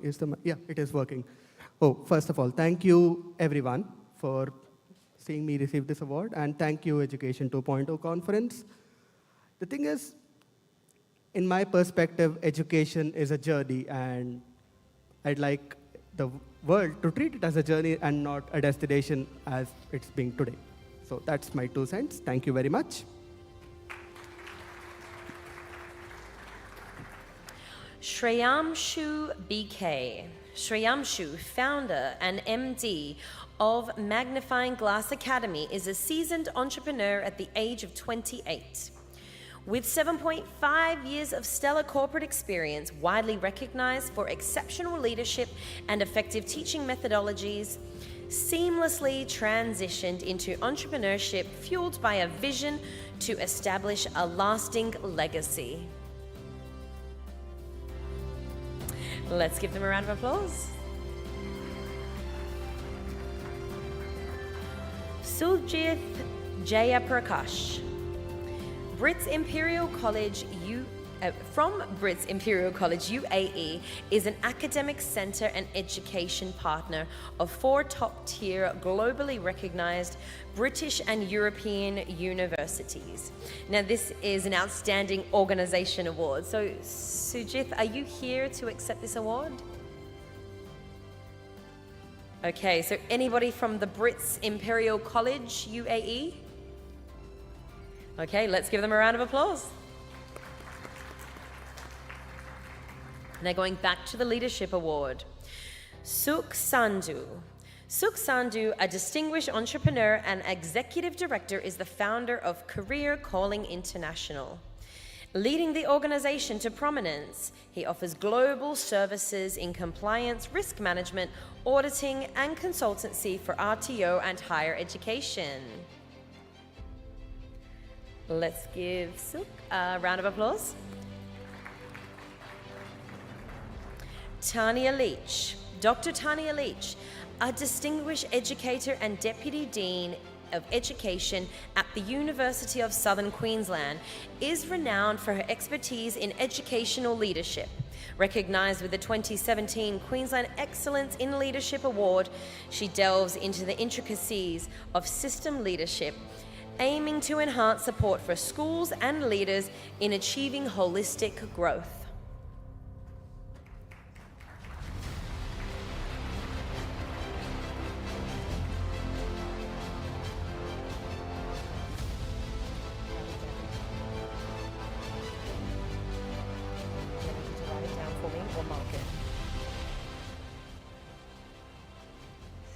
Lovely, thank you so much. And I just want to reiterate the lovely words of the other award winners as well today. It really is a privilege to be here today to receive the award and also to connect with so many like-minded people who all have the same passion for education.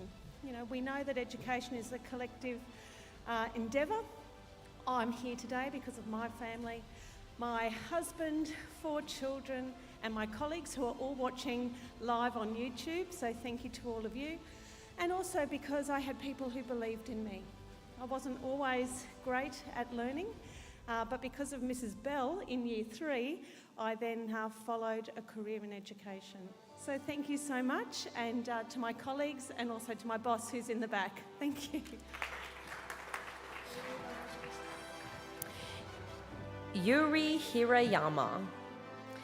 Yuri is the founder and director of Yuri Education Center, renowned for innovative approach. She spearheads projects towards sustainable developmental goals and is notably recognized for crafting durable sandals from repurposed materials.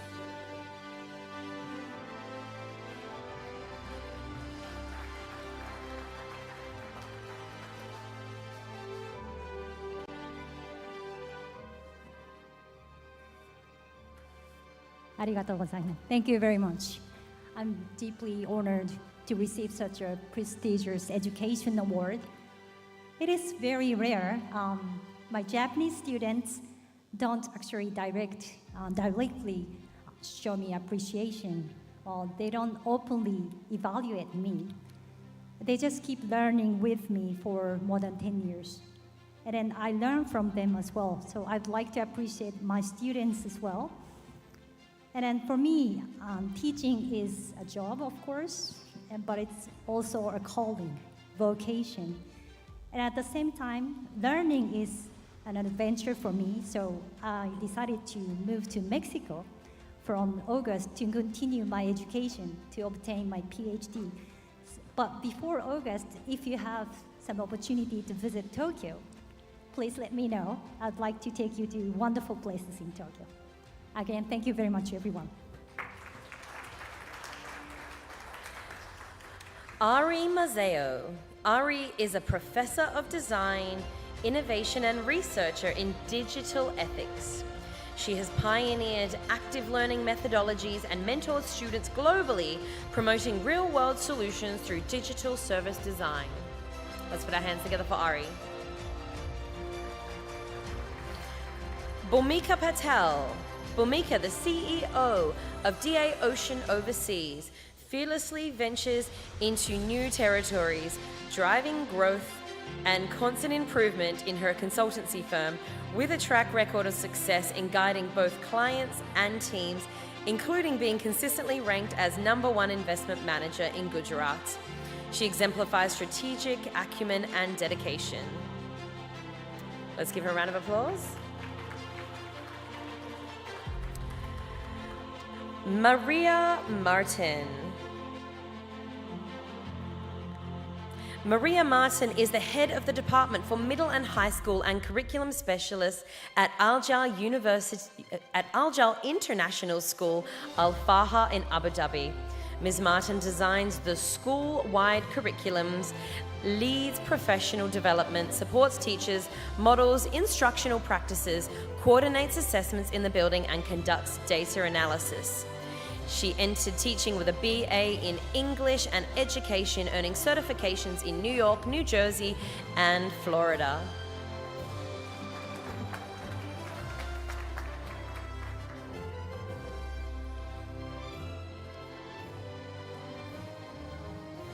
Hi, everyone. Thank you so much, Education 2.0, for this recognition.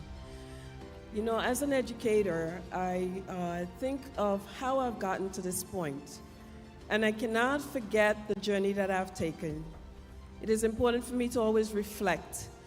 And as I'm reflecting now, I'm thinking back as to one of my students who in 6th grade, his former teachers warned me of what I was going to be dealing with. And sure enough, on the first day of school, he got into a verbal altercation on the playground.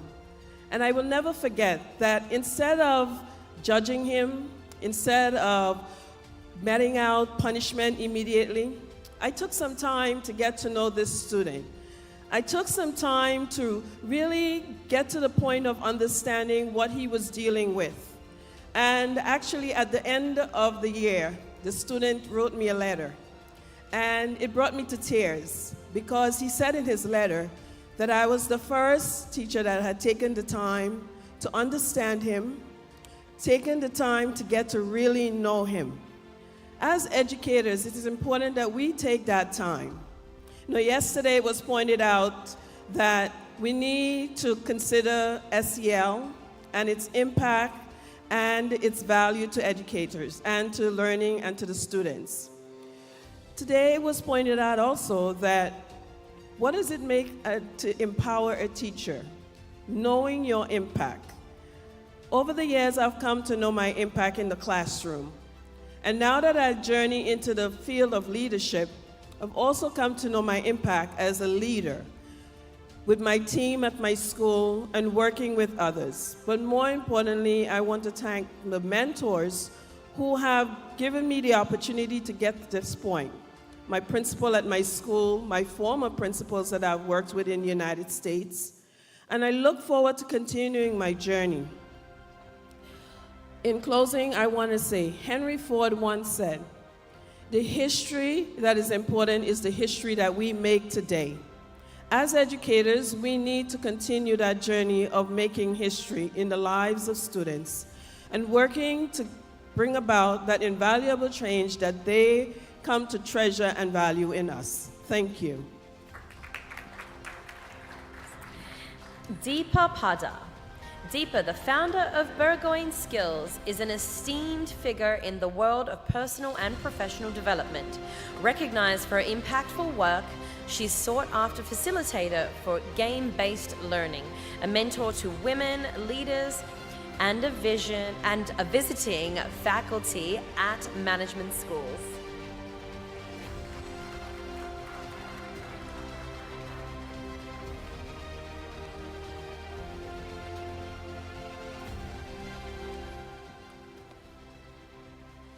All right, hi, good afternoon, everyone. Very honored, very humbled to be here, especially today.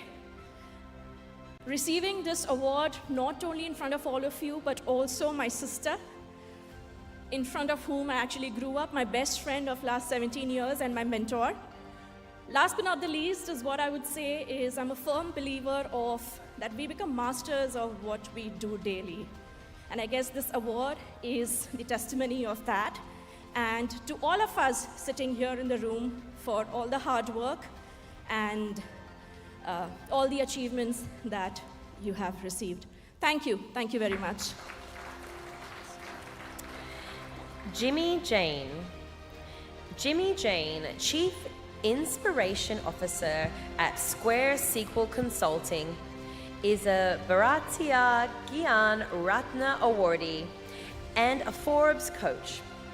Coaches Council member known for his expertise in leadership and design thinking with degrees from Harvard. He's also the founder of SQL and a renowned author.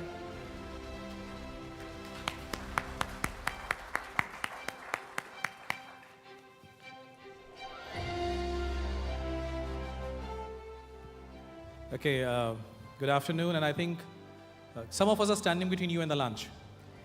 But having said that, for me, I mean, I call myself as possibility practitioner, and of course, thanking goes without saying. Thanks to all of us, thanks to everybody, thanks to the conference, thanks to my team who's watching live, thanks to my family. But in the real sense, when we actually rewire our brain, is we actually show our gratitude to them. So I'm going to take about a minute to share 3 exercises or 3 things which you could do which can help you to rewire your brain. First, we all know that as you sow, so shall you reap. But not all of us are aware, as you think, so shall you receive. You'll be surprised to note that our brain cannot distinguish between a good thought and a bad thought. For brain, the thought is thought. So consciously use what kind of thoughts you want to sow. Consciously choose what kind of thoughts you want to inculcate in your life. That's 1. 2, I'm sure there are a lot of us here who belong to this category that tomorrow morning I'll get up at 6 o'clock and go for a jog. And that morning is yet to come. So talk to yourself in third person. So for example, if my name is Jimmy, so Jimmy will not tell, I will wake up at 6 o'clock and go for a jog. Instead, I'll call out my name. Jimmy will tell Jimmy what Jimmy will do. And you will see the difference. And last but not the least, imagination. And these are all proven techniques in neuroscience. Think of this. Sit with yourself for about 5 minutes. Try and recall. All you can recall, all you can remember from your early childhood memories till date. And let that move as a movie screen or a movie in front of your eyes. And let today be the interval of your life. And from tomorrow, the second half of your life begins. Imagine. How do you wish your life to be? And 2 things. Worry is a misuse of imagination. And courage is the another name of imagination. So thank you so very much. Thank you very much, and congratulations to everybody.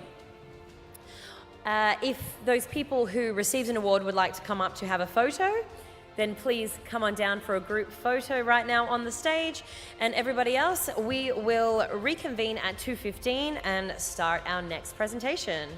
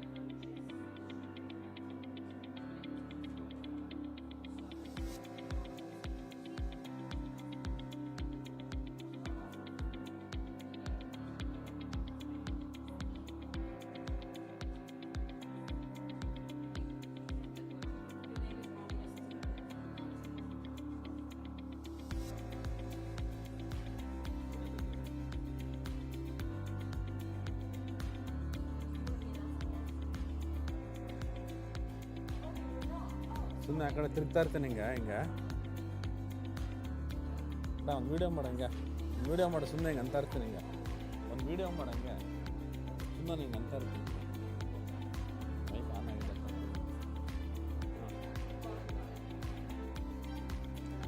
ಸುಮ್ಮನೆ ಹಿಂಗೆ ತೆಗಿತಾರೆ ಹಂಗೆ voice ಬರುತ್ತಾ voice ಬರ್ತಿದ್ಯಾ voice ಬರ್ತಿದ್ಯಾ mic ಇಲ್ಲ on ಆಗಿದೆ ತೆಗಿ ಸುಮ್ಮನೆ ತೆಗಿ ಫೋಟೋ ತೆಗೆದ್ಬಿಡ ಹಂಗೆ ಒಂದು 2-3 ಫೋಟೋ ತೆಗ್ದಾ ಬಿಡು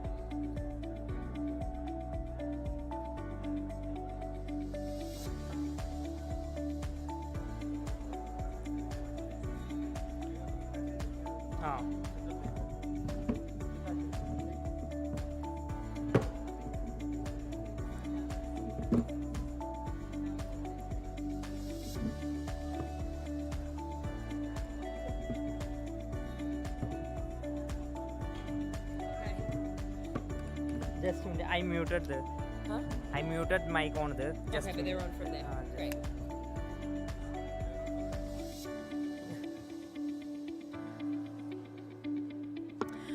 Good.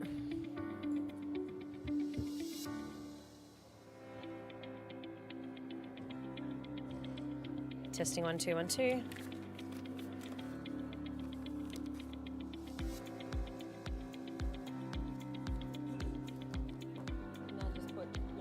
Just put the water down now.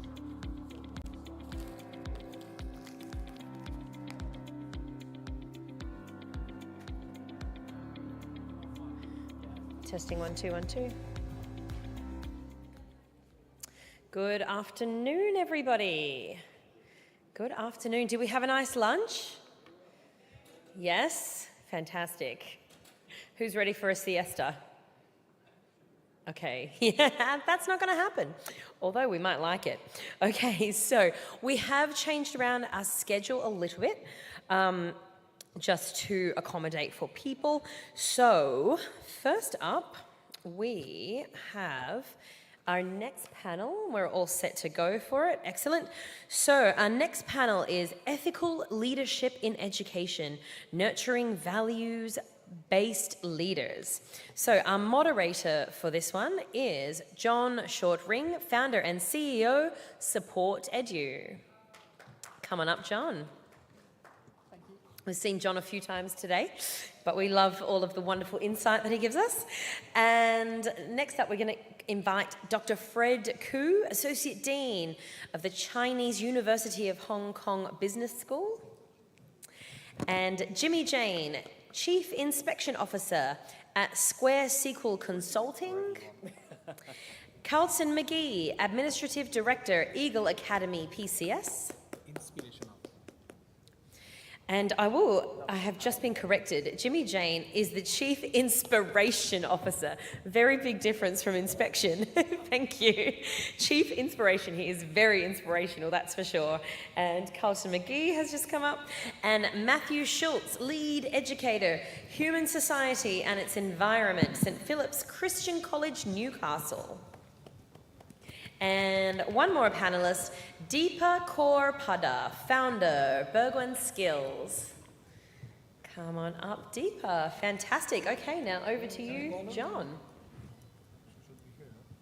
Good afternoon, everyone. I'd just like to start by saying thank you to the other panel and Emily Good-Perkins, who was due to deliver the keynote and who's very kindly moved the times. And actually, I do believe that we're starting probably about just 10 minutes before we were supposed to. So today's panel is Ethical Leadership, Nurturing Values-Based Leaders. I'll be your moderator for the next 45 minutes or so. I'd like to get some questions in at the end. We've got a good range of expertise, of backgrounds, of styles, of experience on the panel today. I'm going to ask the panel to introduce themselves before we get going.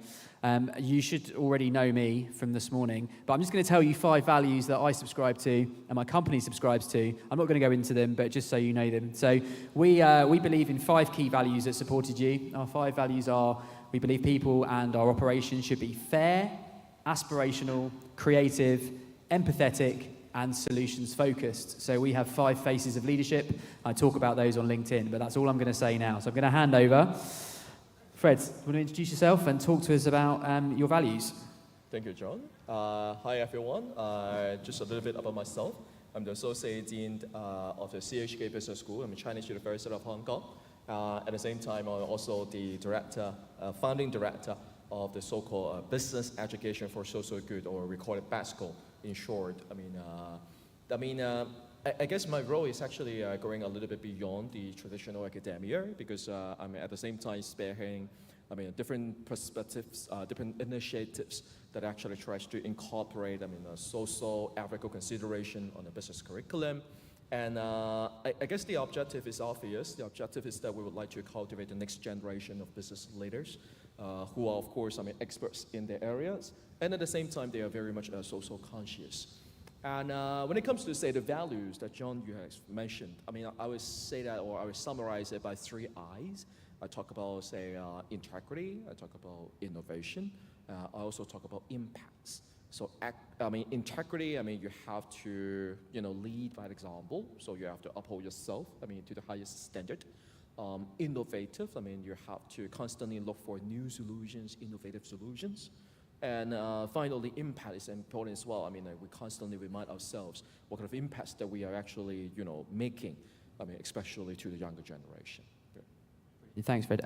Jimmy, over to you. Thank you. Thank you so very much. Good afternoon. You heard me earlier, though. You get all the professional qualifications in my LinkedIn profile. But I'll tell you something which is not there. Yeah? So I'm a possibility practitioner, firm believer of serendipity, which means I love to take chances. I'm somebody who will walk up to a stranger and say hello, because you never know what kind of opportunities it can open up to. And if I may just quickly take a step back, as a result of that, as a result of my belief in serendipity, my guide for my doctorate eventually became, one of the professors at Harvard Medical School became my mentor. Now, what do I believe in? I believe in law of karma, that whatever you do, life is like an echo. It's going to come back to you. More so, since you spoke of 3 I's, I would say I believe in 3 E's, which is establish, evolve, and expand. It's extremely circular.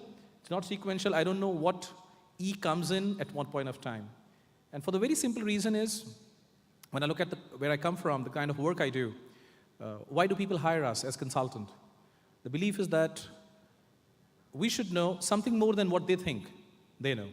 Otherwise, we'll be out of business. So every 3 years, we take a stock in terms of what we have been doing and how can we do better, right? And last but not the least, my belief is if you are sincere, and sincerity being one of my values, in whatever you're doing, results are bound to come sooner or later. Yeah. Thank you. And Carlton, over to you. Good afternoon. My name is Carlton D. McGee. I'm the Administrative Director of OST, which is out of school time at Eagle Academy Public Charter School in Washington, D.C. So the objective for myself and also for Eagle Academy is to develop individually independent young scholars. I call them scholars. I don't just call them students. I think by calling them scholars, it kind of elevates their way of thinking. So, but what I would like to add as far as one of the values or the characteristics is that, he had mentioned it before, integrity. That's the value that guides the work that I've been doing for over 30 years. So that's it. Thanks very much. And I feel like we've got a common theme running here. We always believe in kind of the nature of the leadership inside ourselves, as in you feel like you have to be true to yourselves. Carlton, you just mentioned integrity there. Anything further to add, Matt? What kind of your values? Talk to us about yourself. Let's add to what we've had already. Great. I'm Matt. I'm from Lake Macquarie, Australia, which is 2 hours north of Sydney. And I come from 3 different contexts. I guess who I am is I'm a bow tie wearing eccentric history teacher still. So in the classroom teaching ancient and modern history, but also in a middle level leader. So we've heard from a lot of executives and CEOs and principals. So I'm bringing a middle level leadership perspective within the school context, but also which will lead into one of my core values is community. And I do a lot of work on boards and governance. I love governance and sitting on committees. So I sit on the board of the New South Wales HTA, the History Teachers Association, and also the Youth Impact Foundation, which runs the National Leadership Forum for our Prime Minister. So that leads into one of my core values is servant leadership. And so I'll speak to that more later on because I think that's one of the questions that we've got. And so servant leadership is one of the core. And the other one is courageous wisdom. Or wise courage as well. So you can flip it around depending on the context. And it's really, to go back to what Tom said on the panel yesterday, to avoid flapping in a situation. It's having wisdom in a moment, but also having courage. Because as leaders, one thing I've learned over the last couple of years as a middle-level leader is that you have to be courageous in making decisions. You have to make the hard decisions sometimes. When your bosses want you to go this way, but your staff don't want to go that way, you in the middle leadership have to make courageous and tough decisions. And so that's whether growth conversations with staff or directing staff. So I think that's led to good timing for me to pass a microphone on to Deepa. You've done really well there. I'm very impressed. And I also, we didn't know this, but my background is in history teaching, so maybe we'll connect on that later. Deepa, lovely to have you here. Great for you to join us. Thank you. First question is, introduce yourself very quickly, and likewise, what are your core values? Take a breath. Yes. Calm yourself. It's all good. I'm Don't so worry. good to go. Don't panic. Thank you. So first of all, sorry, I just got a bit late. So Deepa here, and we're talking about the leadership. Yeah, values-based leadership. So kind of introduce yourself quickly and briefly, like who you are, what do you do, and then what values what values are at your core? Core two values that I can very quickly recall. One is humility, and second is being disciplined. I guess both are very important, not only when it comes to leaders, but even as an aspect when I demonstrate myself as a parent to my child, I guess they pick up these values from me as well. So these two being the core, that would be it. Thanks. And do you want to take this opportunity, because I don't think we've met you on a panel yet. Have we met you on a panel? Because I wasn't here yesterday. So have you been on a panel at all today or yesterday? Panel talk? Yeah, have you been on a panel before today? No. I just wanted if you introduce yourself to the room to let them know about yourself. Yeah. This is the first panel talk, yeah. Yeah, so do you want to, just tell the room a little bit about yourself. What do you do? What's your role? Okay, sure. So this is Deepa here from Mumbai with total 18 years of experience as a working professional, seen over 80 cities across the world and worked with more than 10 different nationalities, and been into learning and development space since 2013. Work exclusively with corporates for their behavioral and leadership training programs. Brilliant, thank you very much. So I'm just going to surprise the panel now, because we had some pre-arranged questions, and I feel like question 3 is going to fit in better now to question 2, because we've just given all of our leadership values in ourselves, and I'm just going to give the Forbes definition. And Jimmy, I'm going to go to you. First on this one. So Forbes define values of values-based leadership in the follows. They say that values-based leaders are self-reflective, balanced, show humility, authentic, focused on continual improvement. They're the values that Forbes say values-based leaders are. Do you agree? And is there anything you would add? And that question will go to all the panels. I think that might just fit in best. And then we'll go to our question about the importance of values-based leadership afterwards. So Jimmy, let's go to you first. We're going to go down. So I was figuring out who's going to go first. Well, if you say values, for an individual it becomes very personal, to say each his own. While whatever Forbes has mentioned is certainly making a lot of sense. But at the same time, it also talks about what kind of identity I wish to create, because values are nothing but your identity. Who you are, why you do what you do. Because always remember, when you interact with someone, you will not know what their values are, because values are not written on your forehead. But the way they act, the way they conduct, the way they behave, you'll be able to see. So what I call that as 3 Bs. When you meet an individual, and one of the easiest way to understand the values of the other individual could be, look at what their behavior is, because that is how, their behavior, the root is coming from their beliefs. And at this point of time, technically speaking, beliefs and values are different, but I'm using them interchangeably. So your behavior will show up what you believe in, is the reason why people do business with you. And business does not necessarily mean a financial transaction. Business also means making a choice to spend 10 minutes of your life with them, having a cup of coffee. So to me, values are extremely important to ensure that there's a long-term success. So. Thank you very much. Carlton, next to you. Over to you. Yeah. Could you repeat the values again? Yeah, so self-reflective, balanced, humility, authentic, focused on continual improvement. I believe all 4 of those, and again, I would like to add integrity to that, but I believe all 4 of those values at their core are things or attributes that one would need to be successful. But at the end of the day, those values do not make up for the actual pragmatic application that one would need, or the courage that one would need in order to bring what the values represent into fruition, if that makes sense. Yeah, I think that's a really important point there in terms of like the application of values in terms of what you're doing. Deepa, over to you. What about yourself? Do you think there's anything to add to that list of Forbes defined values? I'll go through them again. Self-reflective, balanced, humility, authentic, continual improvement. Sure. So, like I said, while these are the qualities which are laid out by them, I'm sure there are leaders out there demonstrating other qualities as well. So let's just, in a way that I'm talking is embracing.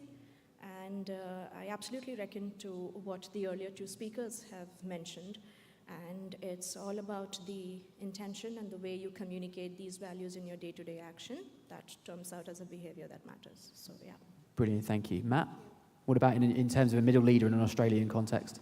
Yeah, well, the courageous wisdom is one I've added in over the last couple of years as a middle-level leader. You have these romantic ideas of what leadership are, and then when you get into it, sometimes it's hard, and you have to make hard decisions. And where I was the youngest in my faculty, and I got put into the position where I was then the youngest leading all these people that had helped me in my first 5 years as an early career teacher. And now I was having to tell them, hey, we need to correct and go this way. And so navigating that, it really helped me to hone this idea of courageous wisdom. And I think particularly for middle level leaders, for principals and lead heads of schools, if you can help your middle level leaders learn how to have courage and wisdom, I actually think that helps them to excel and to flourish in their roles. And how to do that, because I had a mentor once say, you've got to break fingers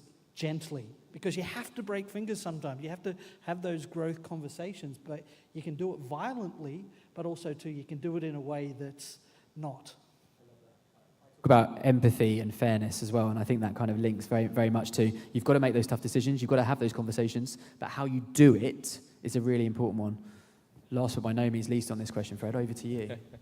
I mean, I would say that it can be a long list. I mean, if you simply, read these kind of things, obviously 4 or 5 words would not be enough. But I want to echo what you have just mentioned. I would say that empathy is important. I'm actually pretty surprised, when I read the list and then I find out that empathy is actually not in the list explicitly. And I guess this is obvious. If you're trying to do something to help the others, the first thing that you have to do, of course, is to understand what is the situation that they're facing, right? What kind of challenges that they're facing. I go back what Jimmy has mentioned. When it comes to business, of course, financial transaction is, of course, important. Money is, of course, important. But as I've mentioned a little bit earlier during my self-introduction, I'm a kind of believer that, business can generate social values. And the question is, how can it be done, right? We talk about, the way to make difficult decisions, and I would say that empathy on this list is actually pretty important, because you have to understand the consumers, their pain point, so that you can actually do something. I think there's an interesting summary coming out of here that I'll talk about in a second, but I'm going to go to, Carlton, I'm going to go to you next to start this next question. And then the next question, let's see if we can do it kind of in a short, snappy way to get onto the examples.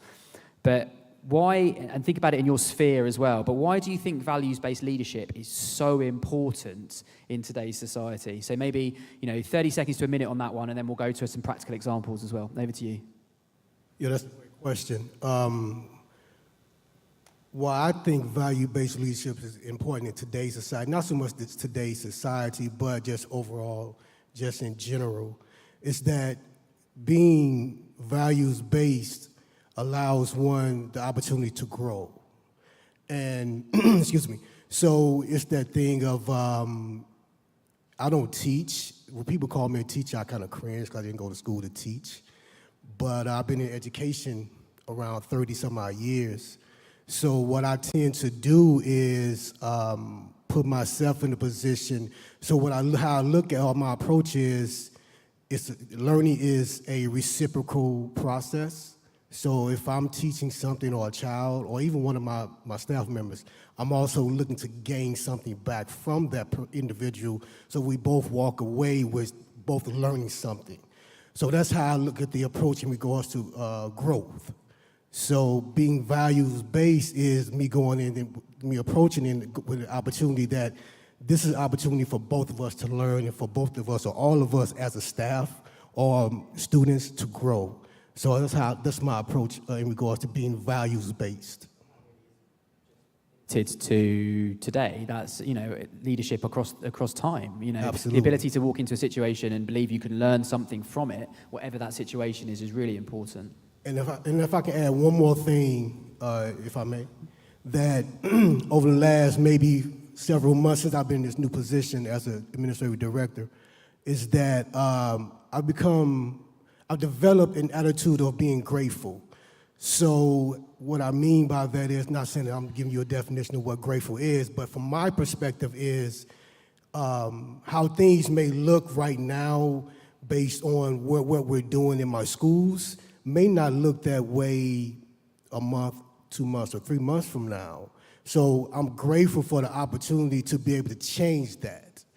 So my approach is just becoming more grateful as I continue to grow in the position and being able to work with the children in the places, in the neighborhoods, and around the staff that I currently work with.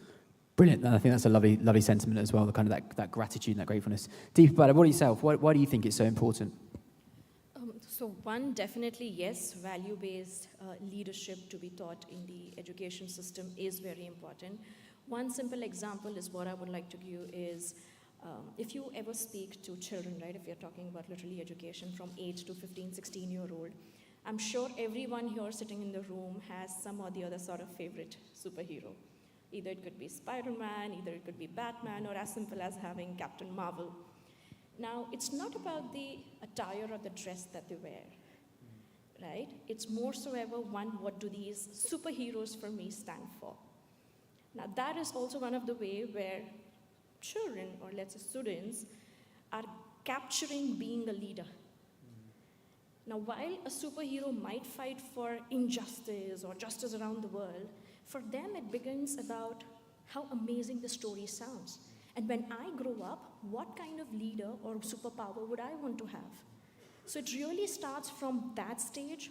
First, the family comes in, the society that you bring up in, and each and every education system that they go through is going to bring out a very different type of leader. But what value do you stand for? What is your action and intent that you're going to stand for? So in the core of it, yes, what is this value? What are the behaviors that you're demonstrating? Absolutely important. Brilliant, thank you. Fred, what about yourself? Why do you think it's so important? I always say that this is important because it's a way for us to ensure our decisions and our actions are actually consistent. I mean, with the, say, ethical standards or ethical principles, those kind of things. And when you try to, because I actually come from, a background of business education, of course I try to apply this kind of thing, not only in education, but also in the business sector as well, right? So I mean, in this case, ethical leadership can be translated into, an encouragement, asking the leaders, business leaders, to be more accountable of their action, of their own action, of their organization's action. So in this relation, we can actually connect this, with a very famous statement that happens in 2019.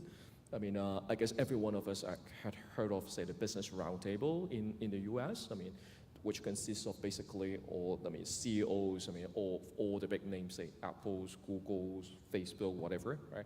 So, in 2019, they actually make a declaration, and the name of the declaration is called the Statement of Purpose of a Corporation.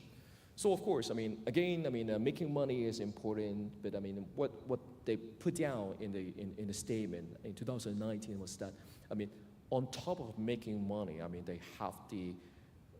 they have the responsibility to serve the greater community. So they define the stakeholders. So not only that the firms are actually working for the shareholders, the financiers, but they actually have, important stakeholders to serve as well. So should it be, say, their employees, there's their suppliers, the bigger community, so on and so forth. And this actually, I would say, one of the results from ethical leadership, because the leaders and the firms are actually held accountable in some sense. So I guess this is the reason why this is important. Application of that and the accountability is another word that we've kind of touched on in this panel as well. Matt, and then Jimmy, to finish off this question, what's the importance for it for you in terms of leadership? Well, it's the pink flamingo of our leadership. It's our personality as individuals, but also as an organization. So values are what people feel when they walk into your classroom, what they walk into when you're having a coaching meeting, or if you're taking parents around the school as part of the enrollment process. It's the values that people connect with. And so values-based leadership is important for brand and reputation, but it's also important. We've heard a few panelists today talk about psychological safety. We're in the business of shaping hearts and minds, and values is the core. It's the heartbeat of everything we do. And it is a decision-making matrix. I know there's sometimes I sit at my desk and I go, okay, courageous wisdom. What does courageous wisdom look like right now in this next meeting? And so it becomes a mantra that you can then use. So for me, values-based leadership is not just this aspirational thing to draw me to the future, but it's actually a really pragmatic thing to help me in the oh crap moments. What do I do? So it can actually be quite operational as well. So it's not just kind of about a vision and a purpose. It's actually an operational thing, as in terms of helping you in your daily life and in terms of teaching and leading within a school community. Yeah, and it creates community and connection. So my kids in my history classroom know what to expect because of the values that we've established as a class. My staff know how to approach our work in the school, but also in the communities that charity boards that I sit on. It helps us to think about the future. Our values help us to make decisions about things that are uncertain and volatile and out there. That helps us to align vision with values. Brilliant, thank you. Jimmy, final word on this question. Why is it so important to you? Oh, well, I have a very radical view on this. Because, values are very fragile when you treat them with care. Because there's a very thin line which differentiates values and convenience. Now, why do I say that? Because especially when you're talking about shaping the hearts and the minds of young children or maybe people around you, are you walking the talk? I think that's the key. You expect your child to study books and you are browsing on maybe a mobile phone. How do you expect them to read books, right? So that's very critical. Now, two, when a lot of people say these are my values, but do they really live up to it? And as I said, a radical example of, please allow me to share this, contract killing. It's an interesting one to raise in an educational discussion. When you say contract killing, there is no LOI, there is no agreement. It's just purely based on the word that this is what needs to be executed. I don't know how educated those people from the underworld are. But for sure, I know they live their value because stakes are high. Stakes are high. Because if they are not able to execute what they are committing, they're gone. Now, bring this to our real world, our world, so to say. There are so many times we say that I'm going to do this, but the question is how many times you actually end up doing it. So I think I'll probably pause here when I say saying or defining a value is one part, living that value becomes absolutely another. And I think that's going to be a great lead into our final question today. So we've heard a lot of some absolutely amazing discussions today, and I've written around some amazing words. But I think what I'm hearing from the panel is that whilst you can have those personal values, you're it's very much shaped by your community. It's very much shaped by the where you live and what you're doing and the moment, as well as having those long-term values by which you live. And I've never had an example such as the one that Jimmy's just given. So the final question that we have today is kind of that practical example. And we've got 5 different people on the panel here, all coming from different backgrounds, all coming from different school systems, or we'll talk to you about different things. But I'm just going to ask them to share an example of values-based leadership in action. Okay, so I'm going to go to Matt, who's the next one down on my line. Kick us off, please. Great. Well, I've got 2 examples. I talked about before in my introduction of who I am, the classroom context and the community context. So I'm going to skip the middle-level leadership. The first one was the classroom. I'm one of the brave souls in the state of New South Wales that teaches the Arab-Israeli conflict. Because you walk into the classroom and immediately somebody's got an opinion.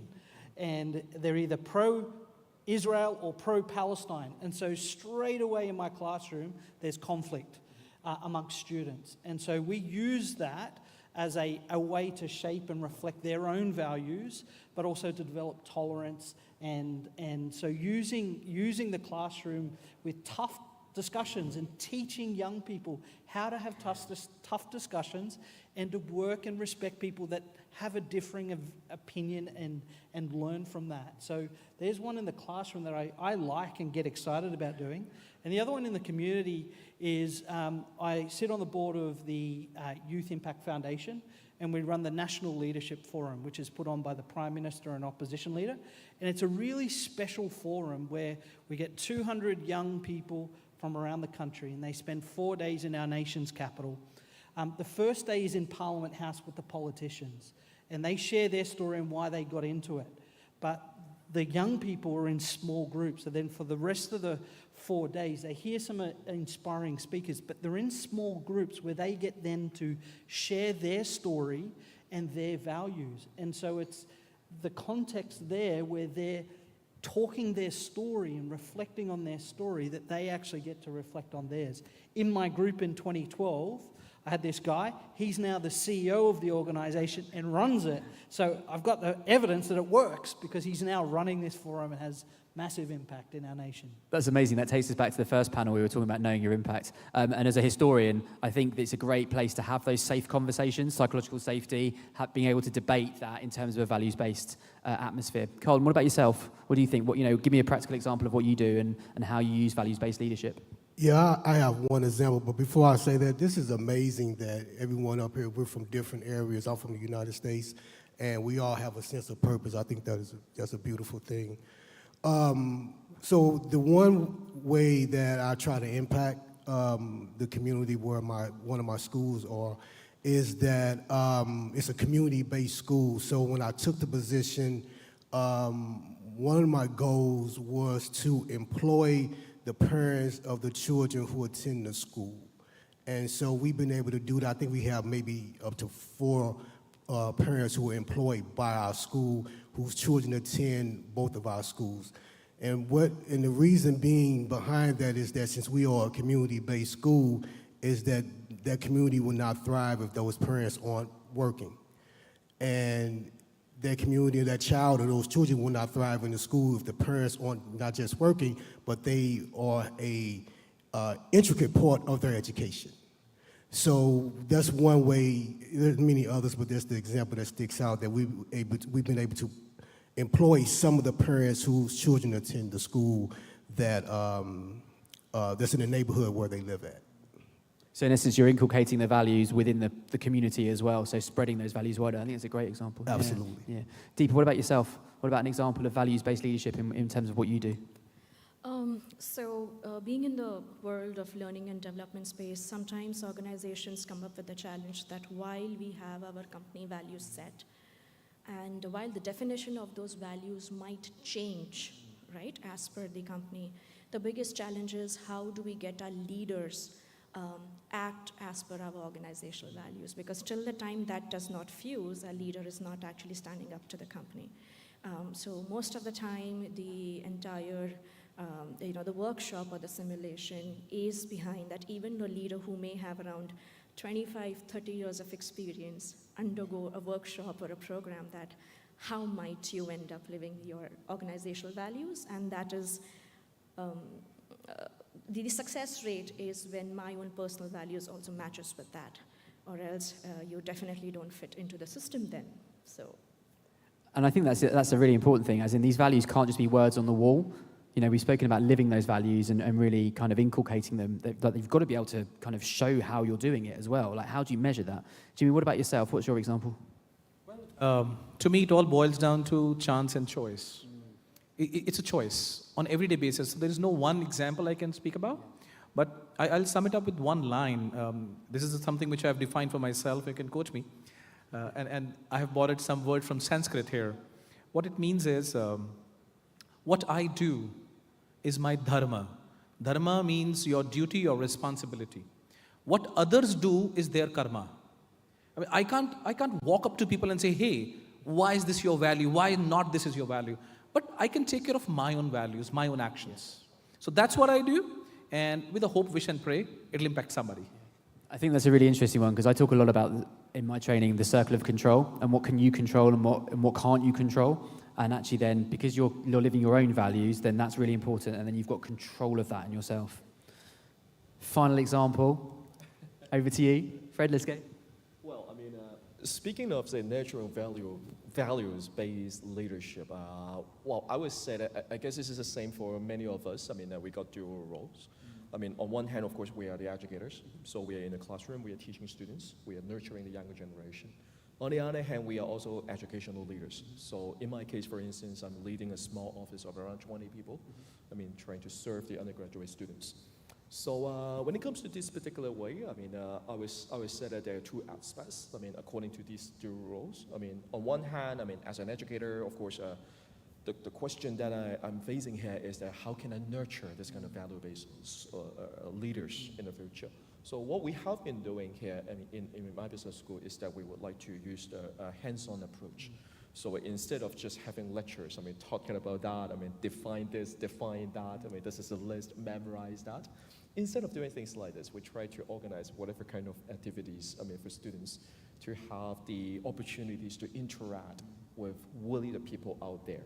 I mean, get to understand what is actually happening in the community, and by understanding all this, by interacting with the social leaders, then they are able to do something. They will actually understand what is going on, and then I mean, one step further, they will know what to do.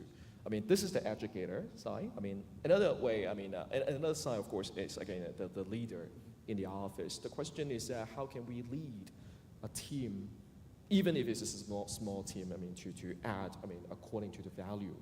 I mean, this is really a challenge, I would say. I mean, in particular, I mean, the colleagues in my office is actually pretty young. I mean, Gen Z, something like that. I mean, so, well, I mean, what we have been doing here is that on one hand, I mean, with the top management, we constantly have formal meetings, informal coffee chat, I mean, to reflect on the things that we have been doing.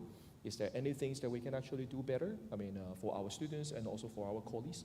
And at the same time, I also remind our colleagues that, I mean, what kind of things that we're doing. I mean, the 3 I's, one of the I's are actually impacts, right? I constantly remind my colleagues, I mean, what we are doing here could actually be a life-transforming experience for the younger generation. I mean, if you do it in one way, if you do it in another way, it may actually end up with something totally different. So we have to be very conscious. We have to be very devoted. And I mean, actually, some of us also mentioned, I mean, lead by example. I guess it was just important. I mean, whether you are living up to the words that you are saying. So I would say that, I mean, these two aspects are actually the main things, the main lessons that I have, I mean, when it comes to this particular question. Brilliant, thanks very much. Well, that is, we've got some time left for some questions from the floor. If there are any questions, I'd love for you to tell us what your main value is as a leader or as an educationalist if you come and ask us a question. So are there any questions for the panel? And if so, please step up to the microphone. If you can come over to the microphone, that would be great. Hi. Again, I'm a transformative leader. So I like to always encourage education and using technology in education. So in my line for higher education, we're always encouraging our people to use ed-tech tools to enhance the learning experience. So it's all about transformation and being there for them. As panelists, I know that leadership is not an easy thing with the budget constraints and the finance constraints, but with the evolving world of technology and AI, what are you guys doing to reflect that on your leadership? Okay, so the question is to do with AI and technology and whether it reflects to leadership. Colin, do you want to take that one? So the school that the grade level is pre-K through third. That is one of the schools, well, both schools that I'm over as a director of after-school programs. What we've done, or what we're currently doing, we have developed or implemented a STEM program for the second and third graders. And we started off with maybe 4 scholars at the beginning of the school year. We're now up to 12. And so the number of scholars that have signed up that are participating in the STEM program exceeds the number of kits, STEM kits that we have. So right before I came out here, maybe 2 weeks prior, I was meeting with the individuals who run the STEM program and talking with them about getting not just more STEM kits, but getting all the things, all the necessary tools that we need, because we're looking to add more scholars to the STEM program because it's growing. Being over a school that is in a predominantly black neighborhood for predominantly black children, a science, technology, engineering, mathematical program is definitely needed. So we're looking to make sure that we have everything we need for the children who are interested in the STEM program as it continues to grow.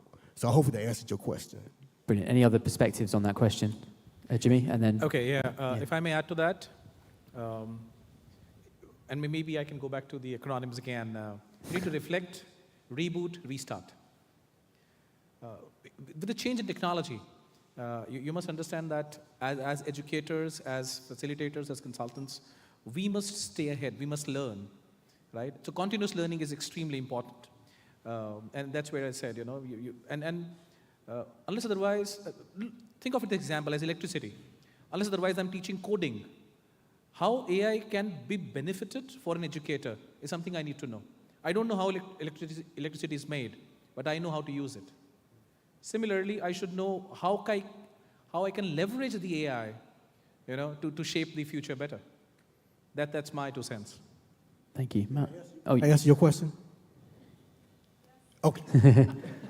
Matt, No, would you I want just to... wanted to be sure. Because I'm looking at the time, I took up a lot of time. So I want to make sure I answered your question. I think from a middle level, yeah, go for it.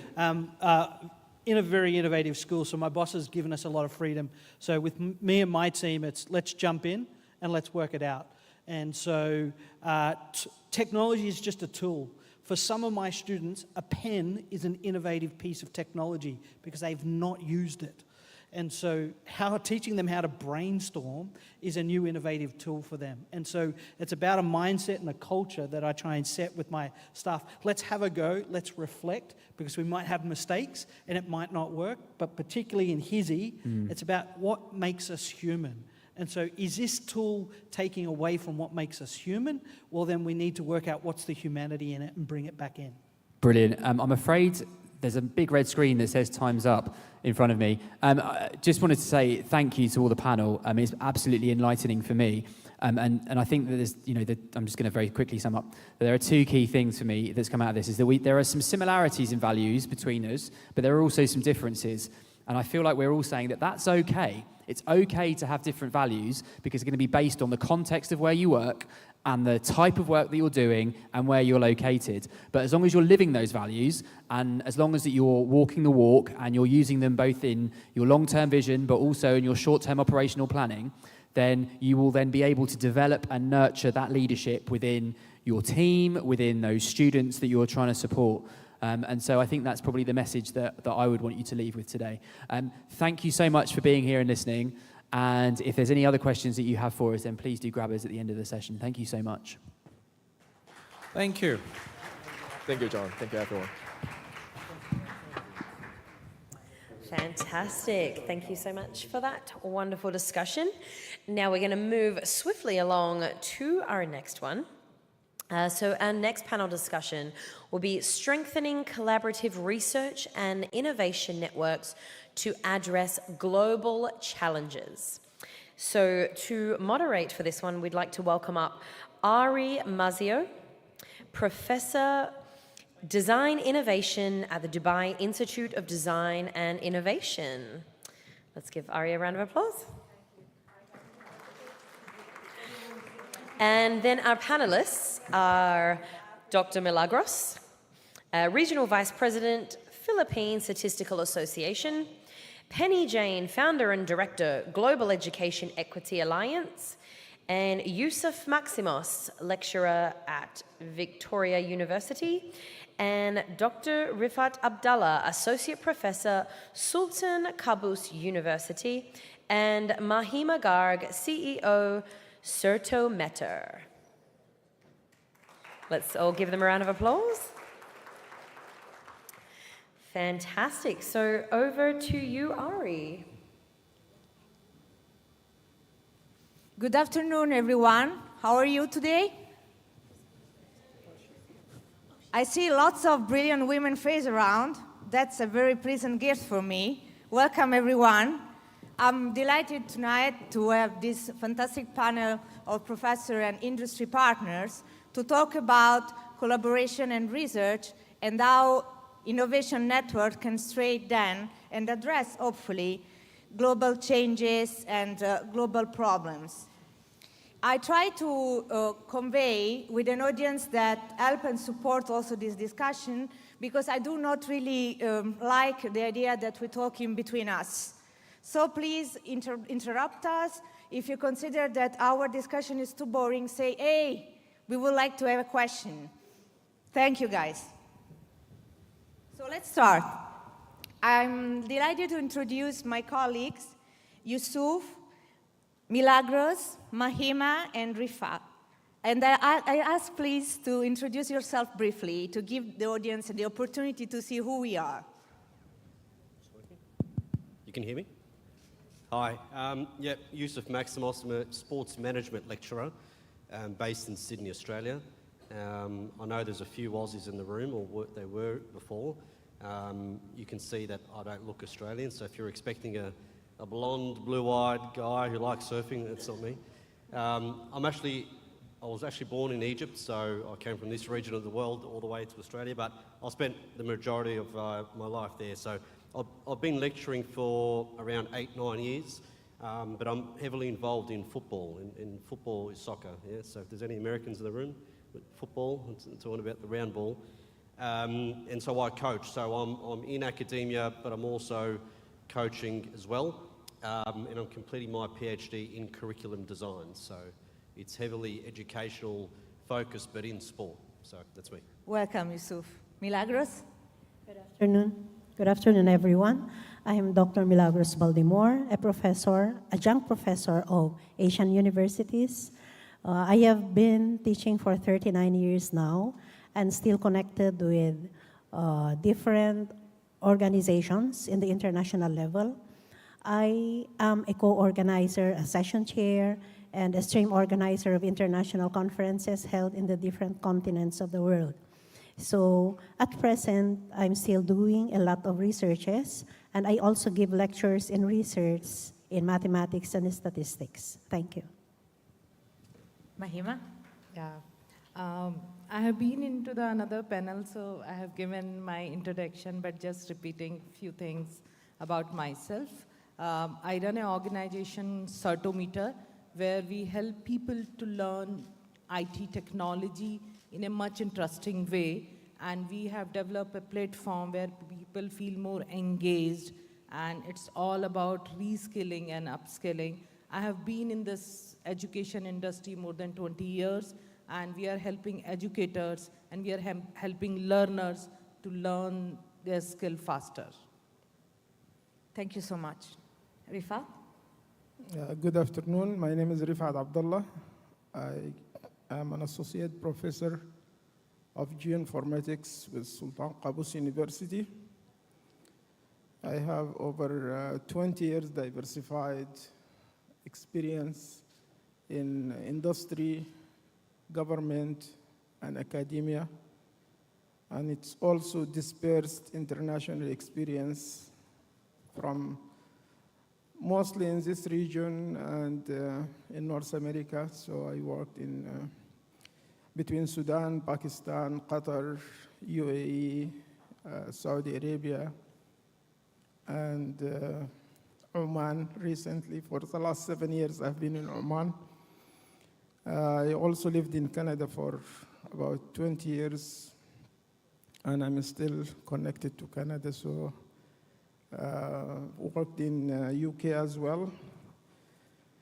So I have published 9 books as a single author or as a co-author or editor or co-editor, and there are 2 books in pipeline now, mostly produced in March. And that's about it.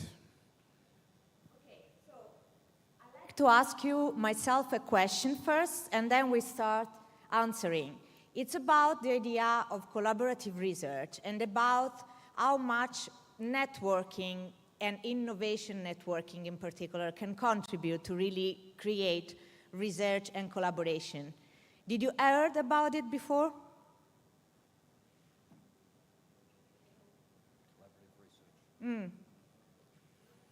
Seems no. Yes? Okay, I will give you a little nutshell with some story based on real-world solution that my colleagues and I provide. Then we will discuss together. Let's start with Yusuf. What about your story, please? Yeah, so I'll take this opportunity to talk to you about my current research. So it's a PhD project, which I'm almost finishing. And so, like I said before, because I'm involved in football, in sport, we do have a curriculum. So it's not just, when it comes to talent development, it's not every club or every institution, going at it their own way. So the case study that I selected for my research was the national football curriculum for Australia. And what's interesting is that the data that I've produced or got out of that shows that, okay, you've got this 200 plus page document that the intent is that every coach from, coaching children from 6 years of age to 18 should use. The document is very heavily leaning towards prescription. So this is the way that a coach should coach, or maybe in another context, teachers. So if you're in a classroom, this is the way that a teacher must teach. And the idea behind that is that if everyone in the country, we've got 2 million participants playing football, if every coach coaches this particular way, then we've got a greater chance of becoming a world champion. That's their mentality. And that's fine, we're not critiquing that. What we're critiquing is, and like I said, what the data's shown is that not many coaches are using this anymore. This document was first produced in 2009, followed by another iteration in 2013. If you look at our world rankings, it went from, I think, around 25, 30 in the world, and it dropped to under 100. So shouldn't this document be helping produce talent? Another data that came out was the playing minutes for our professional players, so Australian players playing in the top leagues in the world. Okay, not that long ago we had players all over in the UK and Italy, all over. Now I don't think we've got any players. So in terms of talent, if the aim of the document was to produce top level talent, then something's happened, something's not working. And so that's what led me to investigate, okay, what's the core document that's helping or intending to produce talent? Oh, it's the football curriculum. Okay, let's have a look to see what's happening there. And just very briefly, I won't go on too much about this, but what we've found is that the content of the curriculum may be a problem because it's too prescriptive. You're telling the coach, this is the only way that you can coach. Or like I said, in another context, if you're a teacher, this is the only way that you can teach. So the data that came out, because it's qualitative based research, all the participants were saying, I'm made to feel that this is the only way that I can coach. And so if I have a creative player or again a creative student, and I know I've heard this so many times in the panels before this one, then they get a little bit stuck. Okay, well, how do I, what do I do with this type of talent? They don't know. And so the research, like I said, is qualitative. It's leaning towards the reasons behind why is the talent drying up, and that's where it's focused. Thank you so much. So keyword here are curriculum, qualitative methodologies, and if I may say, co-design, which means a different approach of versus prescriptive information. Milagros. I am already a seasoned researcher. I started making research since my college days. And I usually deal with quantitative research. But in some cases, I do mixed method, a combination of qualitative and quantitative research. In my researches, I use data envelopment analysis. It is a program, a statistical package. And here, I measure the performance efficiency of students, of colleges, of universities, and so on. And I focus on equality in education, so which is one of the pressing problems, a global challenge these days. So to see to it that each learner would get equality in terms of education. I make sure that the outcome of my research is always disseminated. So when we say equality in education, it is where the learner could obtain the same privilege, the same focus in learning and others. So it is only when we push these students to achieve equality in education that they could reach their goals in life. So we treat them equally, regardless of different religions, different nationalities, and so on, because we also have international students in our school. So making researches without disseminating it is useless. If you just keep the results in your locker, then it's not a good one. That's why we are making researches, because the results of these researches are used in decision making. So it is the best way of making decisions. So it's only then that we could contribute in the field of education. Thank you. Thank you very much. So keywords, quantitative methodologies, equality, decision making. Mahima. Okay. I would relate this to IT education. In technology, all of us are using ChatGPT, AI. So the last year, I think it's been long we are listening that ChatGPT and AI would replace humans.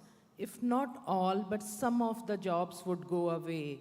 And there were a lot of discussion, is it good or bad? How should we take it? There were a lot of trainings, happening. But what we have realized, I'll just share my story here. I was fortunate enough to be a part of a research team where, people from different countries came to India, one from the South Africa, one from Europe, one from US, and some of us from India and from China.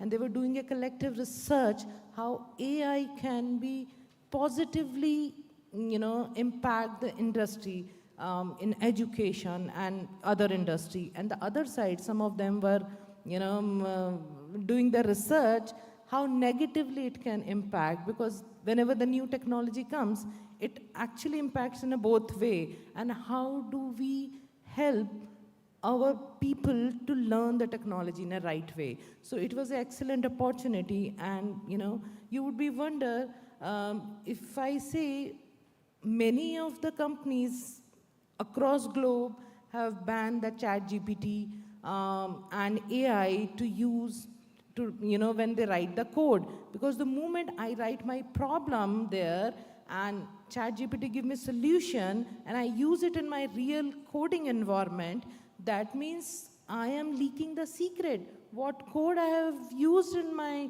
software. So it is the biggest security threat.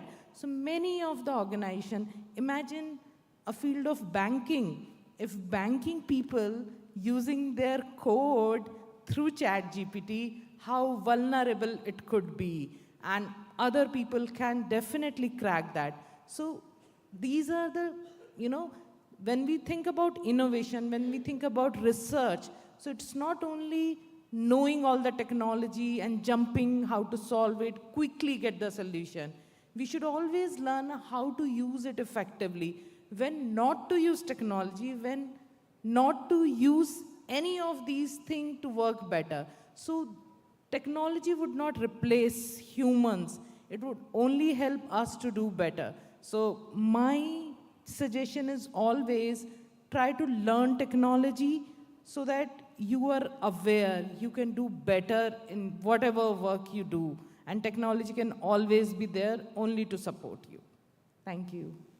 Thank you. So keywords, if I may say, it's learning enhanced technology, digital ethics and aspects regarding the use of technology and positive impact. Rifat. Actually, I will talk about the interdisciplinary nature of research.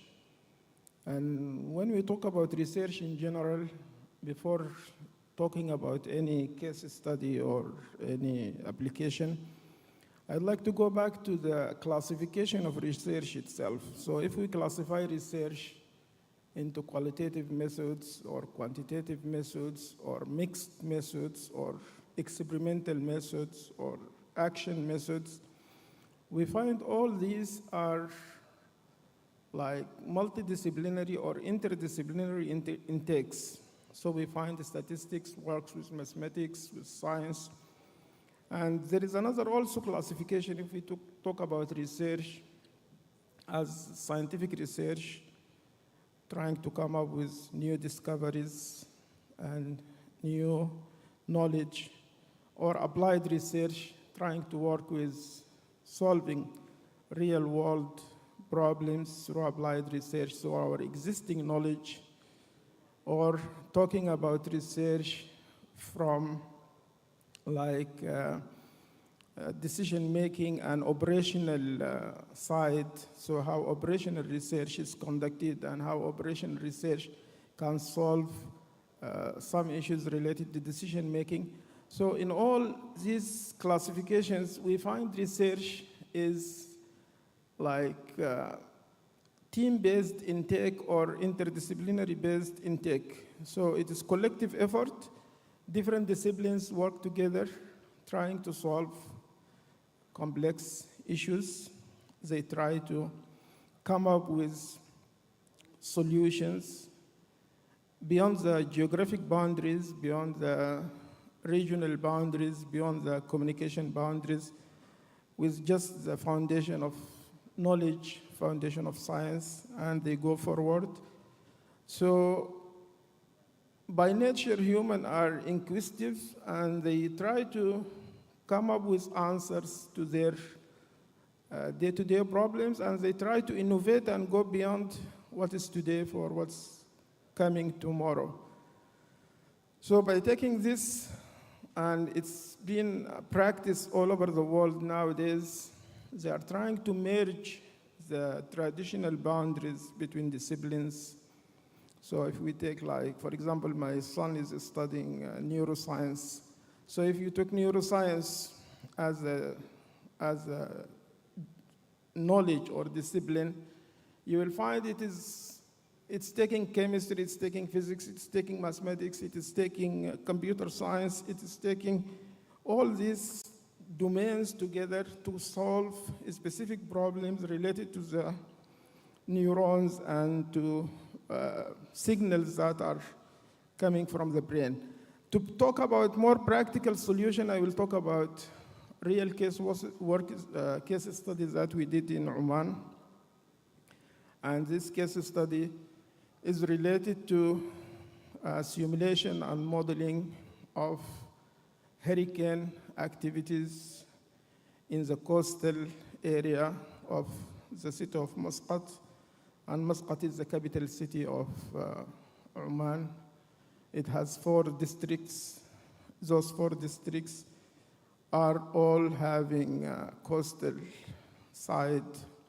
So since 2006, Oman has been vulnerable to hurricanes. From Hurricane Gono, took over around 2006, to Hurricane Shaheen, which about 2 years ago. So what we try to do, we try to collect data, and this data was also multidisciplinary or interdisciplinary, like meteorological data related to rainfall, related to wind speed, related to sea level or water surface elevation, related to population, related to businesses distribution and business districts in the area, related to digital elevation models of the city and how that might be affected. And what we try to do, we try to simulate and predict the areas that are more prone or at high risk if there is coastal overflow as a result of the hurricane. In addition to the rainfall, what will happen how population will be affected in those areas, and we come up with simulation to what the situation might be, and it's published research. If anybody is interested to learn more, I can provide the citation of the paper.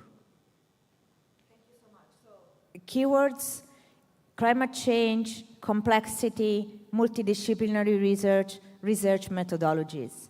And now it's my turn to share with you the example of, let's call it the Sustainable Research Collaborative Framework, and in the same time, an applied project.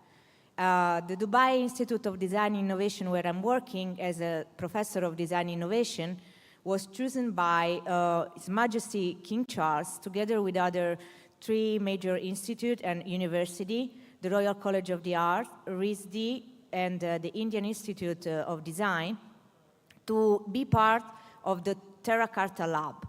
This is a challenge-based project through the curriculum where each student in a group and playing as team, interdisciplinary team, can design and co-create solutions to address global challenges relating to sustainability.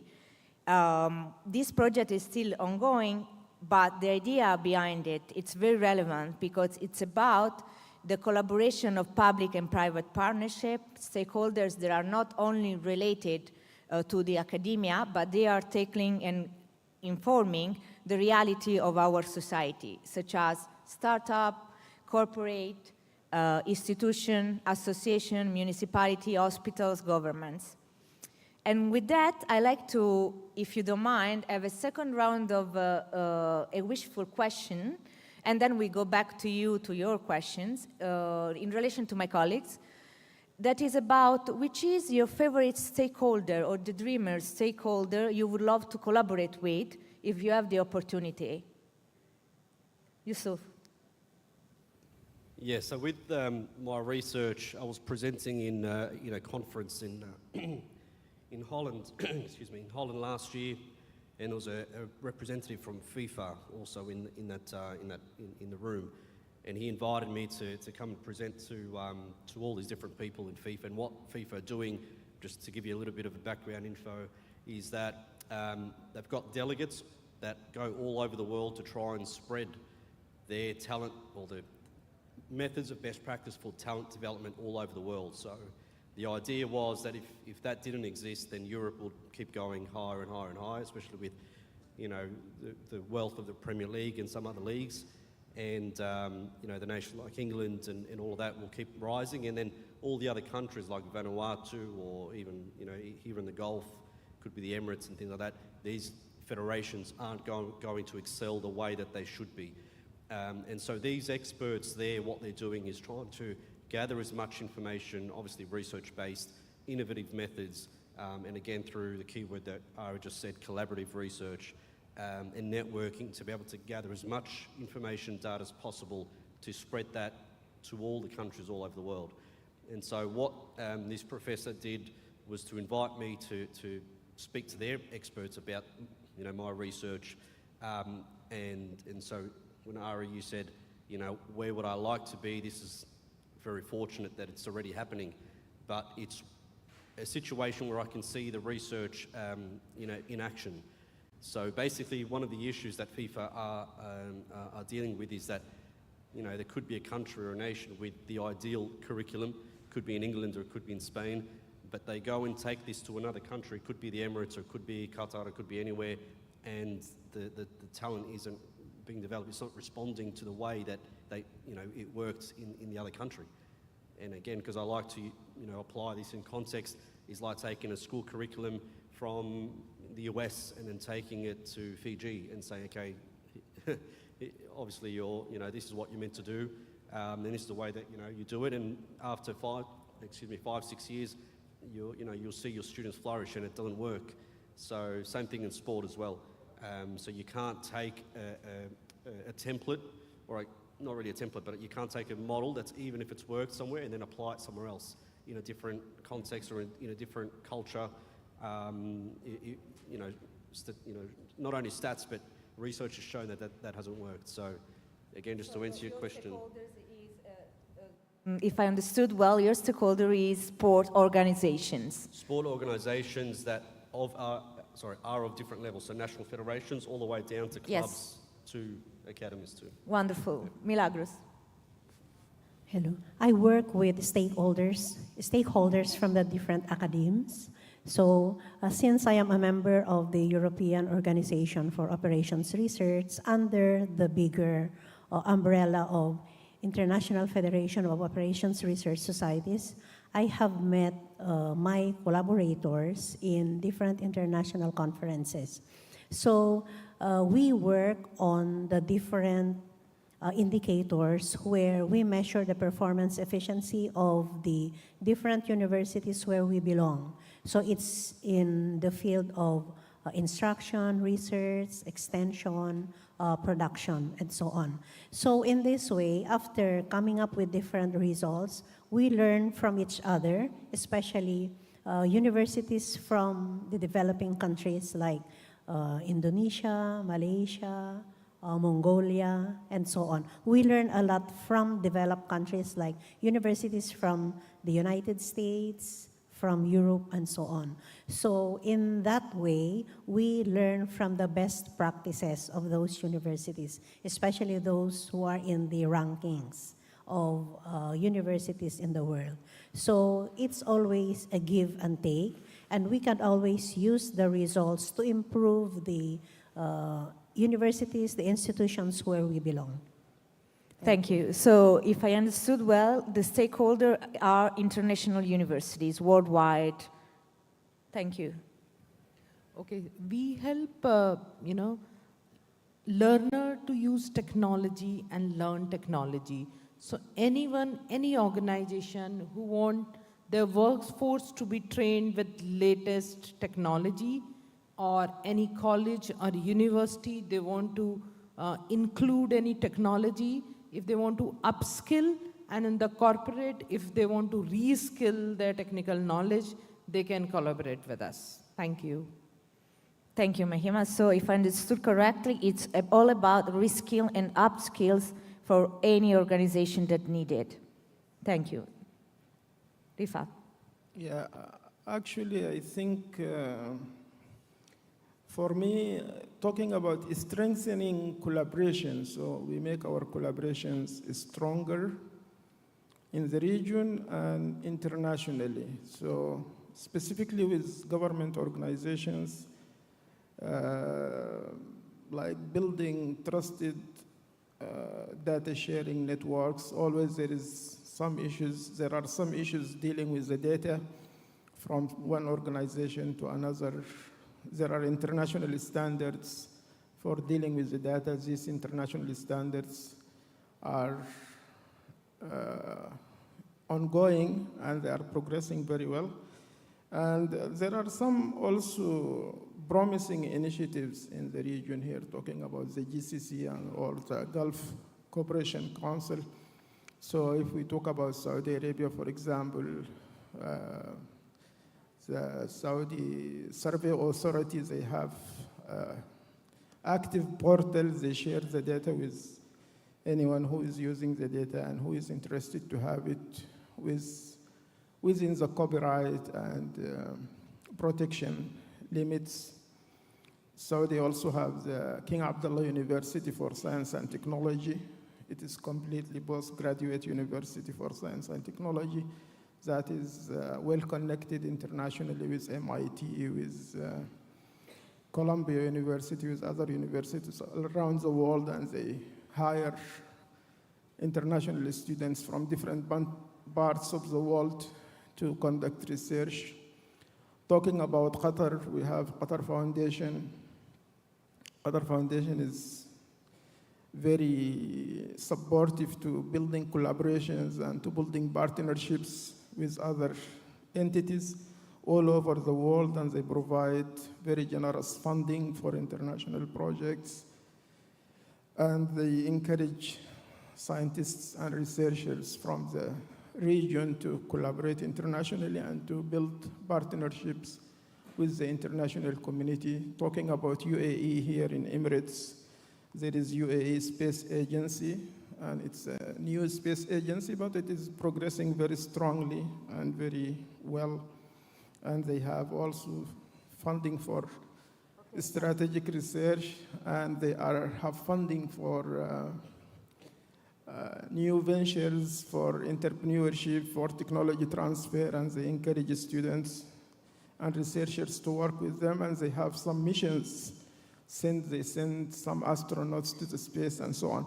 So in general, my ambition is for strengthening partnerships, building a stronger partnership, dissolving the boundaries in terms of sharing information and sharing data, and expanding internationally with the global community.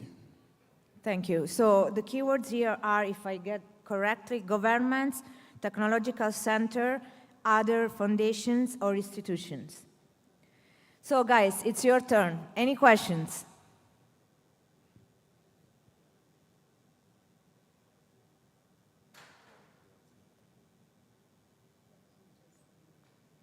Yes, please, Milagros. I would like to take this opportunity to invite you to attend the Euro Conference 2024. It's Euro 2024 conference to be held in Denmark.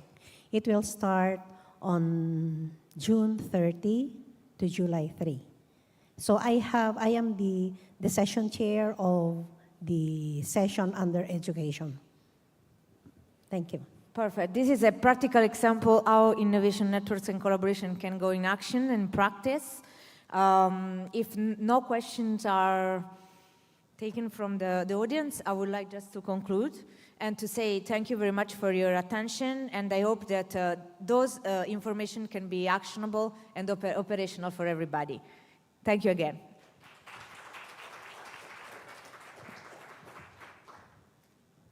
Wonderful. Thank you very much. Let's have just stand in front. Where is our photographer?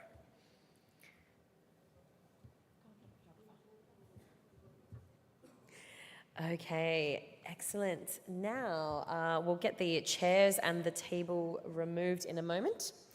So who is having a good time today? Are we all enjoying all of the information? Do we think we need to have a little stand up, have a little stretch, because we've been sitting for quite a while?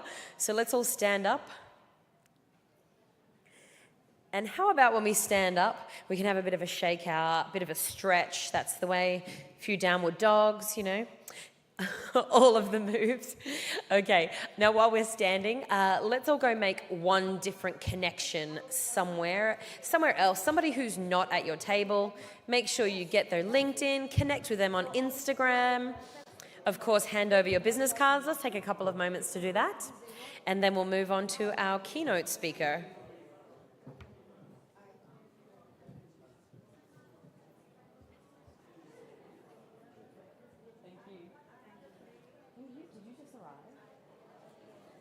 Oh, you've been here. Are you here? Yeah. Oh, you were? Oh, okay, cool. Oh, no, I just don't remember seeing your face. Oh, no. They put me on the wrong panel. They changed me a couple of times. Is that what happened? So if you mentioned my name earlier this morning, yeah, it was their error. Somebody told me to take it off. And I did. And I did. So I was meant to. Because I was like, oh, he mustn't have arrived. No, with emails and everything, I told them, like, yeah, no, I'm doing the 2 p.m. Okay, the guy that he said, oh, no, I don't think he's here, so I struck him off the list. So he must have But thought they didn't that tell he- me about this Jane, because she's getting announced at every panel. She's not here. Oh my God, hilarious. Well, she's only done one, but Yeah, so every time they're not the best with giving me the every information. time they put it in the WhatsApp, she always responds, "This is not the right panel." Oh my God, hilarious. But is she coming? I think she spoke to me. I haven't seen Okay. her. Is that a colleague of yours? No, she's meant to be with us. Oh, And then they right. took her, or she took Oh us. yeah, and they said yeah. Interesting. So you're Aussie, right? Yeah. And Yeah. from home, or you? Yeah, or you I live working here. Yeah. I'm based here at the moment. So. How is it? Yeah, it's good. Yeah. I'm getting a lot of feedback from different people. Yeah. Like Aussies that have moved over, and some love it, and some say, "Oh, the transition's a little bit difficult." Yeah. If you don't have a background, the culture will be weird because you're stuck between. It's not anymore. It used to be. But not And for a now. female, No, it's always fine. been safe. No, it's actually a lot safer than home. Which is kind of crazy to Yeah, I think, know. isn't it? I've been here Yeah. a few times. Have you? Yeah. There are lots of girls like on the beach, like exercising at night alone. Oh, no issue. also like, oh no, that's right. And also, like living here now with the cost of living in Australia, like it's just through the roof, as you know. No. No, I'm originally from Adelaide, but lived in Melbourne for like most of my adult life. But just wild, like, but I would say it's much cheaper here, and we don't pay taxes.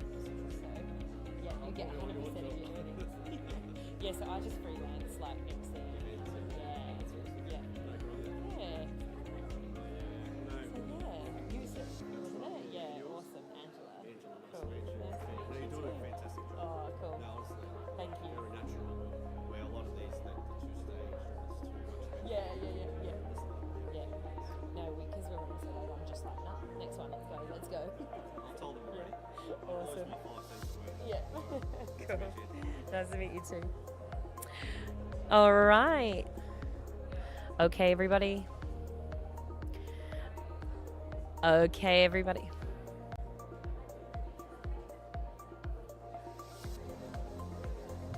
Okay, everybody, let's take those seats now.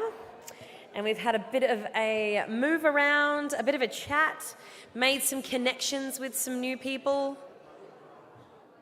You good? What's up? Huh?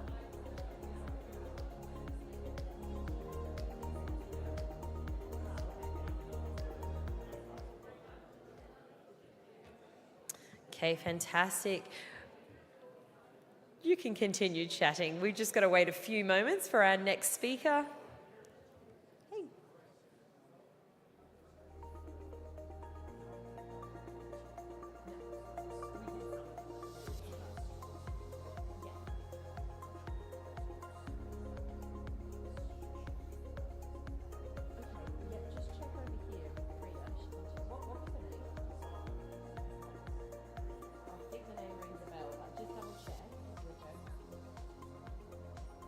Okay, fantastic. Let's take those seats. Wonderful. Now, our next keynote speaker, Dr. Emily Good-Perkins, owner of the Music Playhouse. She will be speaking to us, and it is entitled Culturally Sustaining and Empowering Music Education. Let's put our hands together for Dr. Emily Good-Perkins.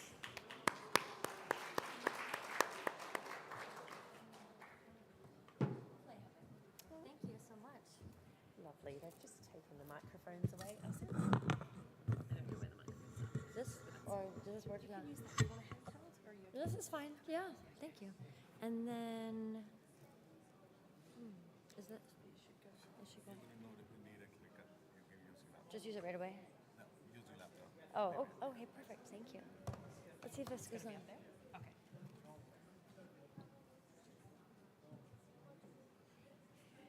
Hi, everyone. Oh, that's loud. Okay, I'm gonna have to get used to this microphone. I'm trying to see, do you see it?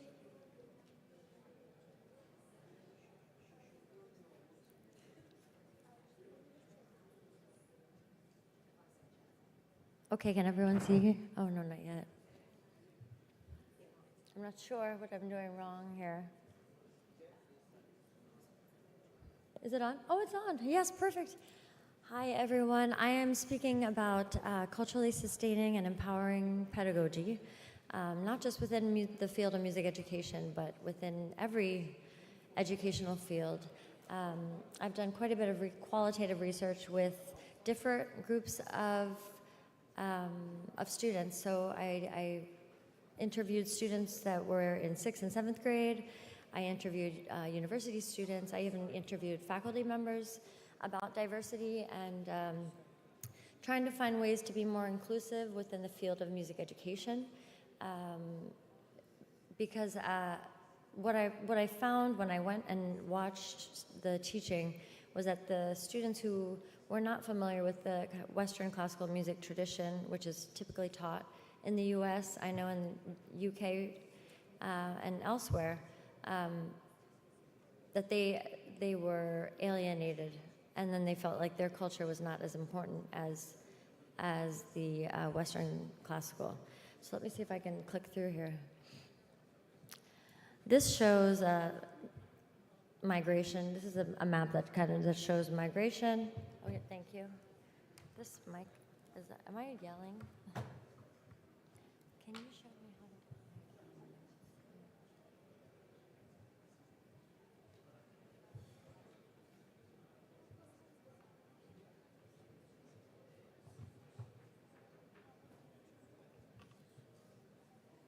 it? Okay. Okay, let me go back here. Okay, perfect. Thank you so much. And then I still can't really see what's going on here. But so I was born in Kenya, and I lived in the Congo until I was 9, and that impacted my identity, my cultural identity, a lot, especially when I went back to small town USA. And so that's kind of informed my whole life's work. I went from being an opera singer to a university educator, and then recently had the opportunity to take over an early childhood music education business, which I love, and I'm still teaching university students. But what I found is that with each group, there's always this disconnect between what's being taught in the classroom and what is familiar for them at home. And as I watched some of these teachers teach, I saw a lot of disciplining of bodies, where a lot of cultures include dance with music. So music and dance can't be separated.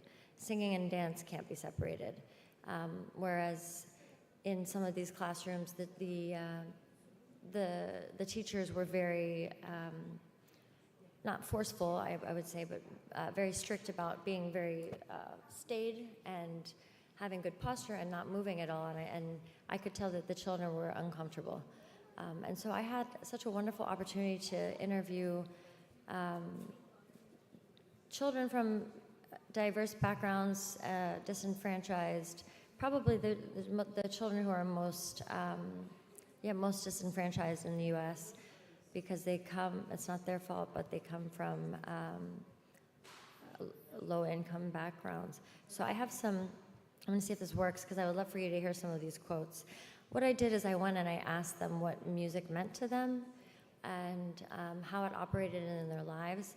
And through those questions, I was able to glean how music in the classroom was negative. It wasn't helping. And they didn't want to say anything negative about their teacher, so instead they told me what was positive about music at home. And I'm not sure if this quote is going to play. Let's see. So the overarching findings from the first study was that music is important for the students' self-expression and identity, especially cultural identity. I found that one teacher was teaching in a more kind of congruent way for her students, as opposed to the other one who was teaching very strictly in the ways that she was taught to teach. So she wasn't being very creative in her own teaching. And so I'm just going to pass through here if I can and see if I can play this quote or this. It's just great to hear the voices of the children. I just think it's so important. I'm clicking on that, and I don't, oh, I know, maybe double click. Sir, do you know how to get, it was working earlier. I'm just trying to get the quotes. That's okay. Okay, we'll get to the music. So as you probably know, or maybe you haven't thought about as much, all cultures have different aesthetics that they value. And so, for example, I lived here for 6 years. I worked at American University of Sharjah. And I came here after having my first 2 degrees in opera performance. And I had this idea, this inflated idea that that was the only way to sing, it was the best way to sing. And so it was good I came here because I learned a lot.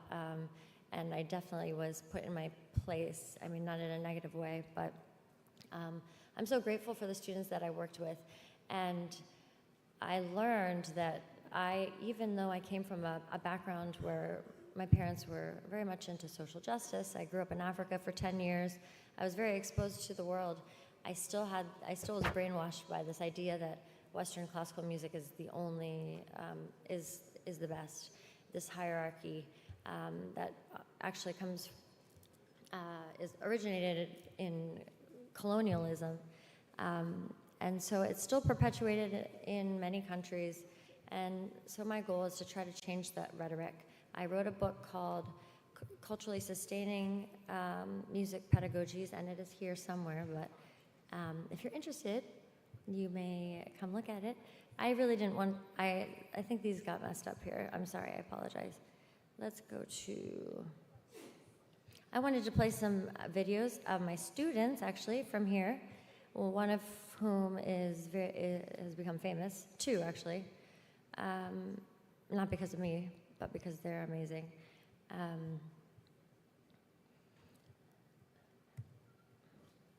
Let's see if this is working. Okay, good. So you see the UAE in 1980 and then 2012. I don't know if any of you live here. How many of you live here? Does anyone live here? Nobody lives here? Oh, yeah, one? Yes. I lived here from 2008 to 2000, whatever 8 plus 6 is, 2014. And then I came back in 2019, and it was just a completely different world. It's amazing how quickly it changes. But even though it's such a modern city, one thing I noticed with my students at American University of Sharjah, both in just getting to know them through rehearsals and teaching voice lessons, and also then interviewing them later after I left, was that there's still this kind of local, tribal type of underlying important part of their lives. And so even though it seems like such a modern city, they still are very tied to their cultural identities. And so I found that to be very interesting. And so that's one thing about music and globalization is that, you know, as our world becomes smaller with all of our technology, how can we help our students maintain their cultural identities even as they evolve through, through globalization? And so this was another study I did, and this is not, again, I apologize, let's see here. I want to play, I have something very, very special, so don't worry, it's coming. My daughter taught me all about Canva, so I have learned a little bit. And I think that's what this is. Okay, so I wanted to just kind of give you examples of different, here we go, of different vocal aesthetics. So each culture has different vocal aesthetics. They have different aesthetics for food, for clothing, for behavior. And so that was something I found really interesting when I was living here. So I'm going to play a recording of myself, which I'm not very confident about, but let's see here. I don't know how to get rid of this. Oh, there we go. You should be really proud of me. I'm doing really great. Okay, with technology. This is what we do at the Music Playhouse where I work, where I own the school that I own. And I grew up in the Congo, and this was the vocal aesthetic that I became accustomed to. And I guess they're on speakers, huh? That's okay. That's okay. And so I know by growing up there for 9 years, I really grew to love the vocal aesthetic there. We went to a Congolese church. And so when I went to university, bachelor's and master's for opera performance, my voice was not quite the way that other singers' voices were. It was heavier, it was not the aesthetic that they were looking for. And I didn't realize until later when I was doing my doctorate that the audio, if possible? Oh, yeah, is that okay? Oh, okay, that's fine. I didn't realize that actually that was very, I don't want, yeah. Oh yeah, sure. Should we try it?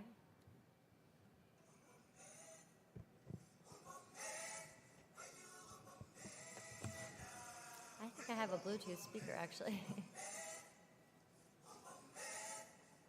Can you hear it? Anyway, I love the African sounds. It is much heavier than kind of the operatic sound. I don't know how much you can hear it. Anyway, I realized later that I was actually silenced by that program and in kind of a visceral way. I don't want to say violent and I don't want to say abusive, but it was close to that. And so I started doing more research on silent singers, and I found that there are a lot of people out there who have been told by one person in their family or a teacher, just one person, a little comment like, oh, you have a terrible voice, or don't sing, or just mouth the words. And then for the rest of their lives, they think they can't sing and they don't sing, and actually it really impacts their identity. And so that's something that I work with the children and the teachers to make sure that they are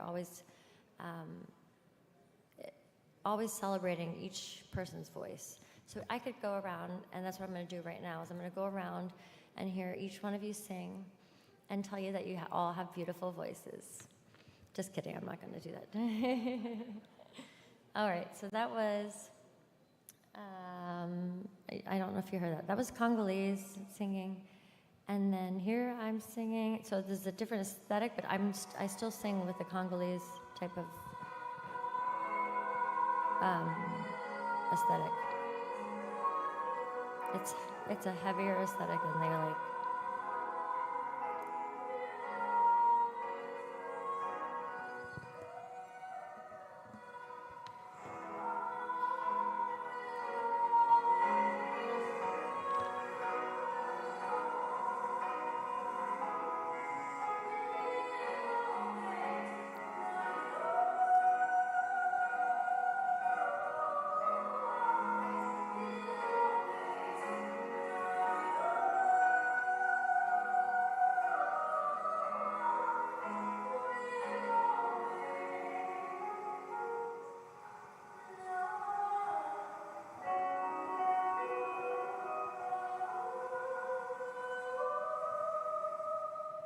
So my operatic voice was not quite that type of voice that they wanted, and so I ended up not realizing it, but being a silent singer for a long time, and I felt inhibited. I didn't want to sing in front of my husband or anyone.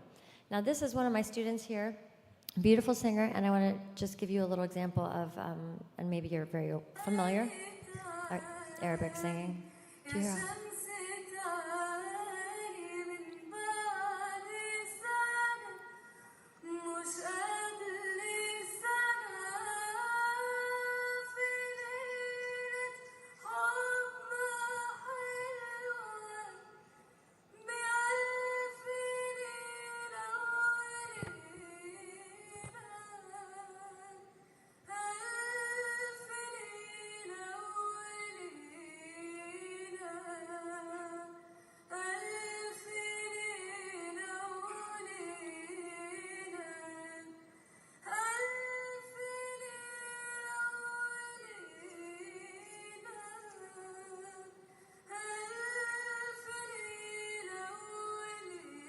She has such a beautiful voice. I'm going to go to the end so you can hear her.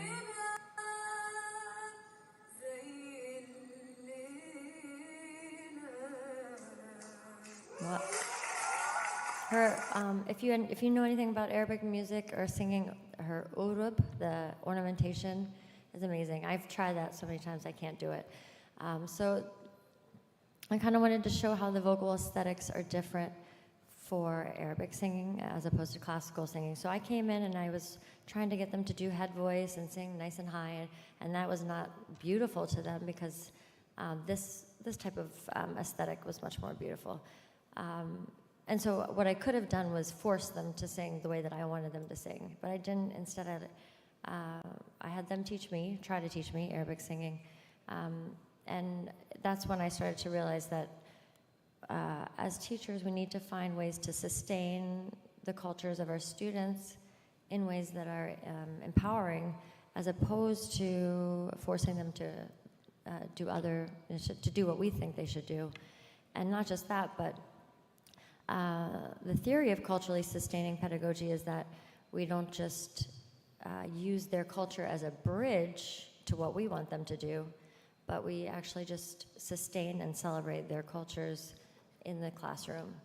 So it is a different paradigm, and I think it's really important to be thinking about that.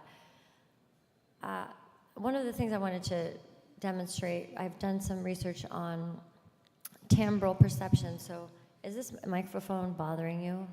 Just please tell me if it is. I feel like I'm blowing into it or something. It's okay. So our brains subconsciously judge singing, and so unless we're exposed to something, then we're going to automatically think it's ugly, which is, can lead to destruction, especially if you're an educator. So I'm going to play Chinese opera, and if you haven't heard Chinese opera before, I love it now, but I know that the first time some people hear it, it maybe isn't something that they're used to.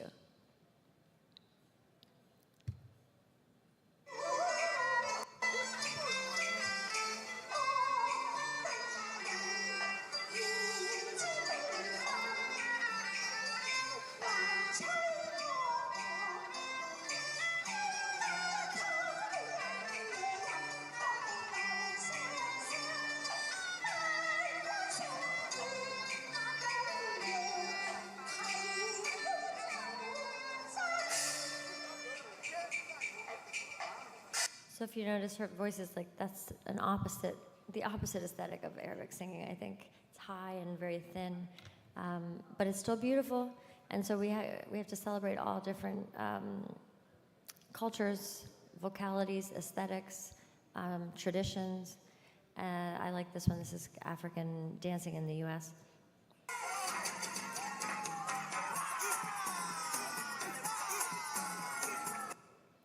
And for so long, African Americans in the U.S. Were considered to, their dancing was considered to not be appropriate. But now things have evolved a little bit.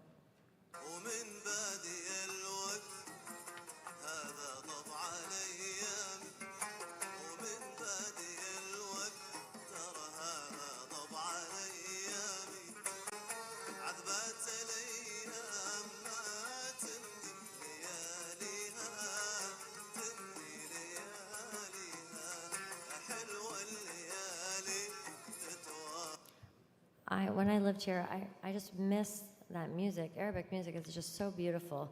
And it's just such a different system with the scales and with the ornamentation, the vocal ornamentation. So I think it's important to celebrate each culture for what their strengths. This is Malaysian.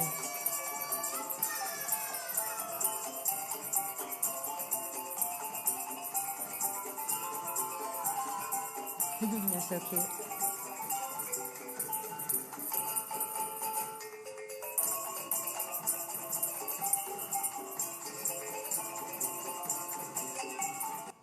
They're so cute. So my research is based on equity and social justice within music education and education, the broad field of education. So I wrote the book on Paris's theory of culturally sustaining pedagogy. If you want to know more about that, I can talk to you about that. But actually, I want to talk about my early childhood music education business. I have seen such amazing growth within these children because they start so young, and music is such an amazing conduit to language development, to gross motor skills, not just music development, but because both the right and the left side of the brain are being activated. I started my daughter when she was 0 with music classes, and even if they don't become musicians, it really helps them cognitively. So I think this is something that I really encourage people to consider doing, is having early childhood music. And I know that Saudi Arabia is trying to do that right now, which is great. here are some of my students. I just want to show you what we do, and they can do amazing things at such a young age. Again, I'm so bad with technology, I apologize.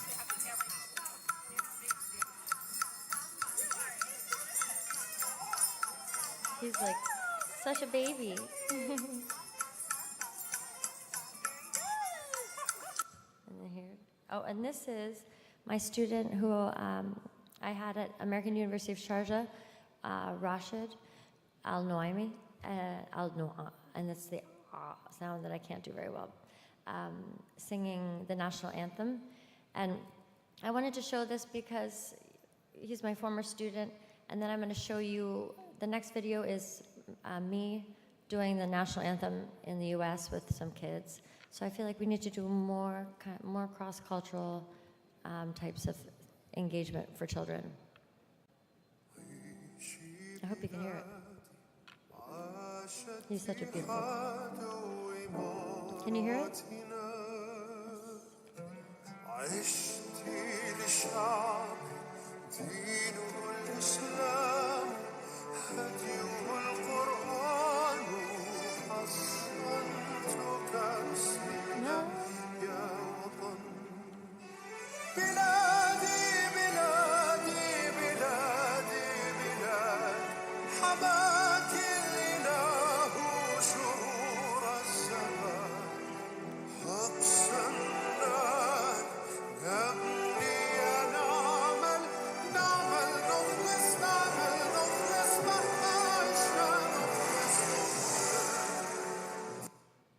I love his voice. And then next, here we go. Here are some children and me in the Midwestern state of Indiana in the United States doing the national anthem.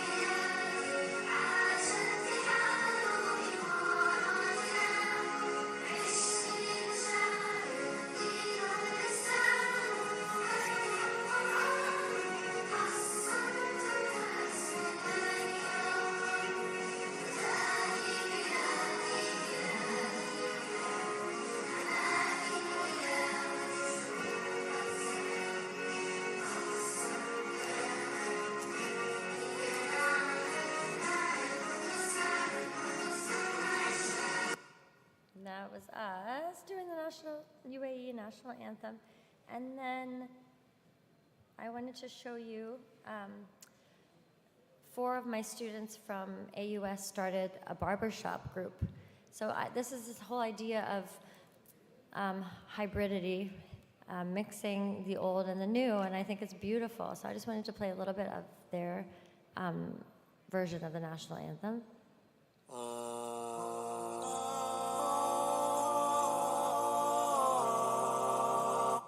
عيشي بلادي عاش اتحاد إماراتنا عشت لشعب دينه الإسلام هديه القرآن حصنتك بسم الله يا وطن بلادي بلادي بلادي بلادي حماك الإله شرور الزمان أقسمنا أن نبني ونعمل نخلص مهما عشنا نخلص دام الأمان. It makes me cry every time I see them. They're so beautiful. Here's Rashid finishing, and then I'll let you go.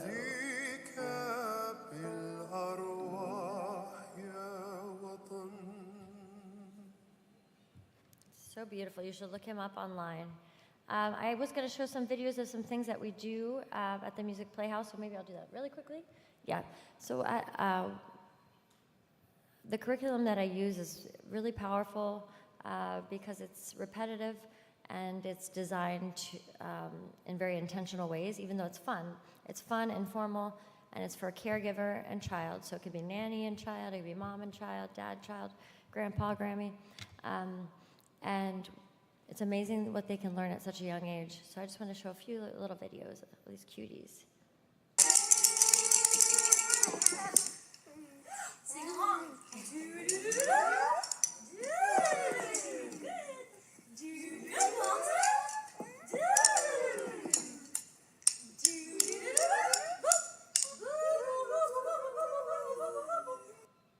And then starting at 0, at a young age, we have them repeat tonal and rhythm patterns, and it's amazing how they can do it.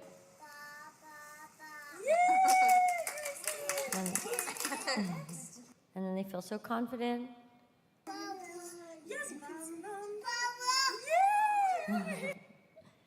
And just a few more, I promise. Let's see. Let's do, this is my my other class. Let's see what they're doing.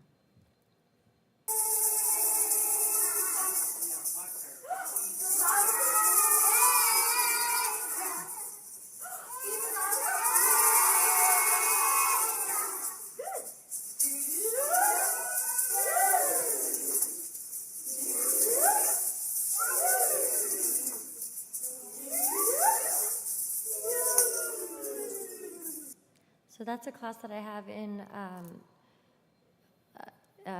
that's a low-income, mostly immigrant community where a lot of the children don't speak English. But it's amazing what they can do when we do music, when we do tones. And also, I love this director because she also mixes neurodivergent children with, I don't want to say normal because I don't like that, but what is it, typical? Neurotypical, thank you. I always forget what I love the evolving language. But it's amazing, it's amazing. Music is such an amazing thing to help children who are nonverbal. I've seen them speak. I've seen kids walk because of music. So it's just a powerful thing. Thank you for listening to me and for forgiving me with my technological disability. Thank you very much. I appreciate it.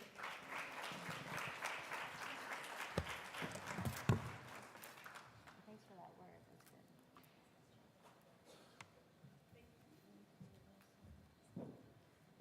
good. Thank you so much for that. Such wonderful voices there.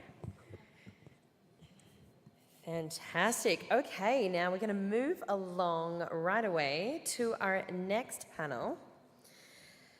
Okay, so I'd first of all like to invite up the moderator.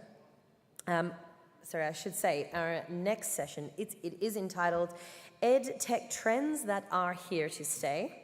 So I'm going to invite up our moderator, Dr. Adjunct Professor Mohammed Arkan bin Shay Munaim, CEO of Megajati Academy. Come on up, Doctor. There he is. Let's give him a round of applause as he makes his way up to the stage.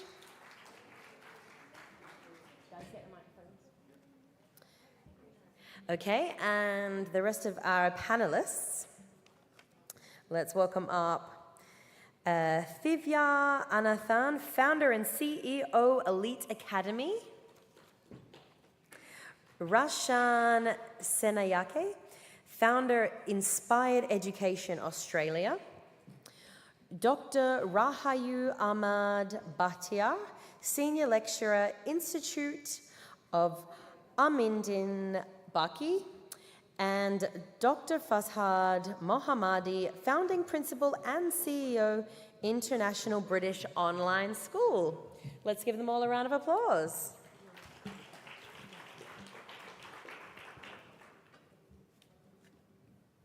Fantastic. Now over to you, Dr. Mohammed, our moderator. The microphones are right there on the table.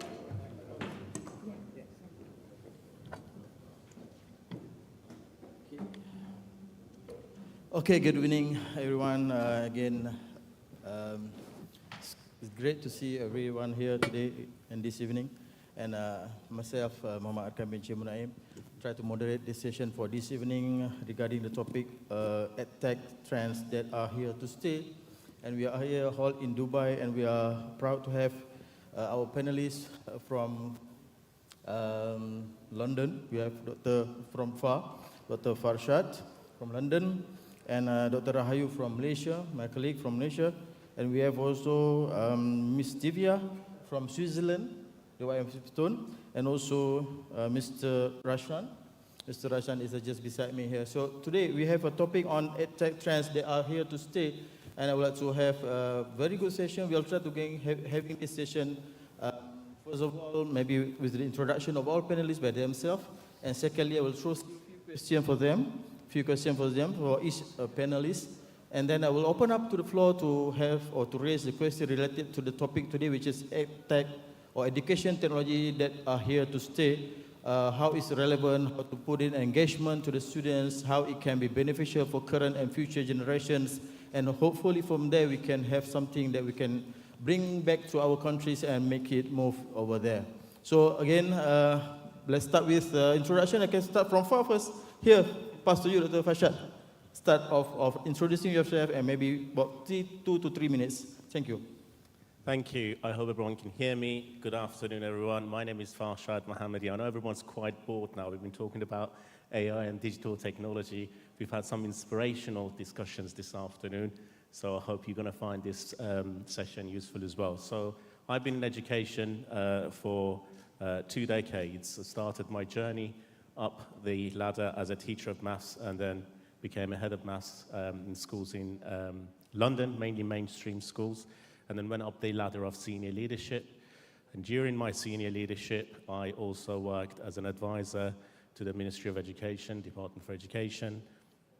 I was also Her Majesty's Inspector for Ofsted, and I also worked with the steering group that led the new National Curriculum Framework for Mathematics in the UK. And then after that, I was positioned here in Middle East within the GCC countries, mainly to go in and inspect and moderate British schools.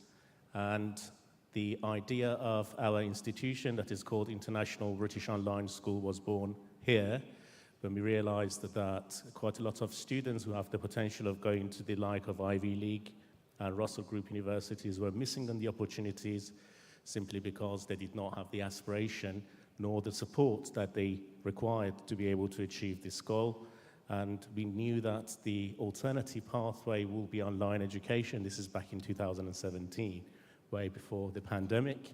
And then we established ourselves in 2019, and we are relatively a young online school, but we work on the guidance of the Department for Education in the UK.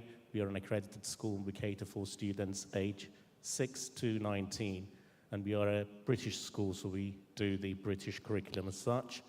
And currently we have 36 nationalities representing our school, so we cater for students around the world. And they receive the same education, if not better, in terms of quality, and the same experience of British schooling at the luxury of being home, having their parents around with them, and yet receiving the quality education and the qualifications they deserve. I think that's more than 3 minutes. Wonderful, wonderful, wonderful. Thank you, Dr. Farshad. So we move to Rahayu. May introduce yourself and let's see how background of the panelist, second panelist. Please. Okay, thank you, Mr. Arkam. So I'm Rahayu Ahmad Batiar. I come from Malaysia. So I'm currently working with the Institute Aminuddin Baki, which is actually a national Institute of Educational Management and Leadership under the Ministry of Education of Malaysia. So I've been 20 years in education field. And it's basically, current role is actually we train the educational leaders in Malaysia. And of course, we have a number of collaboration with international institute or organization outside Malaysia. So you are welcome to have, say hello to me. And I bring my colleague, which is the head of department of the international and foreign collaboration. Apart from training, actually we do provide for consultation, coaching, mentoring, assessment, as well as do research related to educational leadership and management. So thank you. Thank you, Dr. Ayu. This related to the education management, precisely on the higher education. Let's see on how the education trends can be useful in our current technology. So we move to Tiff. Maybe you can start to introduce yourself. Start with. Hello. Okay. Super. Hi, everyone. So I'm Divya Nantan, founder and CEO of Elite Academy, based in Switzerland, Zurich, and a part-time lecturer. So before I start to introduce my mission, I want to ask you, what's your mission and vision in this whole educational journey? Just think about it. You could just think now or later, but just think. So I found my vision, and that really changed my life. We as Elite Academy are on a big mission for education, because I personally think that education can change everything. Education is all about science. And science is all about creating knowledge, right? And we as Elite Academy help kids, teens, students, but also adults to create that knowledge. So we as Elite Academy want that we could produce and create scientists, innovators, entrepreneurs, and inventors for this world, for this nation. So that's my big vision, that's in my heart. So that's why I think that's the important question. What's our mission? What's into our heart?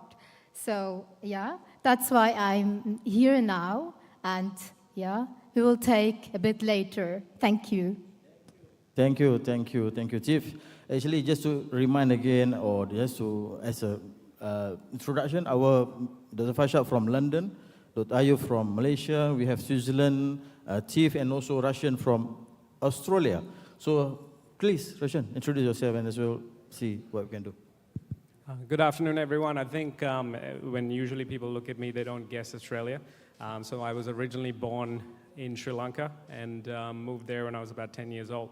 So Australia is home, and sometimes I get scammed when I go back home to Sri Lanka. So it's one of those situations. But what we do in education is quite simple. We teach teachers. And what do we teach? Design thinking alongside emerging technologies. So this panel obviously being the discussion about ed tech trends here to stay. Technologies, I'm always up for it. So let's go. Okay, that's great. Okay, now, that's why I'm asking our background and the country of origin, because we want to know, we want to understand some things that related to the framework of education technology that may be different in other country practices. So that is why we are very glad to have from the UK, from Malaysia, from the Europe, and also from the Australia, that side, the eastern side of the world. So we have varieties of these diverse representatives from all over the part of the world. So the first question, maybe we can ask on Rashan regarding this importance of teachers training and education technology integration. As we know that when we talk about education technology, it started, I'm not sure when, but as far as I can remember, in the 80s, for example, we have a board and chalk to write. They were started where I was in the school that time, and then we moved to OHP, if you remember, overhead projector, or things like you have to flip this kind of project, transparency, plastic, and write on it, and then you do, if you manage to have that era.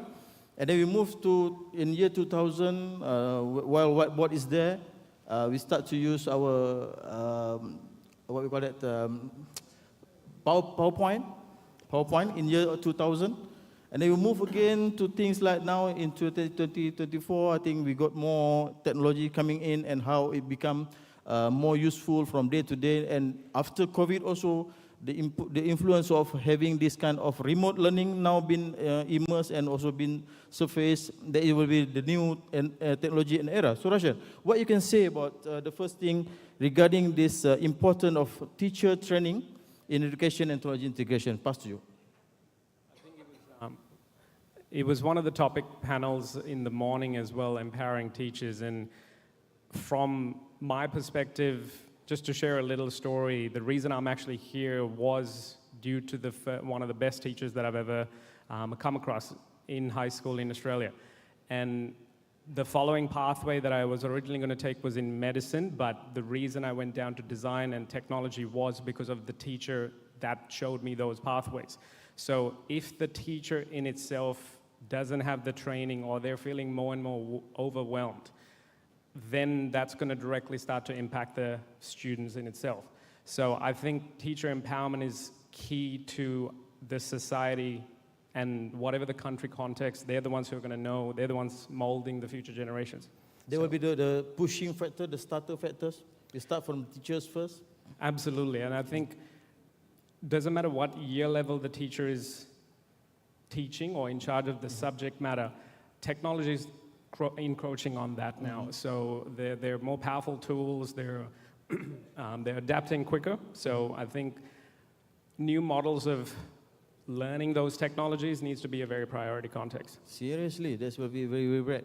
And then on how we can, you can add on the training education for the leaders, I mean the teachers now, and how it can be improved. Well, while we are knowing that there are diverse of teachers in terms of the ranges, the experience, the age, for example. We have senior teachers and also the young teachers coming in. So how to close the gap so that we can have a common solution for the teachers' preparation at the moment, because we want to talk about teachers first, as mentioned by Rashan just now. Let's see and how we can close the gap so that these leaders become teachers in future can be delivering their content in the context of updated and also according to the education trend that we have now.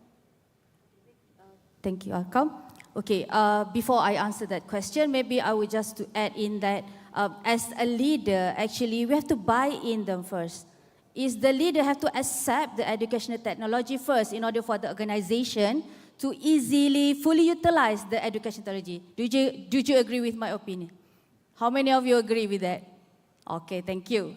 Okay, so because if the leader didn't accept that, it's quite difficult for the organization or the staff to implement it. You will have a lot of rejection, a lot of questions being asked. Okay, so first the leaders might accept, so it's easier, and they will support the system for the educational technology to be implemented. Okay, come back to the question now. It's actually, when we talk about that, it's the competency of the teachers, I think. We are talking about the competency of the teachers in the educational technology itself. So in here, I think, of course, the leaders will play a big part or important parts of it. Because in terms of the educational technology, what the leaders should know is actually they have to know, or they have to be good in planning and manage their staff or their teachers in terms of the educational technology competency. So it means that they have to understand the needs of their teachers. Who are the teachers? Which cluster or which group of teachers, and what type of competency that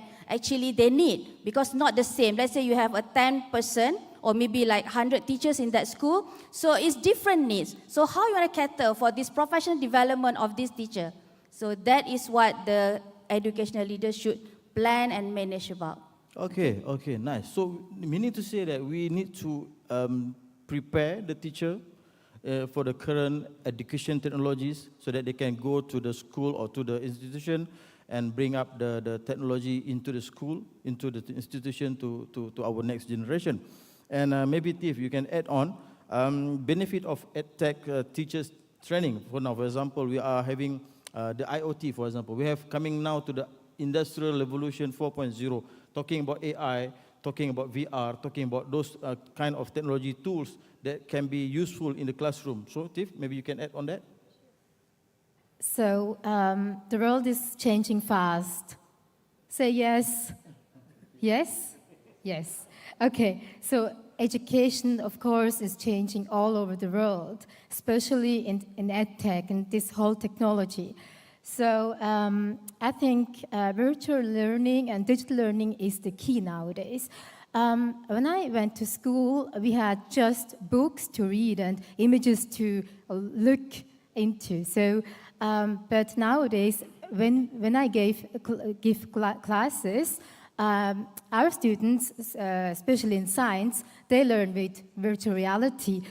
For example, they learn how our human body works or how our brain functions with the virtual reality. So the concept is, it's the next level.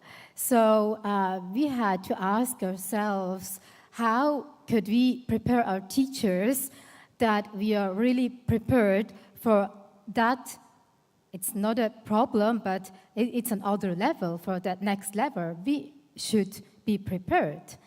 So I'm not a fan of grades. I don't like grades because I think students don't should just judge by grades, right? So I think it's more important that we as educators and teachers, we could learn them how discipline works, or how to be motivated, and of course the endurance they have. That's more important than grades, I think.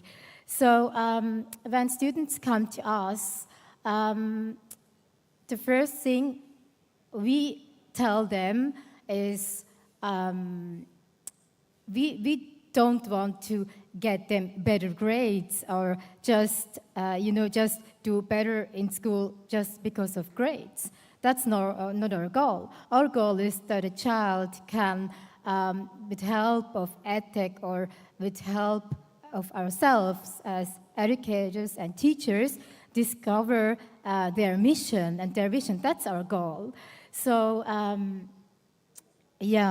and of course, with these EdTech tools, we really try to get them motivated. Like, I don't know if you know, but in Switzerland, we have 4 national languages, and one of them is French. So I'm from Zurich, and we are the German part of Switzerland.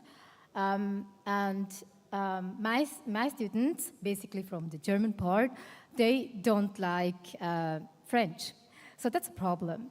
So what I was asking myself is, how could I bring them that French interesting, that they love it? So I tried things out, like we tried to connect with teachers from France and teachers from the French part of Switzerland, to connect with them, because I personally believe when you teach languages, it's not about vocabulary, or it's not about just words and grammar. It's about everything, like manners, cultures, people, and eating habits, and fashion, probably.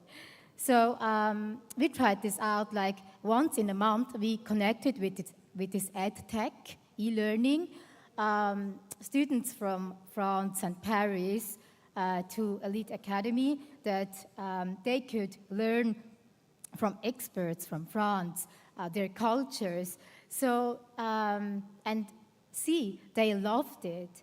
They asked me every time, oh, when is the next class? When is the special class? We call them special class. So I think that makes a difference. And that's because of EdTech. And that's why EdTech is important. And we teach also teachers how to use these tools. That's basics. Okay, that's fine. That's very great.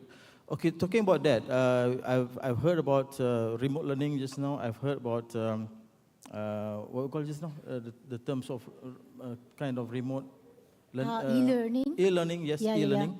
And before I pass the question to our Dr. Farshad now, maybe after Dr. Farshad, we can open for the floor to any question. Just get ready. One more panelist will go for first round session. Then we'll pass if there are any question from all the participants. Okay, Dr. Farshad, if we go for that kind of e-learning, for example, we need to have technology behind. We talk about the internet stability. We talk about the teachers' competency to use it, and how it can be beneficial. And later on, we need to talk about time zoning, for example. For example, here in Dubai is maybe 4 or 5 o'clock, and some other part of the world during that night. So how we can simultaneously doing this in the way that benefit for everybody? For example, we got the French teachers to teach in the Switzerland, for example. The time zone is quite maybe similar, but other part of the world, when you want to take the same benefit from this education technology, please. Sure, I think I'd like to, I'm probably a good reference to this myself, because we are a fully online school and we have got this issue of time zone. But I think before I get started, I happened to be at a similar conference about 3 months ago in London, where we had about 150 head teachers, London head teachers. And the panel, the theme of the conference was AI in education. One of the first questions we asked was, how many of you think that AI in education is useful? And how many of you think it's not useful? I'd like to probably ask that question here as well, because I'm sure everyone's probably using that in their own practices. So show of hands, how many of you think that AI has been beneficial since inception? Brilliant. And it's pretty much 50-50, because we had that as well over there, where we had almost half the people saying it's not very useful and the other half saying it's useful. But interestingly, one of the panelists said, well, when calculators were invented and came to practice as well, there was quite a lot of resistance to it as well. Technically speaking, thinking about the world, we have a digital globe village. And obviously, you know, I've written an article about this, calling students of this generation as digital nomads. I like to think if I put 10 students from my school in the same classroom, they probably will get their phones out within a couple of minutes. And I'm seeing a lot of nodding heads around the room as well. I don't think there is ever a challenge in terms of time zone or being able to access resources, because there are lots of different facets, lots of different platforms and methodologies of accessing information. If it's hybrid, if it's blended learning, or if it's live, obviously students can access and educators can also rapport with their students worldwide. But I think going back to what my colleague here was saying in terms of the importance of AI and digital technology, I'm going to look at it a little bit more from a practical point of view, because I've served at physical brick and mortar schools, but I'm now serving as a principal of an fully online school. And what I'm seeing is that a lot of students that we used to have as students that have fallen through the net in a mainstream education system, those who've had disability or vulnerabilities, they've had SEND, and they probably had a teacher assistant sitting with them, and they would be feeling absolutely embarrassed that somebody's actually sitting right next to them to try to decode. A lot of those students are now actually plowing through using this technology. A lot of our so-called middle ability, low ability students are nowadays using the AI technology, simply because it gives them that freedom and accessibility for them to be able to decode language of teachers, which is sometimes very difficult for them to understand. I was talking to one of our students a few weeks back, and he was saying that 3 times I've asked my teacher about a concept of mathematics. Everyone probably has heard of Pythagoras before, and I could not really understand what was going on. And then I asked ChatGPT there, and then I understood what was going on. So I think we should see it as a supplementary tool that can support every stakeholder. And I think I can speak on behalf of everyone here as a senior leader, school leader. Your biggest dilemma in school when you're talking to your teachers is workload. Do you have that? Teachers complaining about workload? Oh, I've got too much on my plate. I can't get things done. So I think what we've seen in terms of the mindset, certainly in the UK, because there's a big push and drive in terms of using the AI technology in order to assist teachers and lecturers and educators with the administrative part of their job, writing their reports, assessments, marking, feedback. And it has been a major driver in terms of keeping the motivation going and streamlining the workload of staff members. We're still not there yet with it, because obviously it's an ever-evolving technology. Every week we're learning about new techniques and technology, but I genuinely think that we are stepping towards the right direction. And like I said at the beginning, there are no obstacles in terms of accessing information, be it time zone or any other drivers. Yes, great. Thank you, Dr. Fajr. So do you have any question from the floor, if any? One? Yeah, got two? Serious? Okay. Got two, okay. Yeah, please. Again, hi. My name is Nazik, and I work in the ed tech as well. So I promote education technology in the institutes or higher institutes. So we have been facing a lot of resistance from teachers to use education technology because, like you said, there's a lot of workload for the teachers, planning, grading, doing a lot of assessments, blah, blah. So now we're putting on them another stress of learning how to use a tool or a technology that they need to use to make their learning effective. So how do we deal with these resistance, first of all? And second of all, if there's no policies from the leadership, I mean, there's no encouragement, like you said, one of you said about something about leaders encouraging tech use in the institute or the organization. So how do we make leaders aware of that AI is coming to stay, or education technology now, we're using a lot of tech tools in education, and they need to be aware about that and promote it as well. So what plans, how can we do that? Okay, thank you, Miss. Okay, maybe of course. Okay, continue. A couple of things actually. One of the things that we've seen results in Australia is, even in this conference today, we talk a lot about learning and teaching, and no one talked about actually the educating the adult learning model for teachers, right? Teachers have to be expected to take on these tools.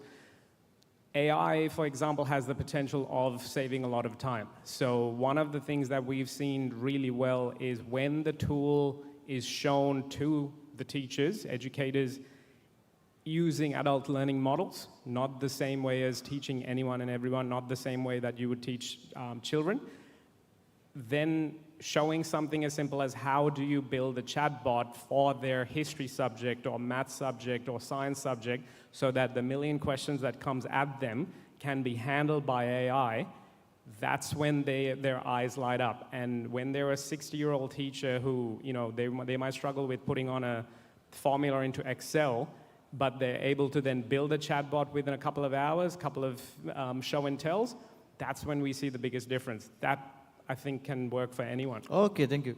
Farshad, you got anything to add? I just may add to what my colleague was saying here. I think the biggest challenge that you might be facing is the lack of awareness of how beneficial the tools might be, and a lot of that comes with training. But I know in schools, any change will actually receive quite a lot of resistance, and I've seen that with the introduction of laptops in one of my schools 15 years ago, to actually buying into a progress data system where all departments had to use consistently the same tracking system to monitor attainment and progress. I think the key is continued professional development and, of course, making sure that your leaders are bought into the benefits and advantages.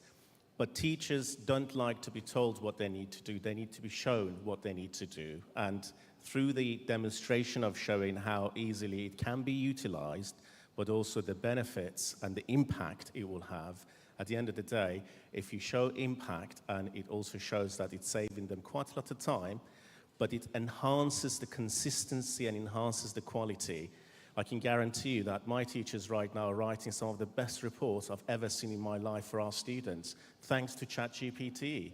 And I'm sure everybody will agree with that. Back 3 years ago, I would have to proofread with the team, the administration's team and the SLT, every single report, and we'll find quite a lot of grammar and you name it, problems with all the text. But I think it's all about continued professional development and chunking it. If you're going to go down the road of let's all start a new initiative, you need to break it down. Little by little, you bring them on board. It's going to be a 12 months to 18 months project. And of course, it has to be continuous because people forget. Okay, wait. We still got about 11 minutes. Just to add on, the question will be posted to you now. For example, in education where they cannot run from the taxonomy, for example, the assessment will be covered from cognitive, affective, and also the psychomotor domain, all those things. And can it be, maybe, Chief, assessed through this kind of remote learning or e-learning or ODL or even LMS, for example? Is it possible to assess all those kind of taxonomy or domain covering all this taxonomy, covering all this cognitive, affective, and also psychomotor? Is it okay, possible? Yes. What's the question? Okay. Yeah. Sorry, maybe Ayu. On the assessment. Assessment, covering all these kind of domains. Yeah, actually it's possible in terms of assessment, because it's just that, of course, when we talk about assessment, we have to have the instrument. So in developing the instrument, then we have to go back to what domains that we are actually measuring. So you're supposed to measure what is supposed to measure. So that's why when we talk about assessment, we can't talk about reliability, validity, and it's the fairness of the assessment, as well as it must be relevant to the current situation. It means when we come back to the principle of assessment here, it means that we have to assess, let's say we are talking about the current trends of the EdTech, it means that it must be relevant to the current trends. So it's possible. It must be parallel with that Yes. EdTech together. So, Tiff, you want to add? Yeah, I want to add just I personally really force my teachers to learn this tech because, like one example from my Elite Academy, there's a tool for solving math problems for students. So when they use this tool will not tell them the answer, but how to get there. So when teachers could use them, we as educators or teachers as well could focus on soft skills or I think hard skills. Someone said hard skills. So I think that's another. We have more time and more energy to invest that in something different, something that's equally important as that one. So yeah. If more question, I think from this side, I've seen just now. Is there any more question? No, Sheila, okay. Okay, good. You got some more? Oh, okay, please.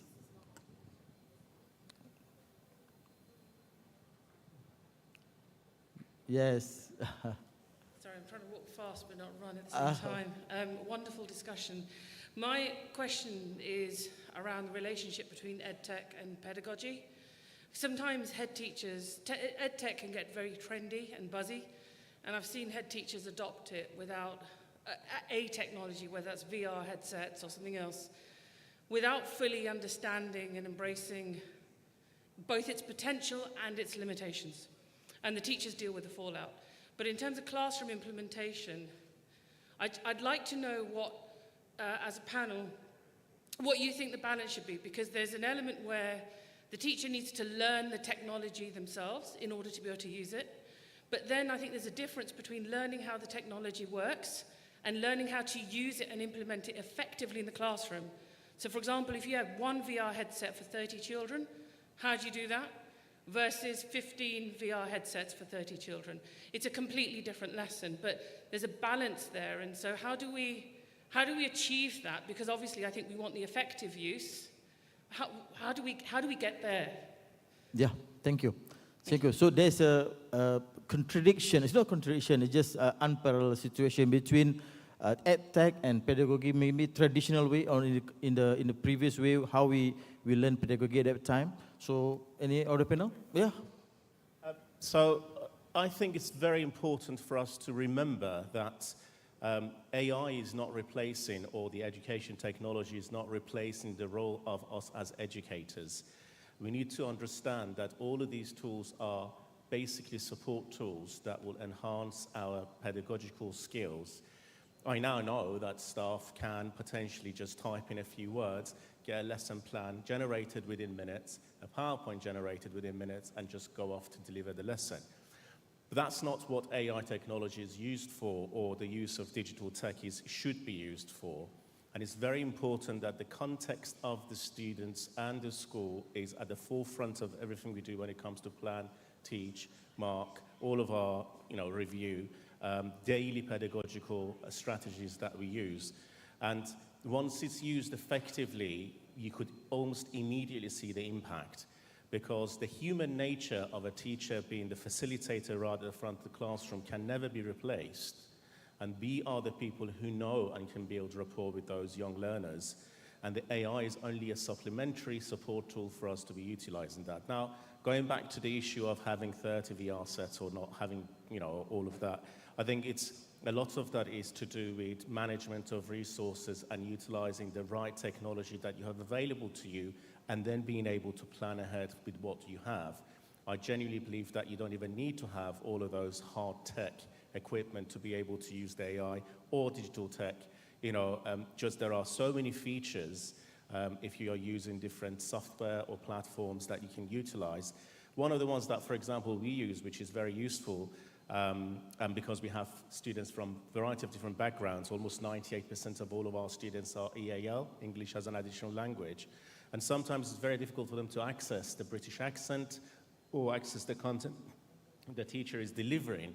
Therefore, we've enabled this feature for them to be able to get the subtitles translated. And as they get more enhanced in terms of their English skills, then we are removing basically kind of words within sentence, or just highlighting keywords or the glossary words that they need to know. So it's all about planning with the right strategies and equipment and technology that you have.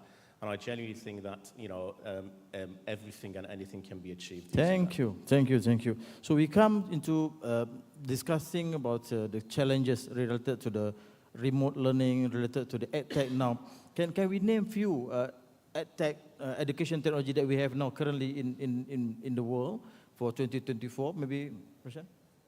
Sure. I think AI gets a lot of the buzz because it's the kind of leading the way, it's mainstream. But when we look at emerging technologies, something as simple as edge computing is not something that people are very familiar with. But it is amalgamating itself with AI. So we're kind of coming to a converging point.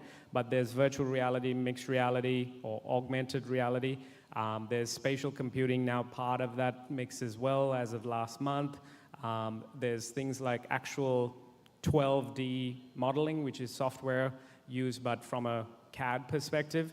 So those are just the main ones, but there's all these other ones, like, for example, IoT is a big spectrum of things as well. Yeah, so IoT is actually playing the real important tools now related to education and many other things as well. Yeah. Correct. IoT fits into almost anything. We could have IoT sensors in this room to get live feedback. Yeah, then come out into other technologies come in. So maybe for you, Tiff, later on the education technology, education trends, maybe you want to add? Yes. Yeah, we are working on a plan. So I think I can't tell you all the details, but our plan is to offer education from anywhere, because one of our goals is to prepare students for the university entrance exams, so in Switzerland. So, but that's just for Switzerland, but we want that our students go abroad or go to US, to London to study. So we are looking for opportunities to connect with the world, to connect with educational institutions, schools, universities, to get them there. Because I personally know students nowadays, they don't want to just study in Switzerland and do college there, to university there. They want to explore the world and go and look beyond. Yeah. That's why. So I think in that case, e-learning is something very important. Okay, thank you, Zif. We need to conclude things. For example, whatever that emerging technologies coming in, education technology coming in, there must be something reserved in terms of this cyber security, in terms of these ethical values, in terms of how you want to behave on the net rather than you come into the classroom, physical classroom. So Ayu, maybe you want to add on how the ethics or ethical parts in the education technology can become part of integral into this education system. Okay. Actually, when we talk about educational technology or any technology in the world, we can't control because the evolution, the way we use it. So there's always positive and negative side of it. But as a human being, or as we as educators, what we should do. So I would like to come to 2 points. Like the previous slot, we always talk about 3 points, right? So this slot, we talk about 2 points. Okay, the first one is actually, I would love the word discernment. So we talk about cultural discernment or else, or whatever that have been discussed from the previous slot. So this is about discernment, means that how you judge whether it's correct or wrong. So we as educators must make the students, or we also must have the judgment to do what's right and wrong. Actually, we can't control. So for example, previously. So for us to prevent our stuff from being stolen, what would you do?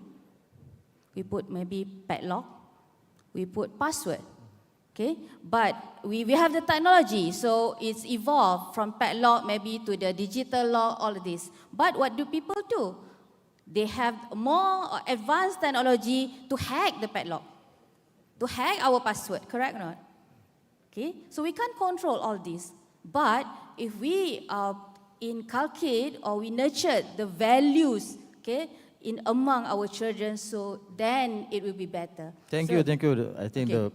the monitor now is showing Okay. the time's up over there. So I think a lot of questions are still going on, but we have a limited, very, very limited time. I would like to thank everybody, every panelist of our session for this evening, and thank for all of the participants of this conference. And I would like to say, hopefully, by having this kind of session, moderation, we can see the future and the current technology that we have in education technology and how to bring it back in the way that beneficial for our countries and for our future generations. So thank Farshad, thank Rashan, thanks Tif and also Ayu, and hopefully to see you again in the next conference in the, maybe in Dubai next year.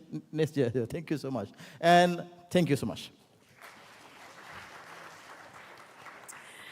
Thank you so much to our wonderful panelists. Now, next up, we have a fireside chat entitled Solving Problems in the Changing Educational Landscape by Understanding Resilient Ecosystems. So we're going to invite up all of our speakers for this chat. First up, Dr. Christine King, Director, Learn to Learn. Y.S. Oberoi, co-founder and CEO, Cleffer. Dr. Rose Susan D. Barty, Department Chair and Professor at the University of Florida. And Dr. Tom Kane, Senior Lecturer, Business Analytics, Sterling Management School. Please welcome them up to the stage.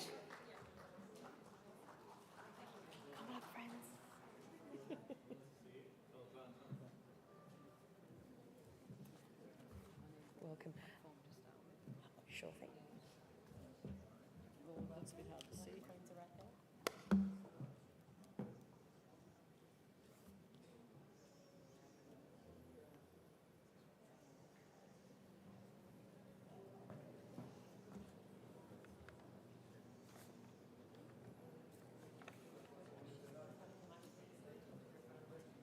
Hello, hello.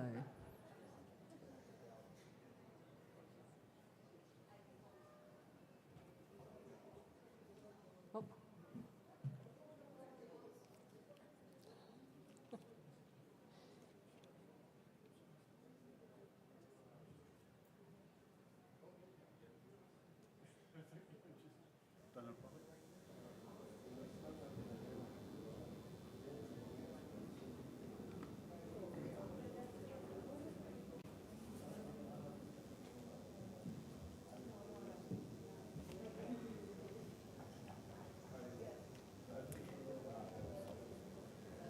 So, welcome everyone. We're going to start the session by asking everyone to close their eyes. Everyone needs to be quiet. We need a nice quiet room. I want you to close your eyes and imagine you are on a pristine island. It is a gorgeous island with fine sandy beaches, crystal clear waters, and lush vegetation. You are sitting on the trunk of an old tree that has fallen in the middle of a rainforest on the island. You watch as the sunlight breaks through the gap that has fallen, that the tree has made. You are captured by the beauty and take in what is around you. You notice small understory plants emerging, trying to capture the small patches of light. Complex symbiotic relationships exist. You can see epiphytes growing in the tree canopy, where the tree canopy provides support for the epiphytes to reach more sunlight and access more nutrients. A bird flutters past, dispersing seeds. You think about the interdependence of all the life around you. You even notice an ant feeding on the dew pack on the back of a caterpillar. You start feeling sleepy, but all of a sudden time appears to speed up. You feel still, but everything around you becomes cyclical. You realise what you thought was static is actually dynamic. You see there is balance even though what surrounds you keeps changing. Disturbance, balance, disturbance, balance, disturbance, balance. For 30 years now, I've been learning from nature, particularly about the processes that are inherent in nature that enable it to persist over time and be sustainable. These are particularly apparent in pristine ecosystems such as rainforests and islands. For the past 20 years, I've been trying to apply these same processes to design and facilitate people systems. Why would I do this? During more than 3 billion years of evolution, the planet's ecosystems have organised themselves in subtle and complex ways, so to maximise sustainability. Managing change processes in complex environments requires purposeful and systematic facilitation. I use the term eco-ability to describe how we can use the natural ecosystems around us to enhance our abilities, both psychological and physical, as well as other dimensions such as spiritual. Just like biomimicry, which uses nature to design hard systems, like technologies for the future, I've used nature to design soft systems, people systems. I believe we can use this concept to guide the way we enact change at multiple scales, including individuals, groups, teams, organisations and communities. In the final stages of his book, The Web of Life, Fritjof Capra provides a conceptual framework for the link between ecological communities and human communities. He calls for people to be eco-literate and states that being eco-literate means understanding the principles of organisation of ecological communities and using those principles for creating sustainable human communities. Sustainable ecosystems inherently have processes such as interdependence, flexibility, ecological cycles, resilience, adaptability, unpredictability, non-linearity, self-regulation, structural coupling, nesting, diversity, feedback loops. My experience has been that these processes are useful because not only do they provide useful design processes, but nature is also very often a common language and experience with people from diverse backgrounds, disciplines and cultures. A large part of facilitating change is being able to bring together all people into design processes to move in directions that they want to move and enable relationships and patterns within relationships to emerge that enhance collective learning. As with ecosystems, these processes enable people and communities to adapt and respond to problem situations as they arise. These concepts need to be combined to inform theories that support our own practice as educators. Within the concept of resilience, they are linked in different ways to support different notions of nature that underpin community and educational development. Is anyone asleep? Waking up. So that's a bit of background around ecosystems and nature and how we can look at those different principles and think about how might we apply those principles to people systems that we work with, the relationships that we work with, and the relationships we try and create in different educational landscapes. So given that in mind, we're going to pass to the panel members now, and they're going to talk about their own contexts and how those principles around ecological systems can apply and help inform what they're actually doing in practice. So we'll pass over. Me to start? Okay. Okay, hi everyone. It's really a pleasure to be here. So my name is Tom Kane. I run a program in Scotland at the University of Stirling, in the Stirling Management School. My original background is artificial intelligence. I did a PhD in artificial intelligence decades ago. And my concern was that people from the humanities, the arts, and the social sciences are being excluded from all of the exciting projects in artificial intelligence. And people who are often doing these, to the detriment of many of us, are just computer scientists. Now, I love computer scientists. I am a computer scientist.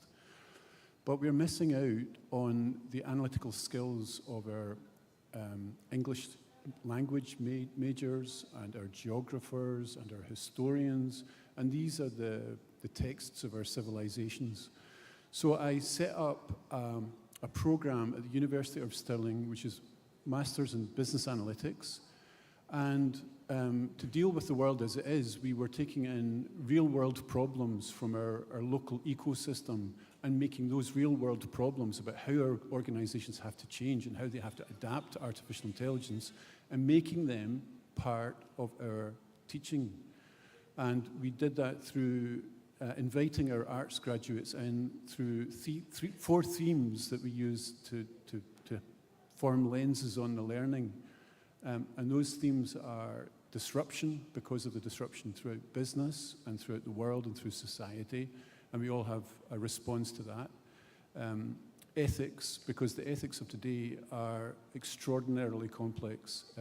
We have black box algorithms pushing us to directions in how we vote in elections, that look at our medical records and our activity records and our surfing records, and know about us in ways that we don't even know that we are known about.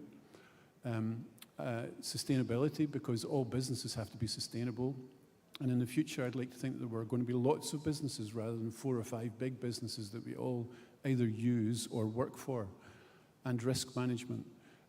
Risk management, because all companies have to deal with risk every single day. They have to look for opportunities and deal with threats. And they really have to big up the opportunities and diminish or mitigate the threats.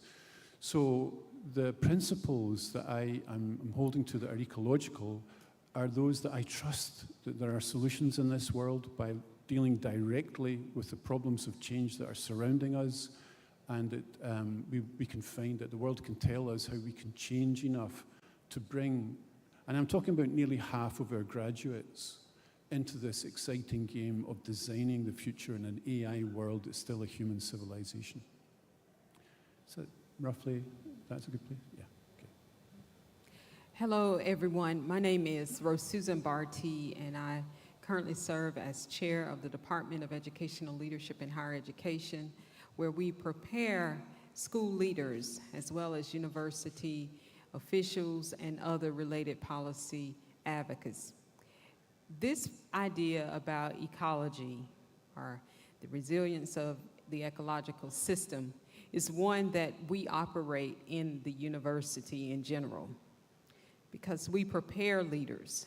We provide them with the knowledge, the skills, and the dispositions to be able to go out and to impact a major change within how things are done. And so when we think about the preparation part of what is happening, particularly when we look at our principal preparation and what all we have to do in terms of preparing principals, both at the state level as well as within the university level, there's a need to have interconnectedness between policy and practice and preparation. And so when you think about the P cubed, a policy, practice, and preparation, you think about interconnectedness. You think about this ecosystem that shows intentionality has to be responded to in each of those areas.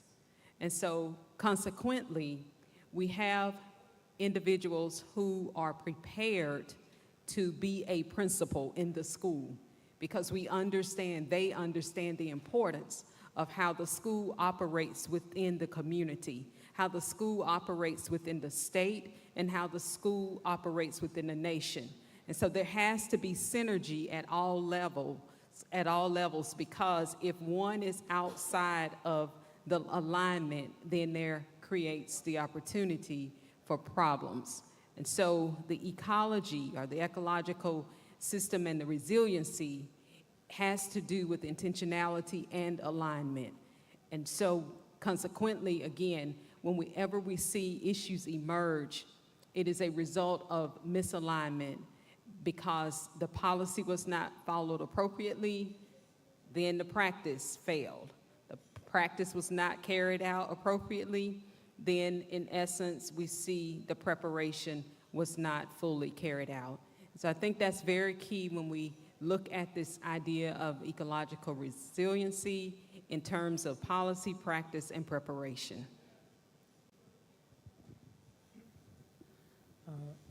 Hello. Yeah. I very well correlate with the entire ecological resilience and the entire concept because I believe that when it comes to anything we all are doing here today, at the end of the day, we're trying to do some form of business, we're trying to create value, right? And we know that the hard fact today is that 90% of businesses fail within the first 5 years of incorporation. Again, raises a big question on sustainability, right? Like why are businesses failing? Why do we all fail? And especially in the space of education, because it is one place that is very standardized. It is one place where it's very tough to innovate because everyone likes following a certain set of way in which they teach, right? Whether it's universities, whether it's schools. But yeah, of course there's change coming, which I can speak about from my country's side. Of course, there's a lot of social emotional learning that's happening. People are actually growing towards focusing on mental health of kids. They're taking away examinations. They're putting up optional examinations where you can choose to write where you want to write an exam. So, it's just how you can make your business a lot more sustainable is something that the nature teaches us, because if you cannot follow these principles, it's very, very difficult for anyone to sustain with respect to anything you're doing, whether you're creating value or you're trying to create an impact on other people. So yeah, that's about it. Yeah. Are we going on this one? Yeah. Yeah, and I think what I hear from the three, and something for me is, it's the intentionality that you're talking about. We've had the same argument with, when people say, I don't know, with people here, you're all educators, when we try and talk to people about action learning or action research, and they say, oh, but we do that anyway. And I see these principles that nature shows us, or intentions, are just that, they're just guiding intentions, and we can do them a little bit more systematically if we have a list. Now, if you look on your tables, there is a little list, because the topic that we have today is solving problems in the changing educational landscape by understanding resilient ecosystems. So on the table is just a one-pager. I don't expect you to read it now, but it's just something to take home. But it actually shows you the different ecosystem qualities, and then on the right-hand side, it actually says, well, what processes are needed in the educational landscape in relation to each of those ecosystem properties. So what we wanted to do now is just have people talk to the person next to them, so just try and pair up with someone and have 1 minute each, and just have a quick discussion about whether you think these ecological system principles might be helpful to you with maybe some problems that you see in the educational landscape, particularly in terms of relationships and partnerships. So we'll just give you a couple of minutes for that, and then we'll go for questions.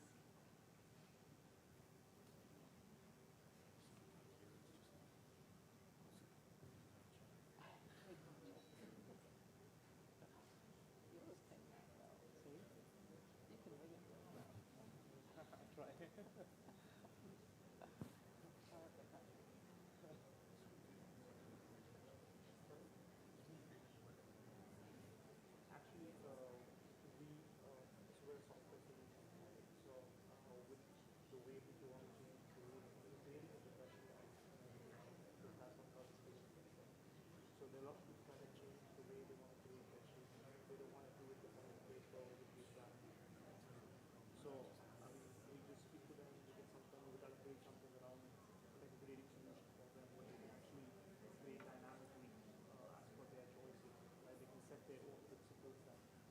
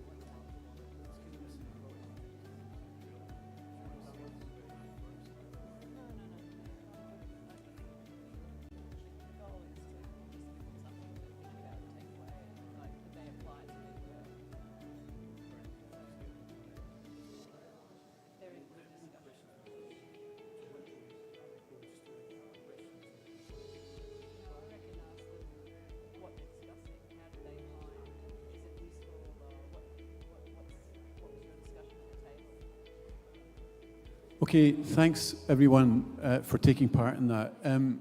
What we would really like to hear is what you've been discussing, and if you've got any questions from your discussions at your table that you'd like to put up to the panel, and we could perhaps have a conversation about those things. So if anybody would like to come forward and let us hear what you've been talking about, that'd be great. Thank you. My name's Tim McNevin. I'm the principal of a school in Canberra called Galilee School. And I proudly use the language that our school is part of an education ecosystem in Canberra. And the way and the context within which I use that language is with the idea of putting the learner at the centre of the conversation and to find an educational environment that suits them best, where they will find success most accessible for them. And I guess that's a bit of a noble aspiration in terms of what you're talking about. The conversation at our table was about how this notion of ecosystems, and Dr. King, your idea of the island where I think it was implied that the various elements of that nature system had codependency and relied on each other for success and to thrive. And our conversation was, how does this notion of resilient ecosystem exist alongside the problems of inequity in education and competition in education? That's a great one. Do you want to start with that? Well, I will chime into that. Clearly, we understand that educational systems may not have provided the most conducive climate for all learners, be it learners of different racial backgrounds, be it they are different genders, whatever the case is, these spaces may not be conducive for all. And so there is a need to be intentional about efforts that are taken to ensure that the learning context is one that is welcoming.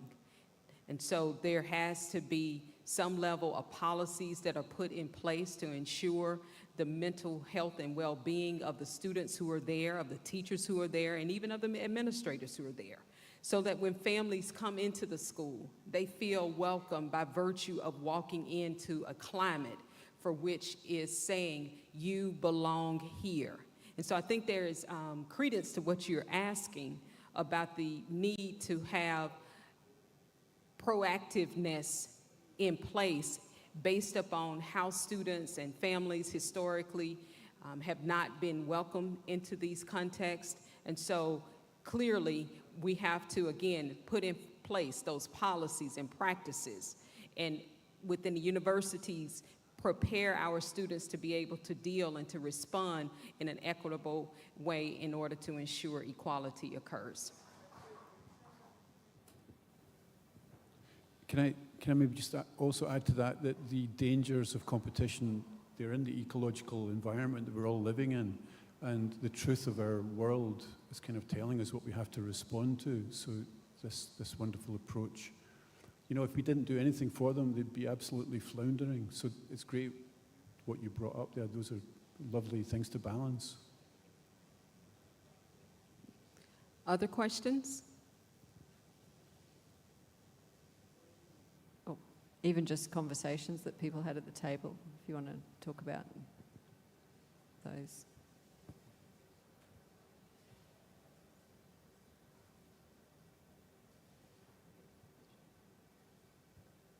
So nobody had any thought about the ecological wild system that we're working in, and how we can respond to these lovely kind of metaphors to develop really kind and helpful educational tools. Don't feel shy about coming up if you've got something. I maybe just say something about the fear that I had. I was watching many of our arts graduates being baristas, and they're kind of wearing out their arms, and they're going home tired, and they're getting $12 an hour for what they're doing. They can't afford their homes, and they're watching a world of artificial intelligence developing where people are promising them free money for not doing any work, or an egalitarian society. Well, in Europe, we want to have lots of businesses. We want to have plurality of business and plurality of opportunity.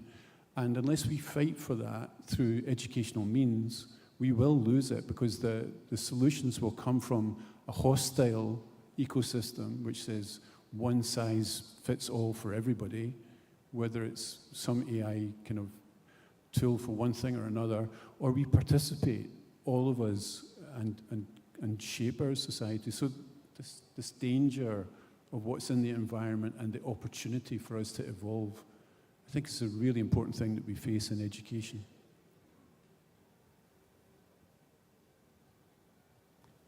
Just to go on from that, I mean, one of the things that we see with the resilience literature and ecological systems is non-equilibrium systems. And there should be something on the handout about that, but they're very good for understanding, you know, non-linear systems and how we can actually think about the changes. When you look at how ecosystems go through this kind of conservation and then release, and, you know, these kind of cyclical patterns, they're very similar to what people in organisations go to. You can almost translate the, you know, forming, storming, norming, performing over the top of that ecosystem model around how people work. So I think, you know, the non-equilibrium systems work in terms of resilience is really worth having a look at. And you know what's interesting about this ecosystem and this model that's at play, the idea that whenever a threat comes into existence, and how do we respond to the threat? We can often think of those things that historically may not have been considered as belonging in these environments. And so on the flip side of it, we have to be mindful of deficit-minded thinking that serves as a way to eliminate threats. So what might those threats be? Those threats might be students who learn in a diversified ways. They may be students coming from families that do not look like traditional families, quote unquote. They may be students who come from minoritized communities. And so as a way to preserve and protect itself, the ecological system will sometimes find a way to eliminate the threats. So it's very important that in working in these contexts, we are not part of that problem that we are seeking to rid ourselves of. And so I think that's the part, Dr. King, that when I think about this idea of an ecosystem, what does the ecosystem do when it has to protect and preserve what it's seeking to perpetuate?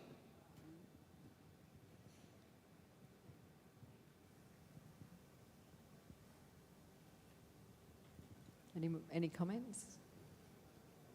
No? Oh, yeah. I'll give you an example from our master's course. We've got NHS Forth Valley, which is nearby Stirling University, and we've got Stirling Council, which is nearby Stirling University. And we have problems coming in the United Kingdom of health and social care. We're running out of money for both, and we're predicting billions are going to be required in the 10 years ahead. So either we let this trickle on, and we face it. And so what we've done at the university in the program is brought in the problem. The problem is that NHS has to change, and social services have to change. Social services have to have investment of money, but at the same time, we have to show what will be saved by doing a new thing. So we're getting our students to innovate solutions that will show saving, an opportunity for investment, and then an opportunity for doing things better in the future on the real-world problems that our NHS and social services are facing. That way our students are understanding the problems of our environment, they're participating with our local businesses, and they're engaging with a learning process inside the businesses to let them change bravely too. So this business of osmosis, of moving from one cell into another, has been very important. I'm trusting the ecosystem of our working environments and our love of businesses to show us the solutions to artificial intelligence living amongst us or thinking amongst us in every activity that we take part in.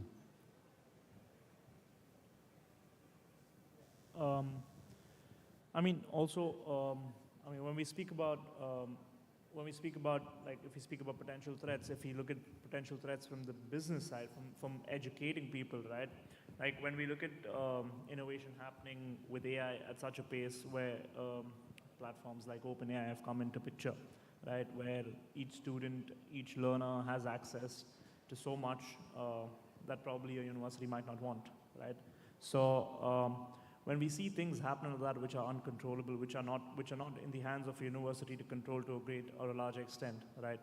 I mean, we got to adapt. We got to think of solutions that we can build as educators to climatize and limit as much as we can of the access that we provide. So, I mean, at my company, we're already building a solution for the same.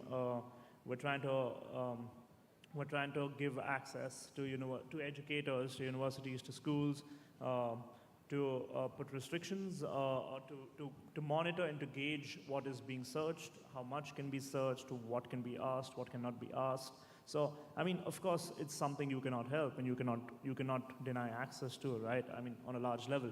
So, I mean, again, adaptability, change, it's just something you got to accept, you got to work, you got to innovate with it, right? So innovation, again, is a very, very big byproduct of the entire ecosystem, the ecological system that we're talking about. And I feel as a business, I mean, what I take back today is that when we set key performance metrics for people working along with us in our companies, I feel we forget these metrics very easily because we don't keep them in mind, because at the end of the day we focus more on tangible metrics and tangible targets. So I mean, a good change definitely would be key performance metrics, updating them, modernizing it, keeping sustainability as a key performance metric, keeping self-regulation as a very, very good metric in the system. So if everyone in your team is working towards a few factors that we've discussed today or that you see on your table, I feel it's definitely going to be sustainable growth. You're going to go further ahead and yeah, I mean, that's what I'm going to take back and implement from today. So, yeah.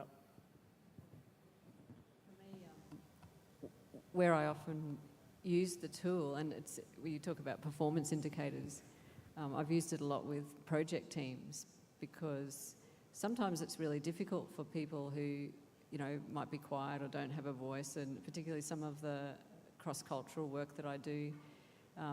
And it gives a bit of a tool for people to actually talk about the relationships that happen in the team. So sometimes I work with teams and I get them to map out, you know, all the stakeholders and their teams and what the relationships look like, and describe them.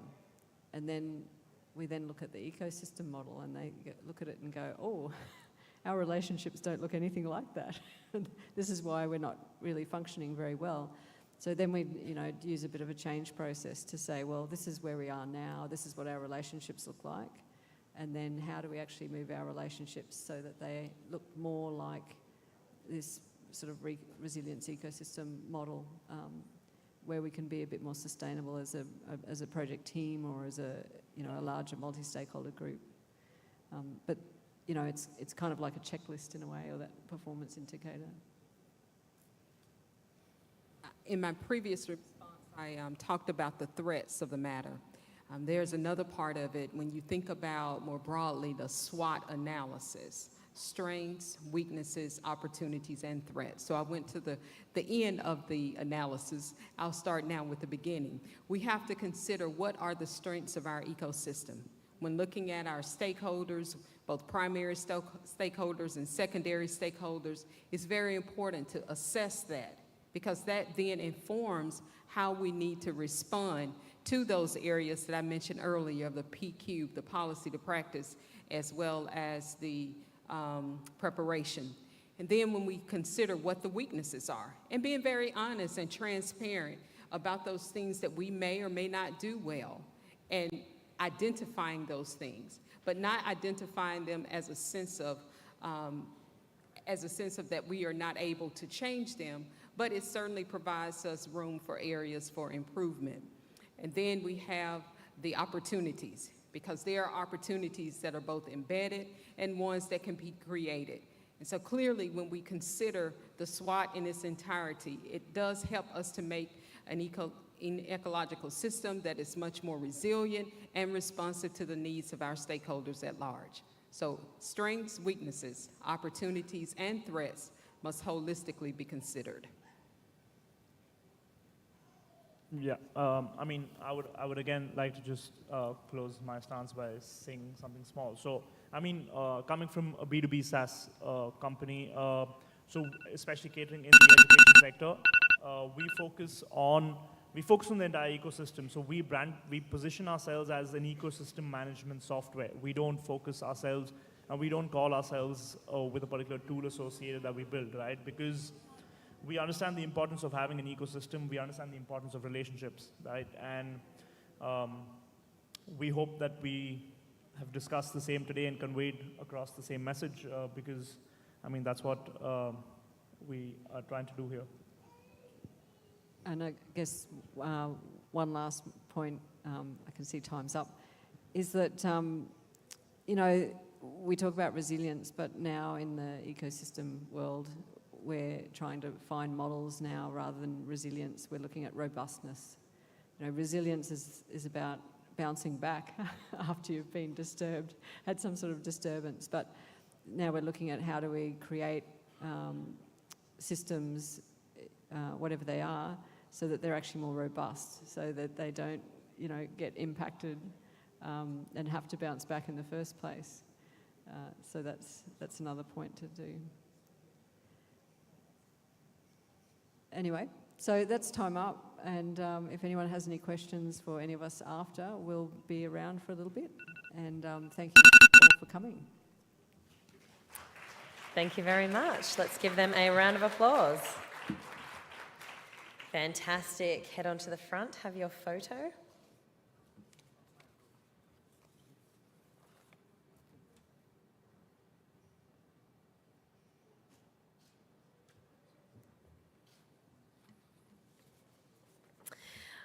Okay, and now for our final moment of today. We, of course, need to honour the trailblazers in our field, celebrating their remarkable contributions and achievements.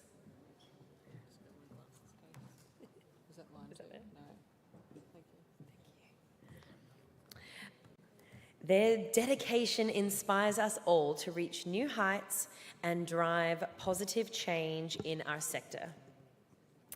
So we shall announce the person who will be presenting the awards to our recipients today. So it is Maureen Gallant. Please come down to the stage, President and CEO of Mover Veloce Consultancy. Let's give her a round of applause.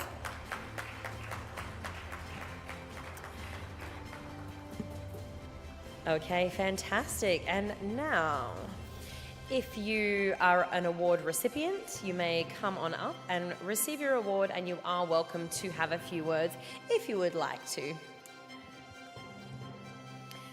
First of all, Riyad Mohammed Zamali. This is our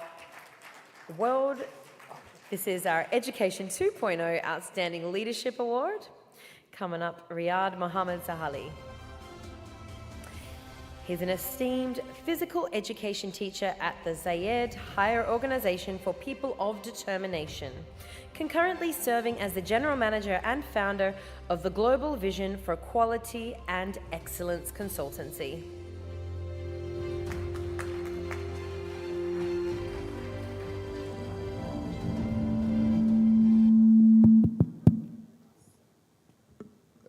Sorry to speak in Arabic, please, I have to relate to this. أولاً بسم الله الرحمن الرحيم.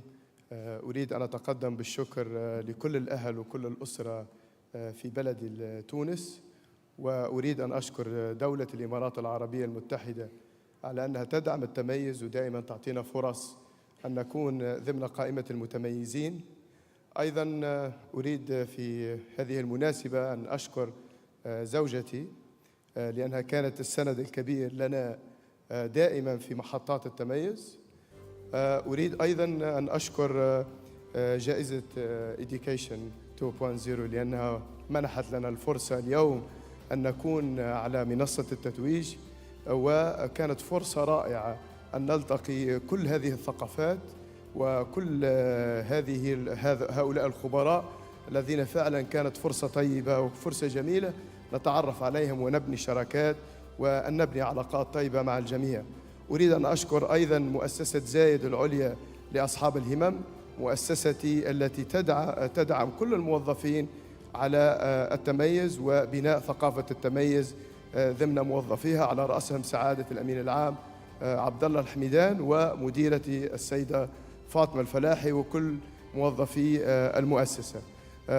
طبعا نحن نقدم كمؤسسة جانب وفضاء آخر للدمج، وهو الدمج التعليمي والوصول الشامل لأصحاب الهمم إلى جميع المؤسسات التربوية والمؤسسات الدامجة، وسنعمل مع جميع الشركاء أن نحقق هذا الطموح الذي نأمل إلى الوصول إليه جميعا. شكرا. Thank you for all. شكرا جزيلا.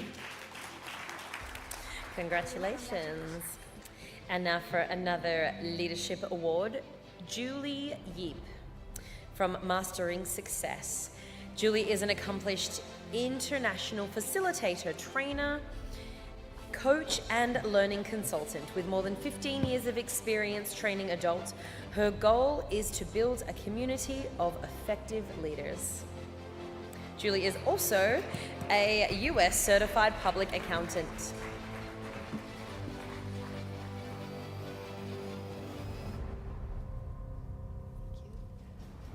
I'm going to make this short.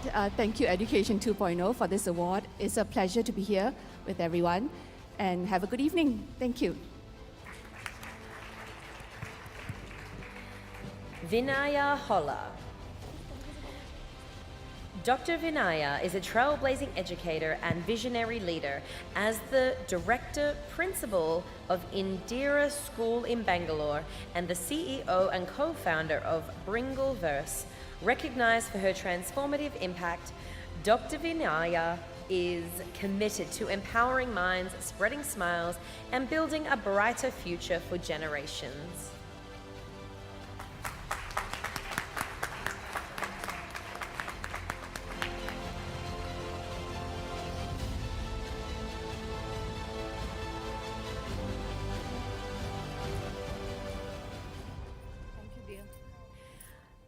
Firstly, I would thank Education 2.0 and the wonderful people out here.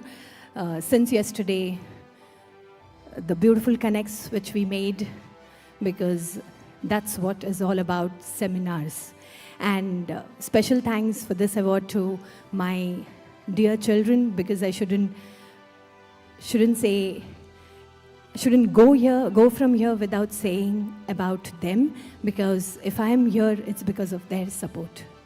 And my ma, my pa, and my wonderful friends, and my mentor, Mr. Anshav, who actually trusted in me when I did not even trust in myself. And today, if I'm an entrepreneur, it's because of his help and his trust that from a teacher to a coordinator to a principal to a director, and today I am here as an entrepreneur receiving this award. Big thanks, and as he always says, jagao, jagao, jagao, apne sone ki chidiya ko jagao. As in, awaken the golden bird within yourself. Never forget to smile, dream, and achieve. Thank you. Dr. Ari Mazeo. Dr. Ari is a professor of design, innovation, and researcher in digital ethics. She has pioneered active learning methodologies and mentored students globally, promoting real-world solutions through digital service design.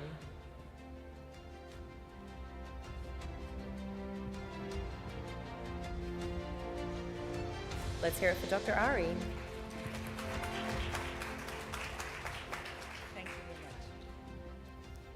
Thank you very much for all the educators that are present here and the one that make that things possible.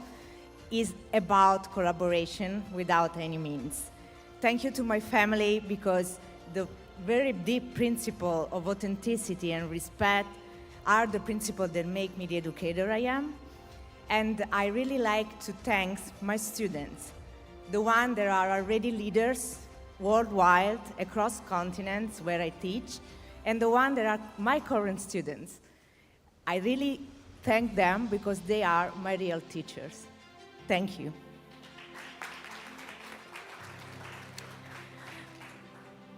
Bhumika Patel. Bhumika, the CEO of DA Ocean Overseas, fearlessly ventures into new territories, driving growth and constant improvement in her consultancy firm. With a track record of success in guiding both clients and teams, including being consistently ranked as the #1 investment manager in Gujarat, she exemplifies strategic acumen and dedication. Let's put our hands together for Bhumika.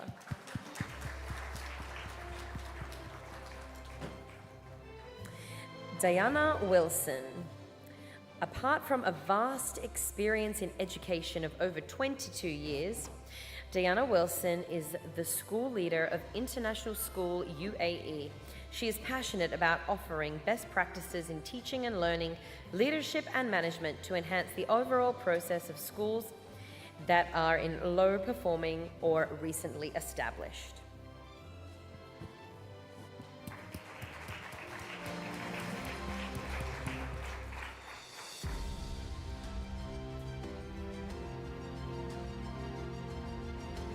Good evening to one and all in the audience here and my colleagues watching me live.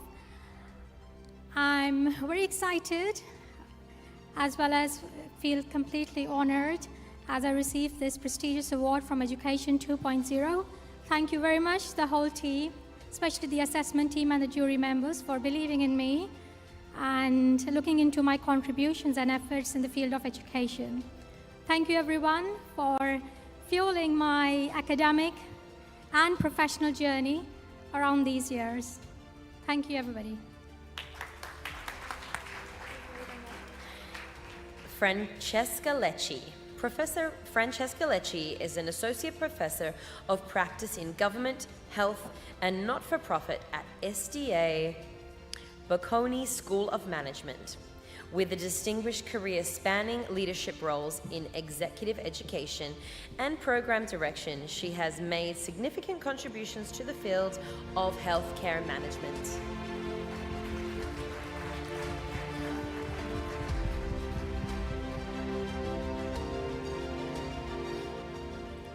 Well, just few words. Ciao, thank you. I'm not going to abuse of your patient. I just want to thank Education 2.0 because this award reminds me that learning makes us free and allows us to be the best version of ourselves every day. Thank you. Ghazala Zalim. Ghazala is the visionary founder of Muslim Matrimonial Coach, a revered matchmaking and coaching company that caters to a diverse clientele. With a unique blend of innovation and expertise, she has created a platform that helps individuals build genuine connections based on shared values and compatibility.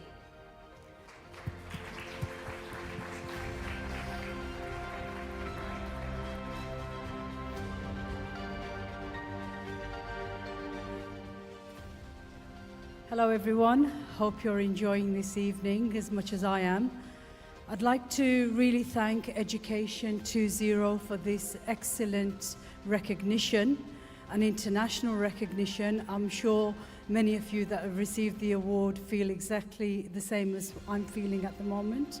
I'd also like to thank my family who have supported me through my journey from becoming a coach, from teaching. Obviously there's lots of different transferable skills through teaching as a coach, and now I have my own company which is called Muslim Matrimonial Coach. I also have a tech company which is called Love Connection, and what I do in this is teach people about relationships and the importance of relationships so that people can have that fulfilling life, because without love, without relationships, good relationships, I think we can progress in our careers as further as we want to, but if we don't have that special person in our lives and we don't have that special connection in our lives, I think we're missing out. So thank you everybody, and really feel honoured to be receiving this award today.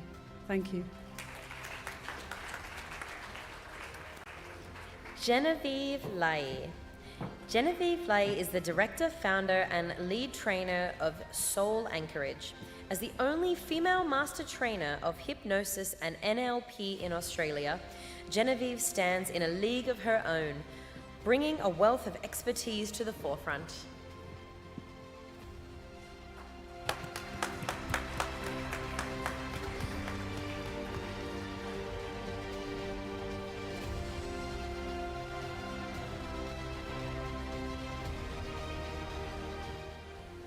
Well, naturally, I would like to thank the Education 2.0 conference for this honour, and I would like to thank each and every one of you for what you have shared, your expertise and your openness, and to let you know that you've all been incredibly inspiring.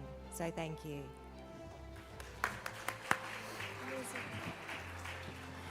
Jasmine Nainu. Jasmine, a dedicated psychologist at iRide, has transformed her passion for helping others into a fulfilling profession.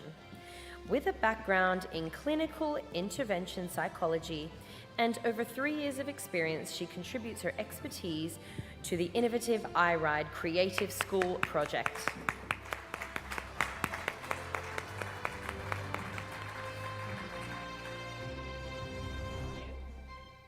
Hi everyone, nice to see you again.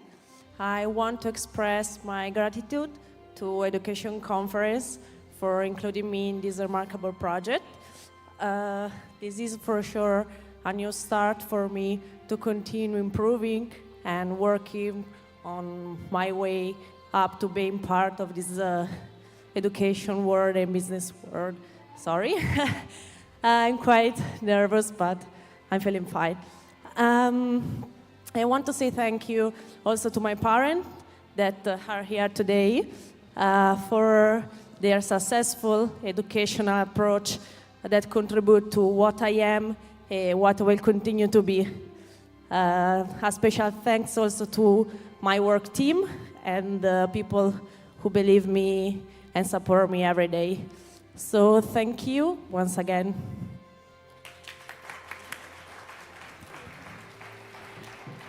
Kaito Mizukoshi.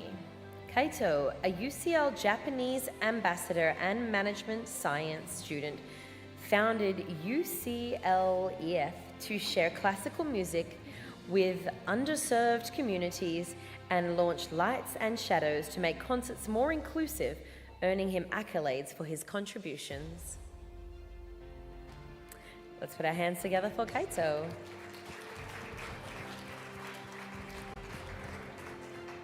Kinjal Pravin.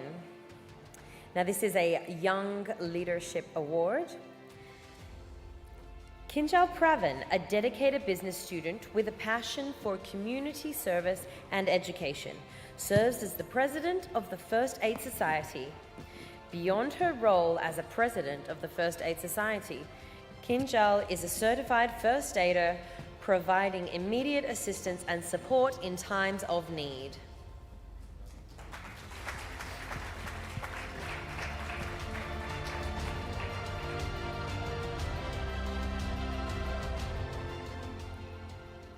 Hello everyone. First and foremost, thank you, big, massive thank you to Mataji for always giving me the support I needed when I needed it, and for believing in me and giving me all the support I ever needed. A deep gratitude towards my parents, family and friends that have always supported me as well. This award tonight, I want to dedicate to someone that is actually present in this room, which is my brother. Without his support, guidance, and his determination towards me, I don't think I would have come this far. So thank you so much for being such an inspiration to me. And I hope you will always continue to support me as you have always been. And thank you, Education 2.0, for providing this networking opportunity and meeting all these amazing people. Thank you, everyone. Also in the Young Leadership Award category, Mary Saliba. Mary Saliba, president of the World Lebanese Cultural Union in Denmark, and a key figure at an online coding school, blends academic insight with practical leadership. Her work spans from leading a global NGO to running her own business. International marketing showcasing a commitment to educational innovation and international collaboration.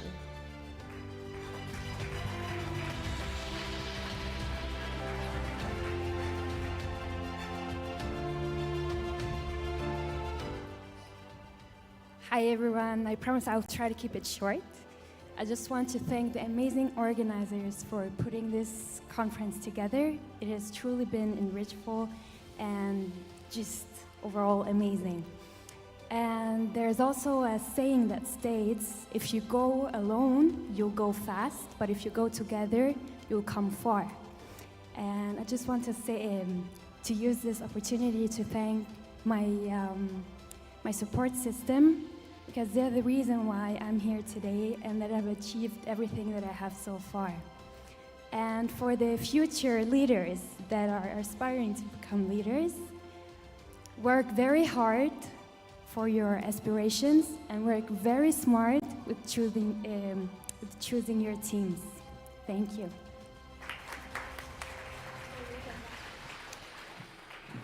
And back to our Outstanding Leadership Awards.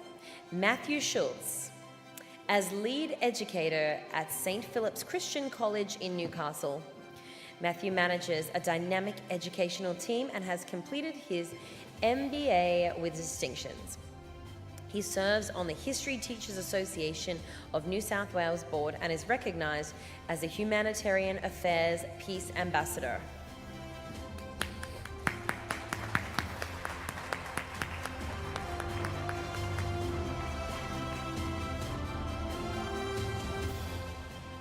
Well, thank you all and to the conference for this honour.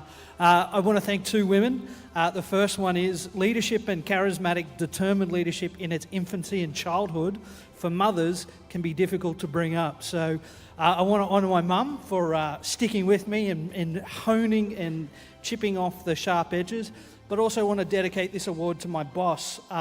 She's been working for 35 years and she's just announced her retirement. She's backed me all the last decade and a half, and so this leadership is because she's invested in me. So thank you to Pam O'Day and everything she's invested. Thank you all. Musammal Haider. Musammal, Director of MMH Traders and Head of Faizan Weekend School. Excels in team management, finance and education, significantly expanding the school's reach. His diverse background and commitment to growth have earned him recognition in the field.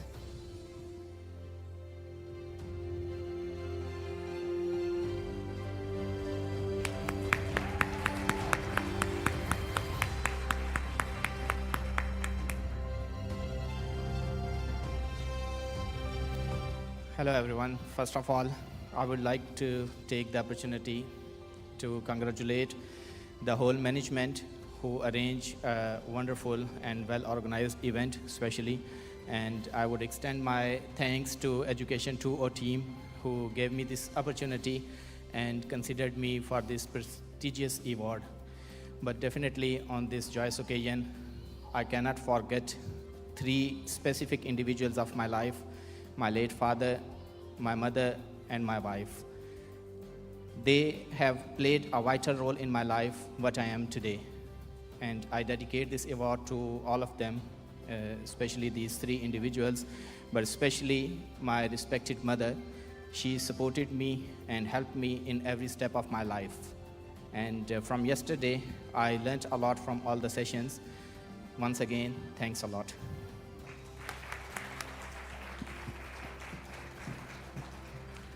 Onyan Kokorovic.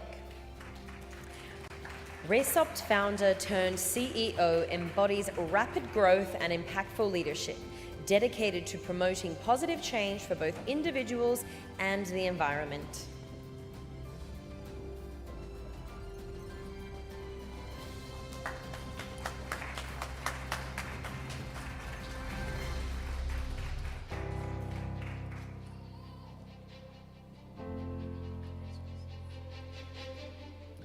Hi everyone, can you hear me? Okay. Wow, it's amazing to see that after several years of work in education, focused only on giving to the others and on helping the others, realized that someone recognized my work. So it seems that I'm on the right way. I want to say thank you to my mother, to my father. Only I know how much they sacrificed of their own lives in order to allow me to stay here today. So Mom, Dad, I will always be grateful to you. Thank you. Then I want to say thanks to my current family for supporting me day after day. And finally, I want to ask you a favor to all of you. Please do not accept the mediocrity. Please do not accept it and do not accept nothing else, nothing less than the excellence. Because in our work as educators, the only thing that we must do is to fully express our potential. And in this way we can inspire the others to do the same, allowing them to become their best version. So yeah, thank you everyone, and have a nice evening. Bye. Now an award for an outstanding organization. And to accept this award is Pamela Furr here. Okay, so the award is for Puzzle Box Academy. Puzzle Box Academy was founded on the belief that every student deserves an educational environment to learn and to thrive. Founded by Pamela Furr, who who is also the CEO. Puzzlebox Academy seeks to create a rich, experimental learning environment tailored to every child's unique needs. Let's put our hands together for Puzzlebox Academy. Raylene Ferguson Haugen. Dr. Raylene Haugen, President of RACEP Educational Consulting, brings 30 years of educational innovation to the global stage, emphasizing STEM and experimental learning. Her international collaborations and advocacy for inclusive education mark her as a leader in the field.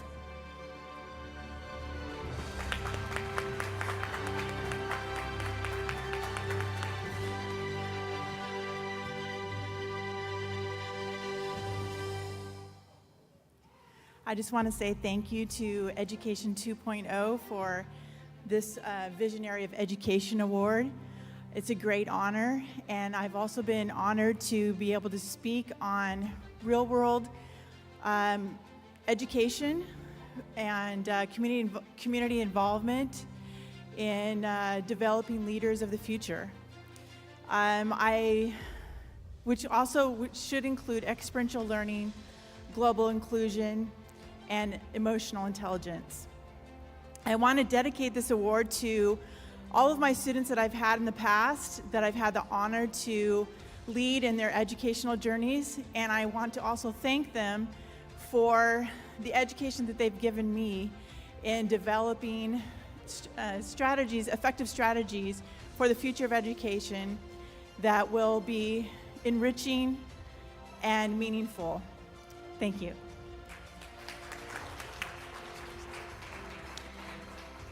Rahayu Ahmad Batiar. Dr. Rahayu, a senior lecturer at Institute Amidubin Baki, focuses on lecturer development and assessment. Her leadership is enhancing training frameworks, earned her the Ministry of Education Malaysia's Excellence Service Awards in 2020.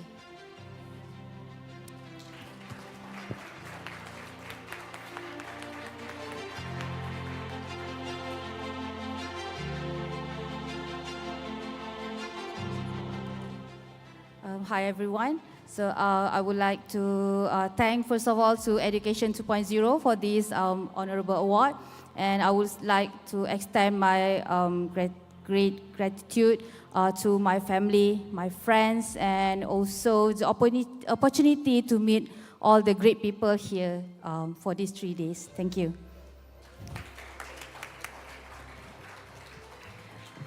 Rajshekar Dubachi. With a wealth of experience spanning 15 years, Rajshekar Dubachi, founder and proprietor of Maven Consulting Services, has dedicated his career to training candidates for competitive exams such as GRE, GMAT, SATs, TOEFL, IELTS, and CAT. He has held pivotal roles in various training domains, including verbal aptitude, campus recruitment training, group discussions, personal interviews, and other relevant areas.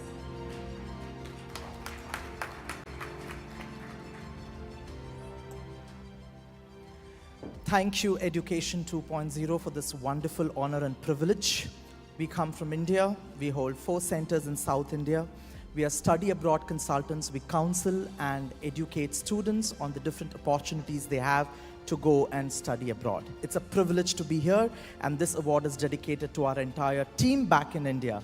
Thank you so much, and we wish you all a very wonderful evening. Thank you. Rashan Senanayake. Rashan, renowned as the founder and CEO of Australia's forefront professional development institution, Inspired Education Australia spearheads innovation and education and industry nationwide.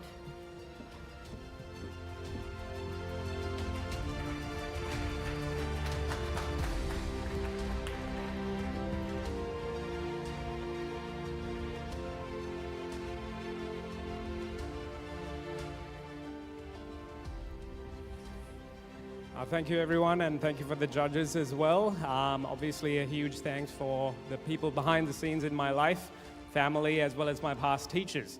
And given the fact that we're in front of a global audience of educators, if I could stress one point, it would be to value and inspire our teachers. I think the rest will fall into place if we do that right. So thank you.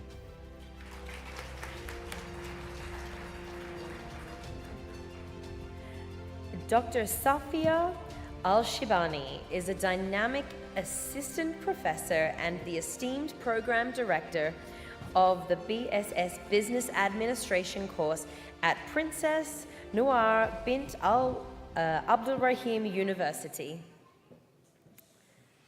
Let's put our hands together for Safia.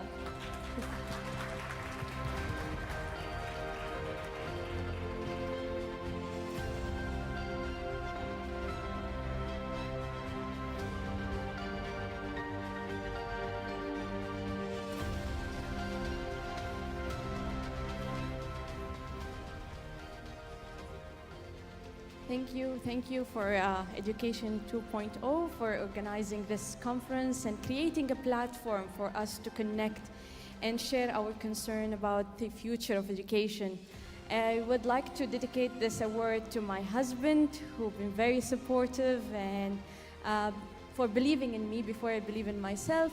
And I also want to express my gratitude to my students and all the entrepreneurs who shared their practices with me, who've been part of my research and really invited me to their life. They fueled my research and helped me to become a better entrepreneurship educator. Thank you so much. Dr. Sean McKinn, as an esteemed educator and innovator, serves as the director of the Center for Education Innovation at the Hong Kong University of Science and Technology.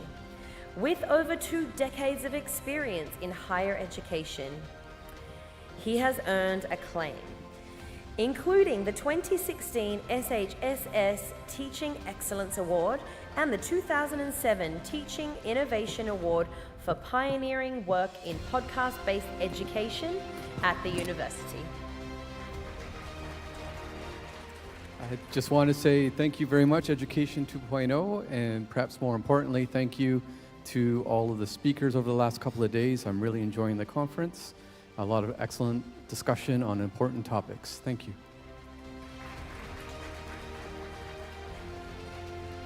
Stephanie Stiebel.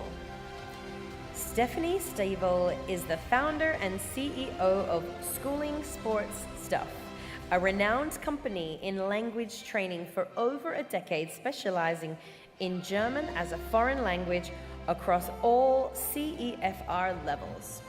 With a focus on the healthcare and medical sectors, the company extends its services to professionals from diverse industries. Let's put our hands together for Stephanie. Tom Kane. Tom is a senior lecturer and business analytics at the University of Stirling Management School, recognized for his pioneering work in artificial intelligence and data science. With a rich background spanning academia and entrepreneurship, including a successful consultancy venture spanning 13 years, he's at the forefront of the 4th Industrial Revolution.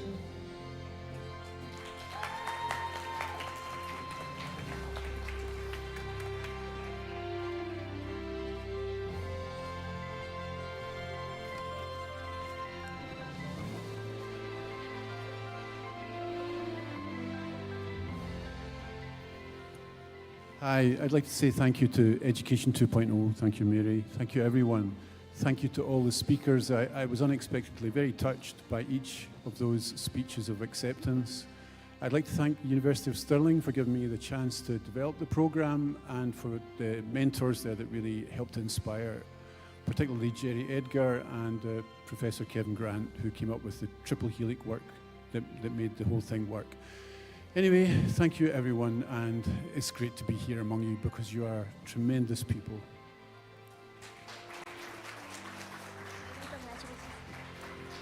Tracy Ibrahim. Tracy Ibrahim is an esteemed educational consultant and trainer at perfect purity. Renowned for her expertise in empowering schools and educators, her commitment to excellence is evidenced by her numerous certifications, including SIOP Certified Trainer, and her dedication to driving positive change in educational practices. Let's hear it for Tracy. Yusuf Maximus. Yusuf is a lecturer at the Victoria University, management professional and academic with a background in innovation engineering, with expertise in coaching and general management across professional and grassroots sports organizations. He holds a BMA in sports management and is nearing completion of his PhD in curriculum design.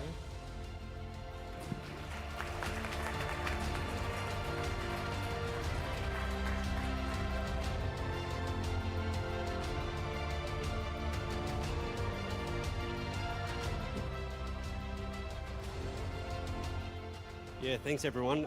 It's great to be here, and it's an honour to listen to all your stories, all the panels that were today and yesterday, and surely tomorrow as well.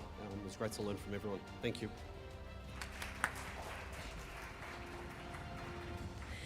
And that concludes our awards for today. So I'd like to welcome up all of our award recipients back up onto the stage.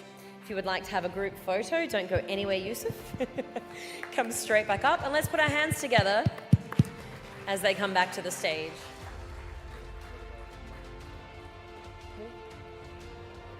Come back on, come back on. Which one? I don't know.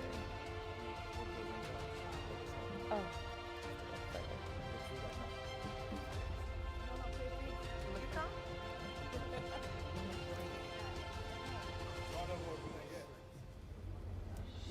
Come on up. Come on up, award recipients. That's the way.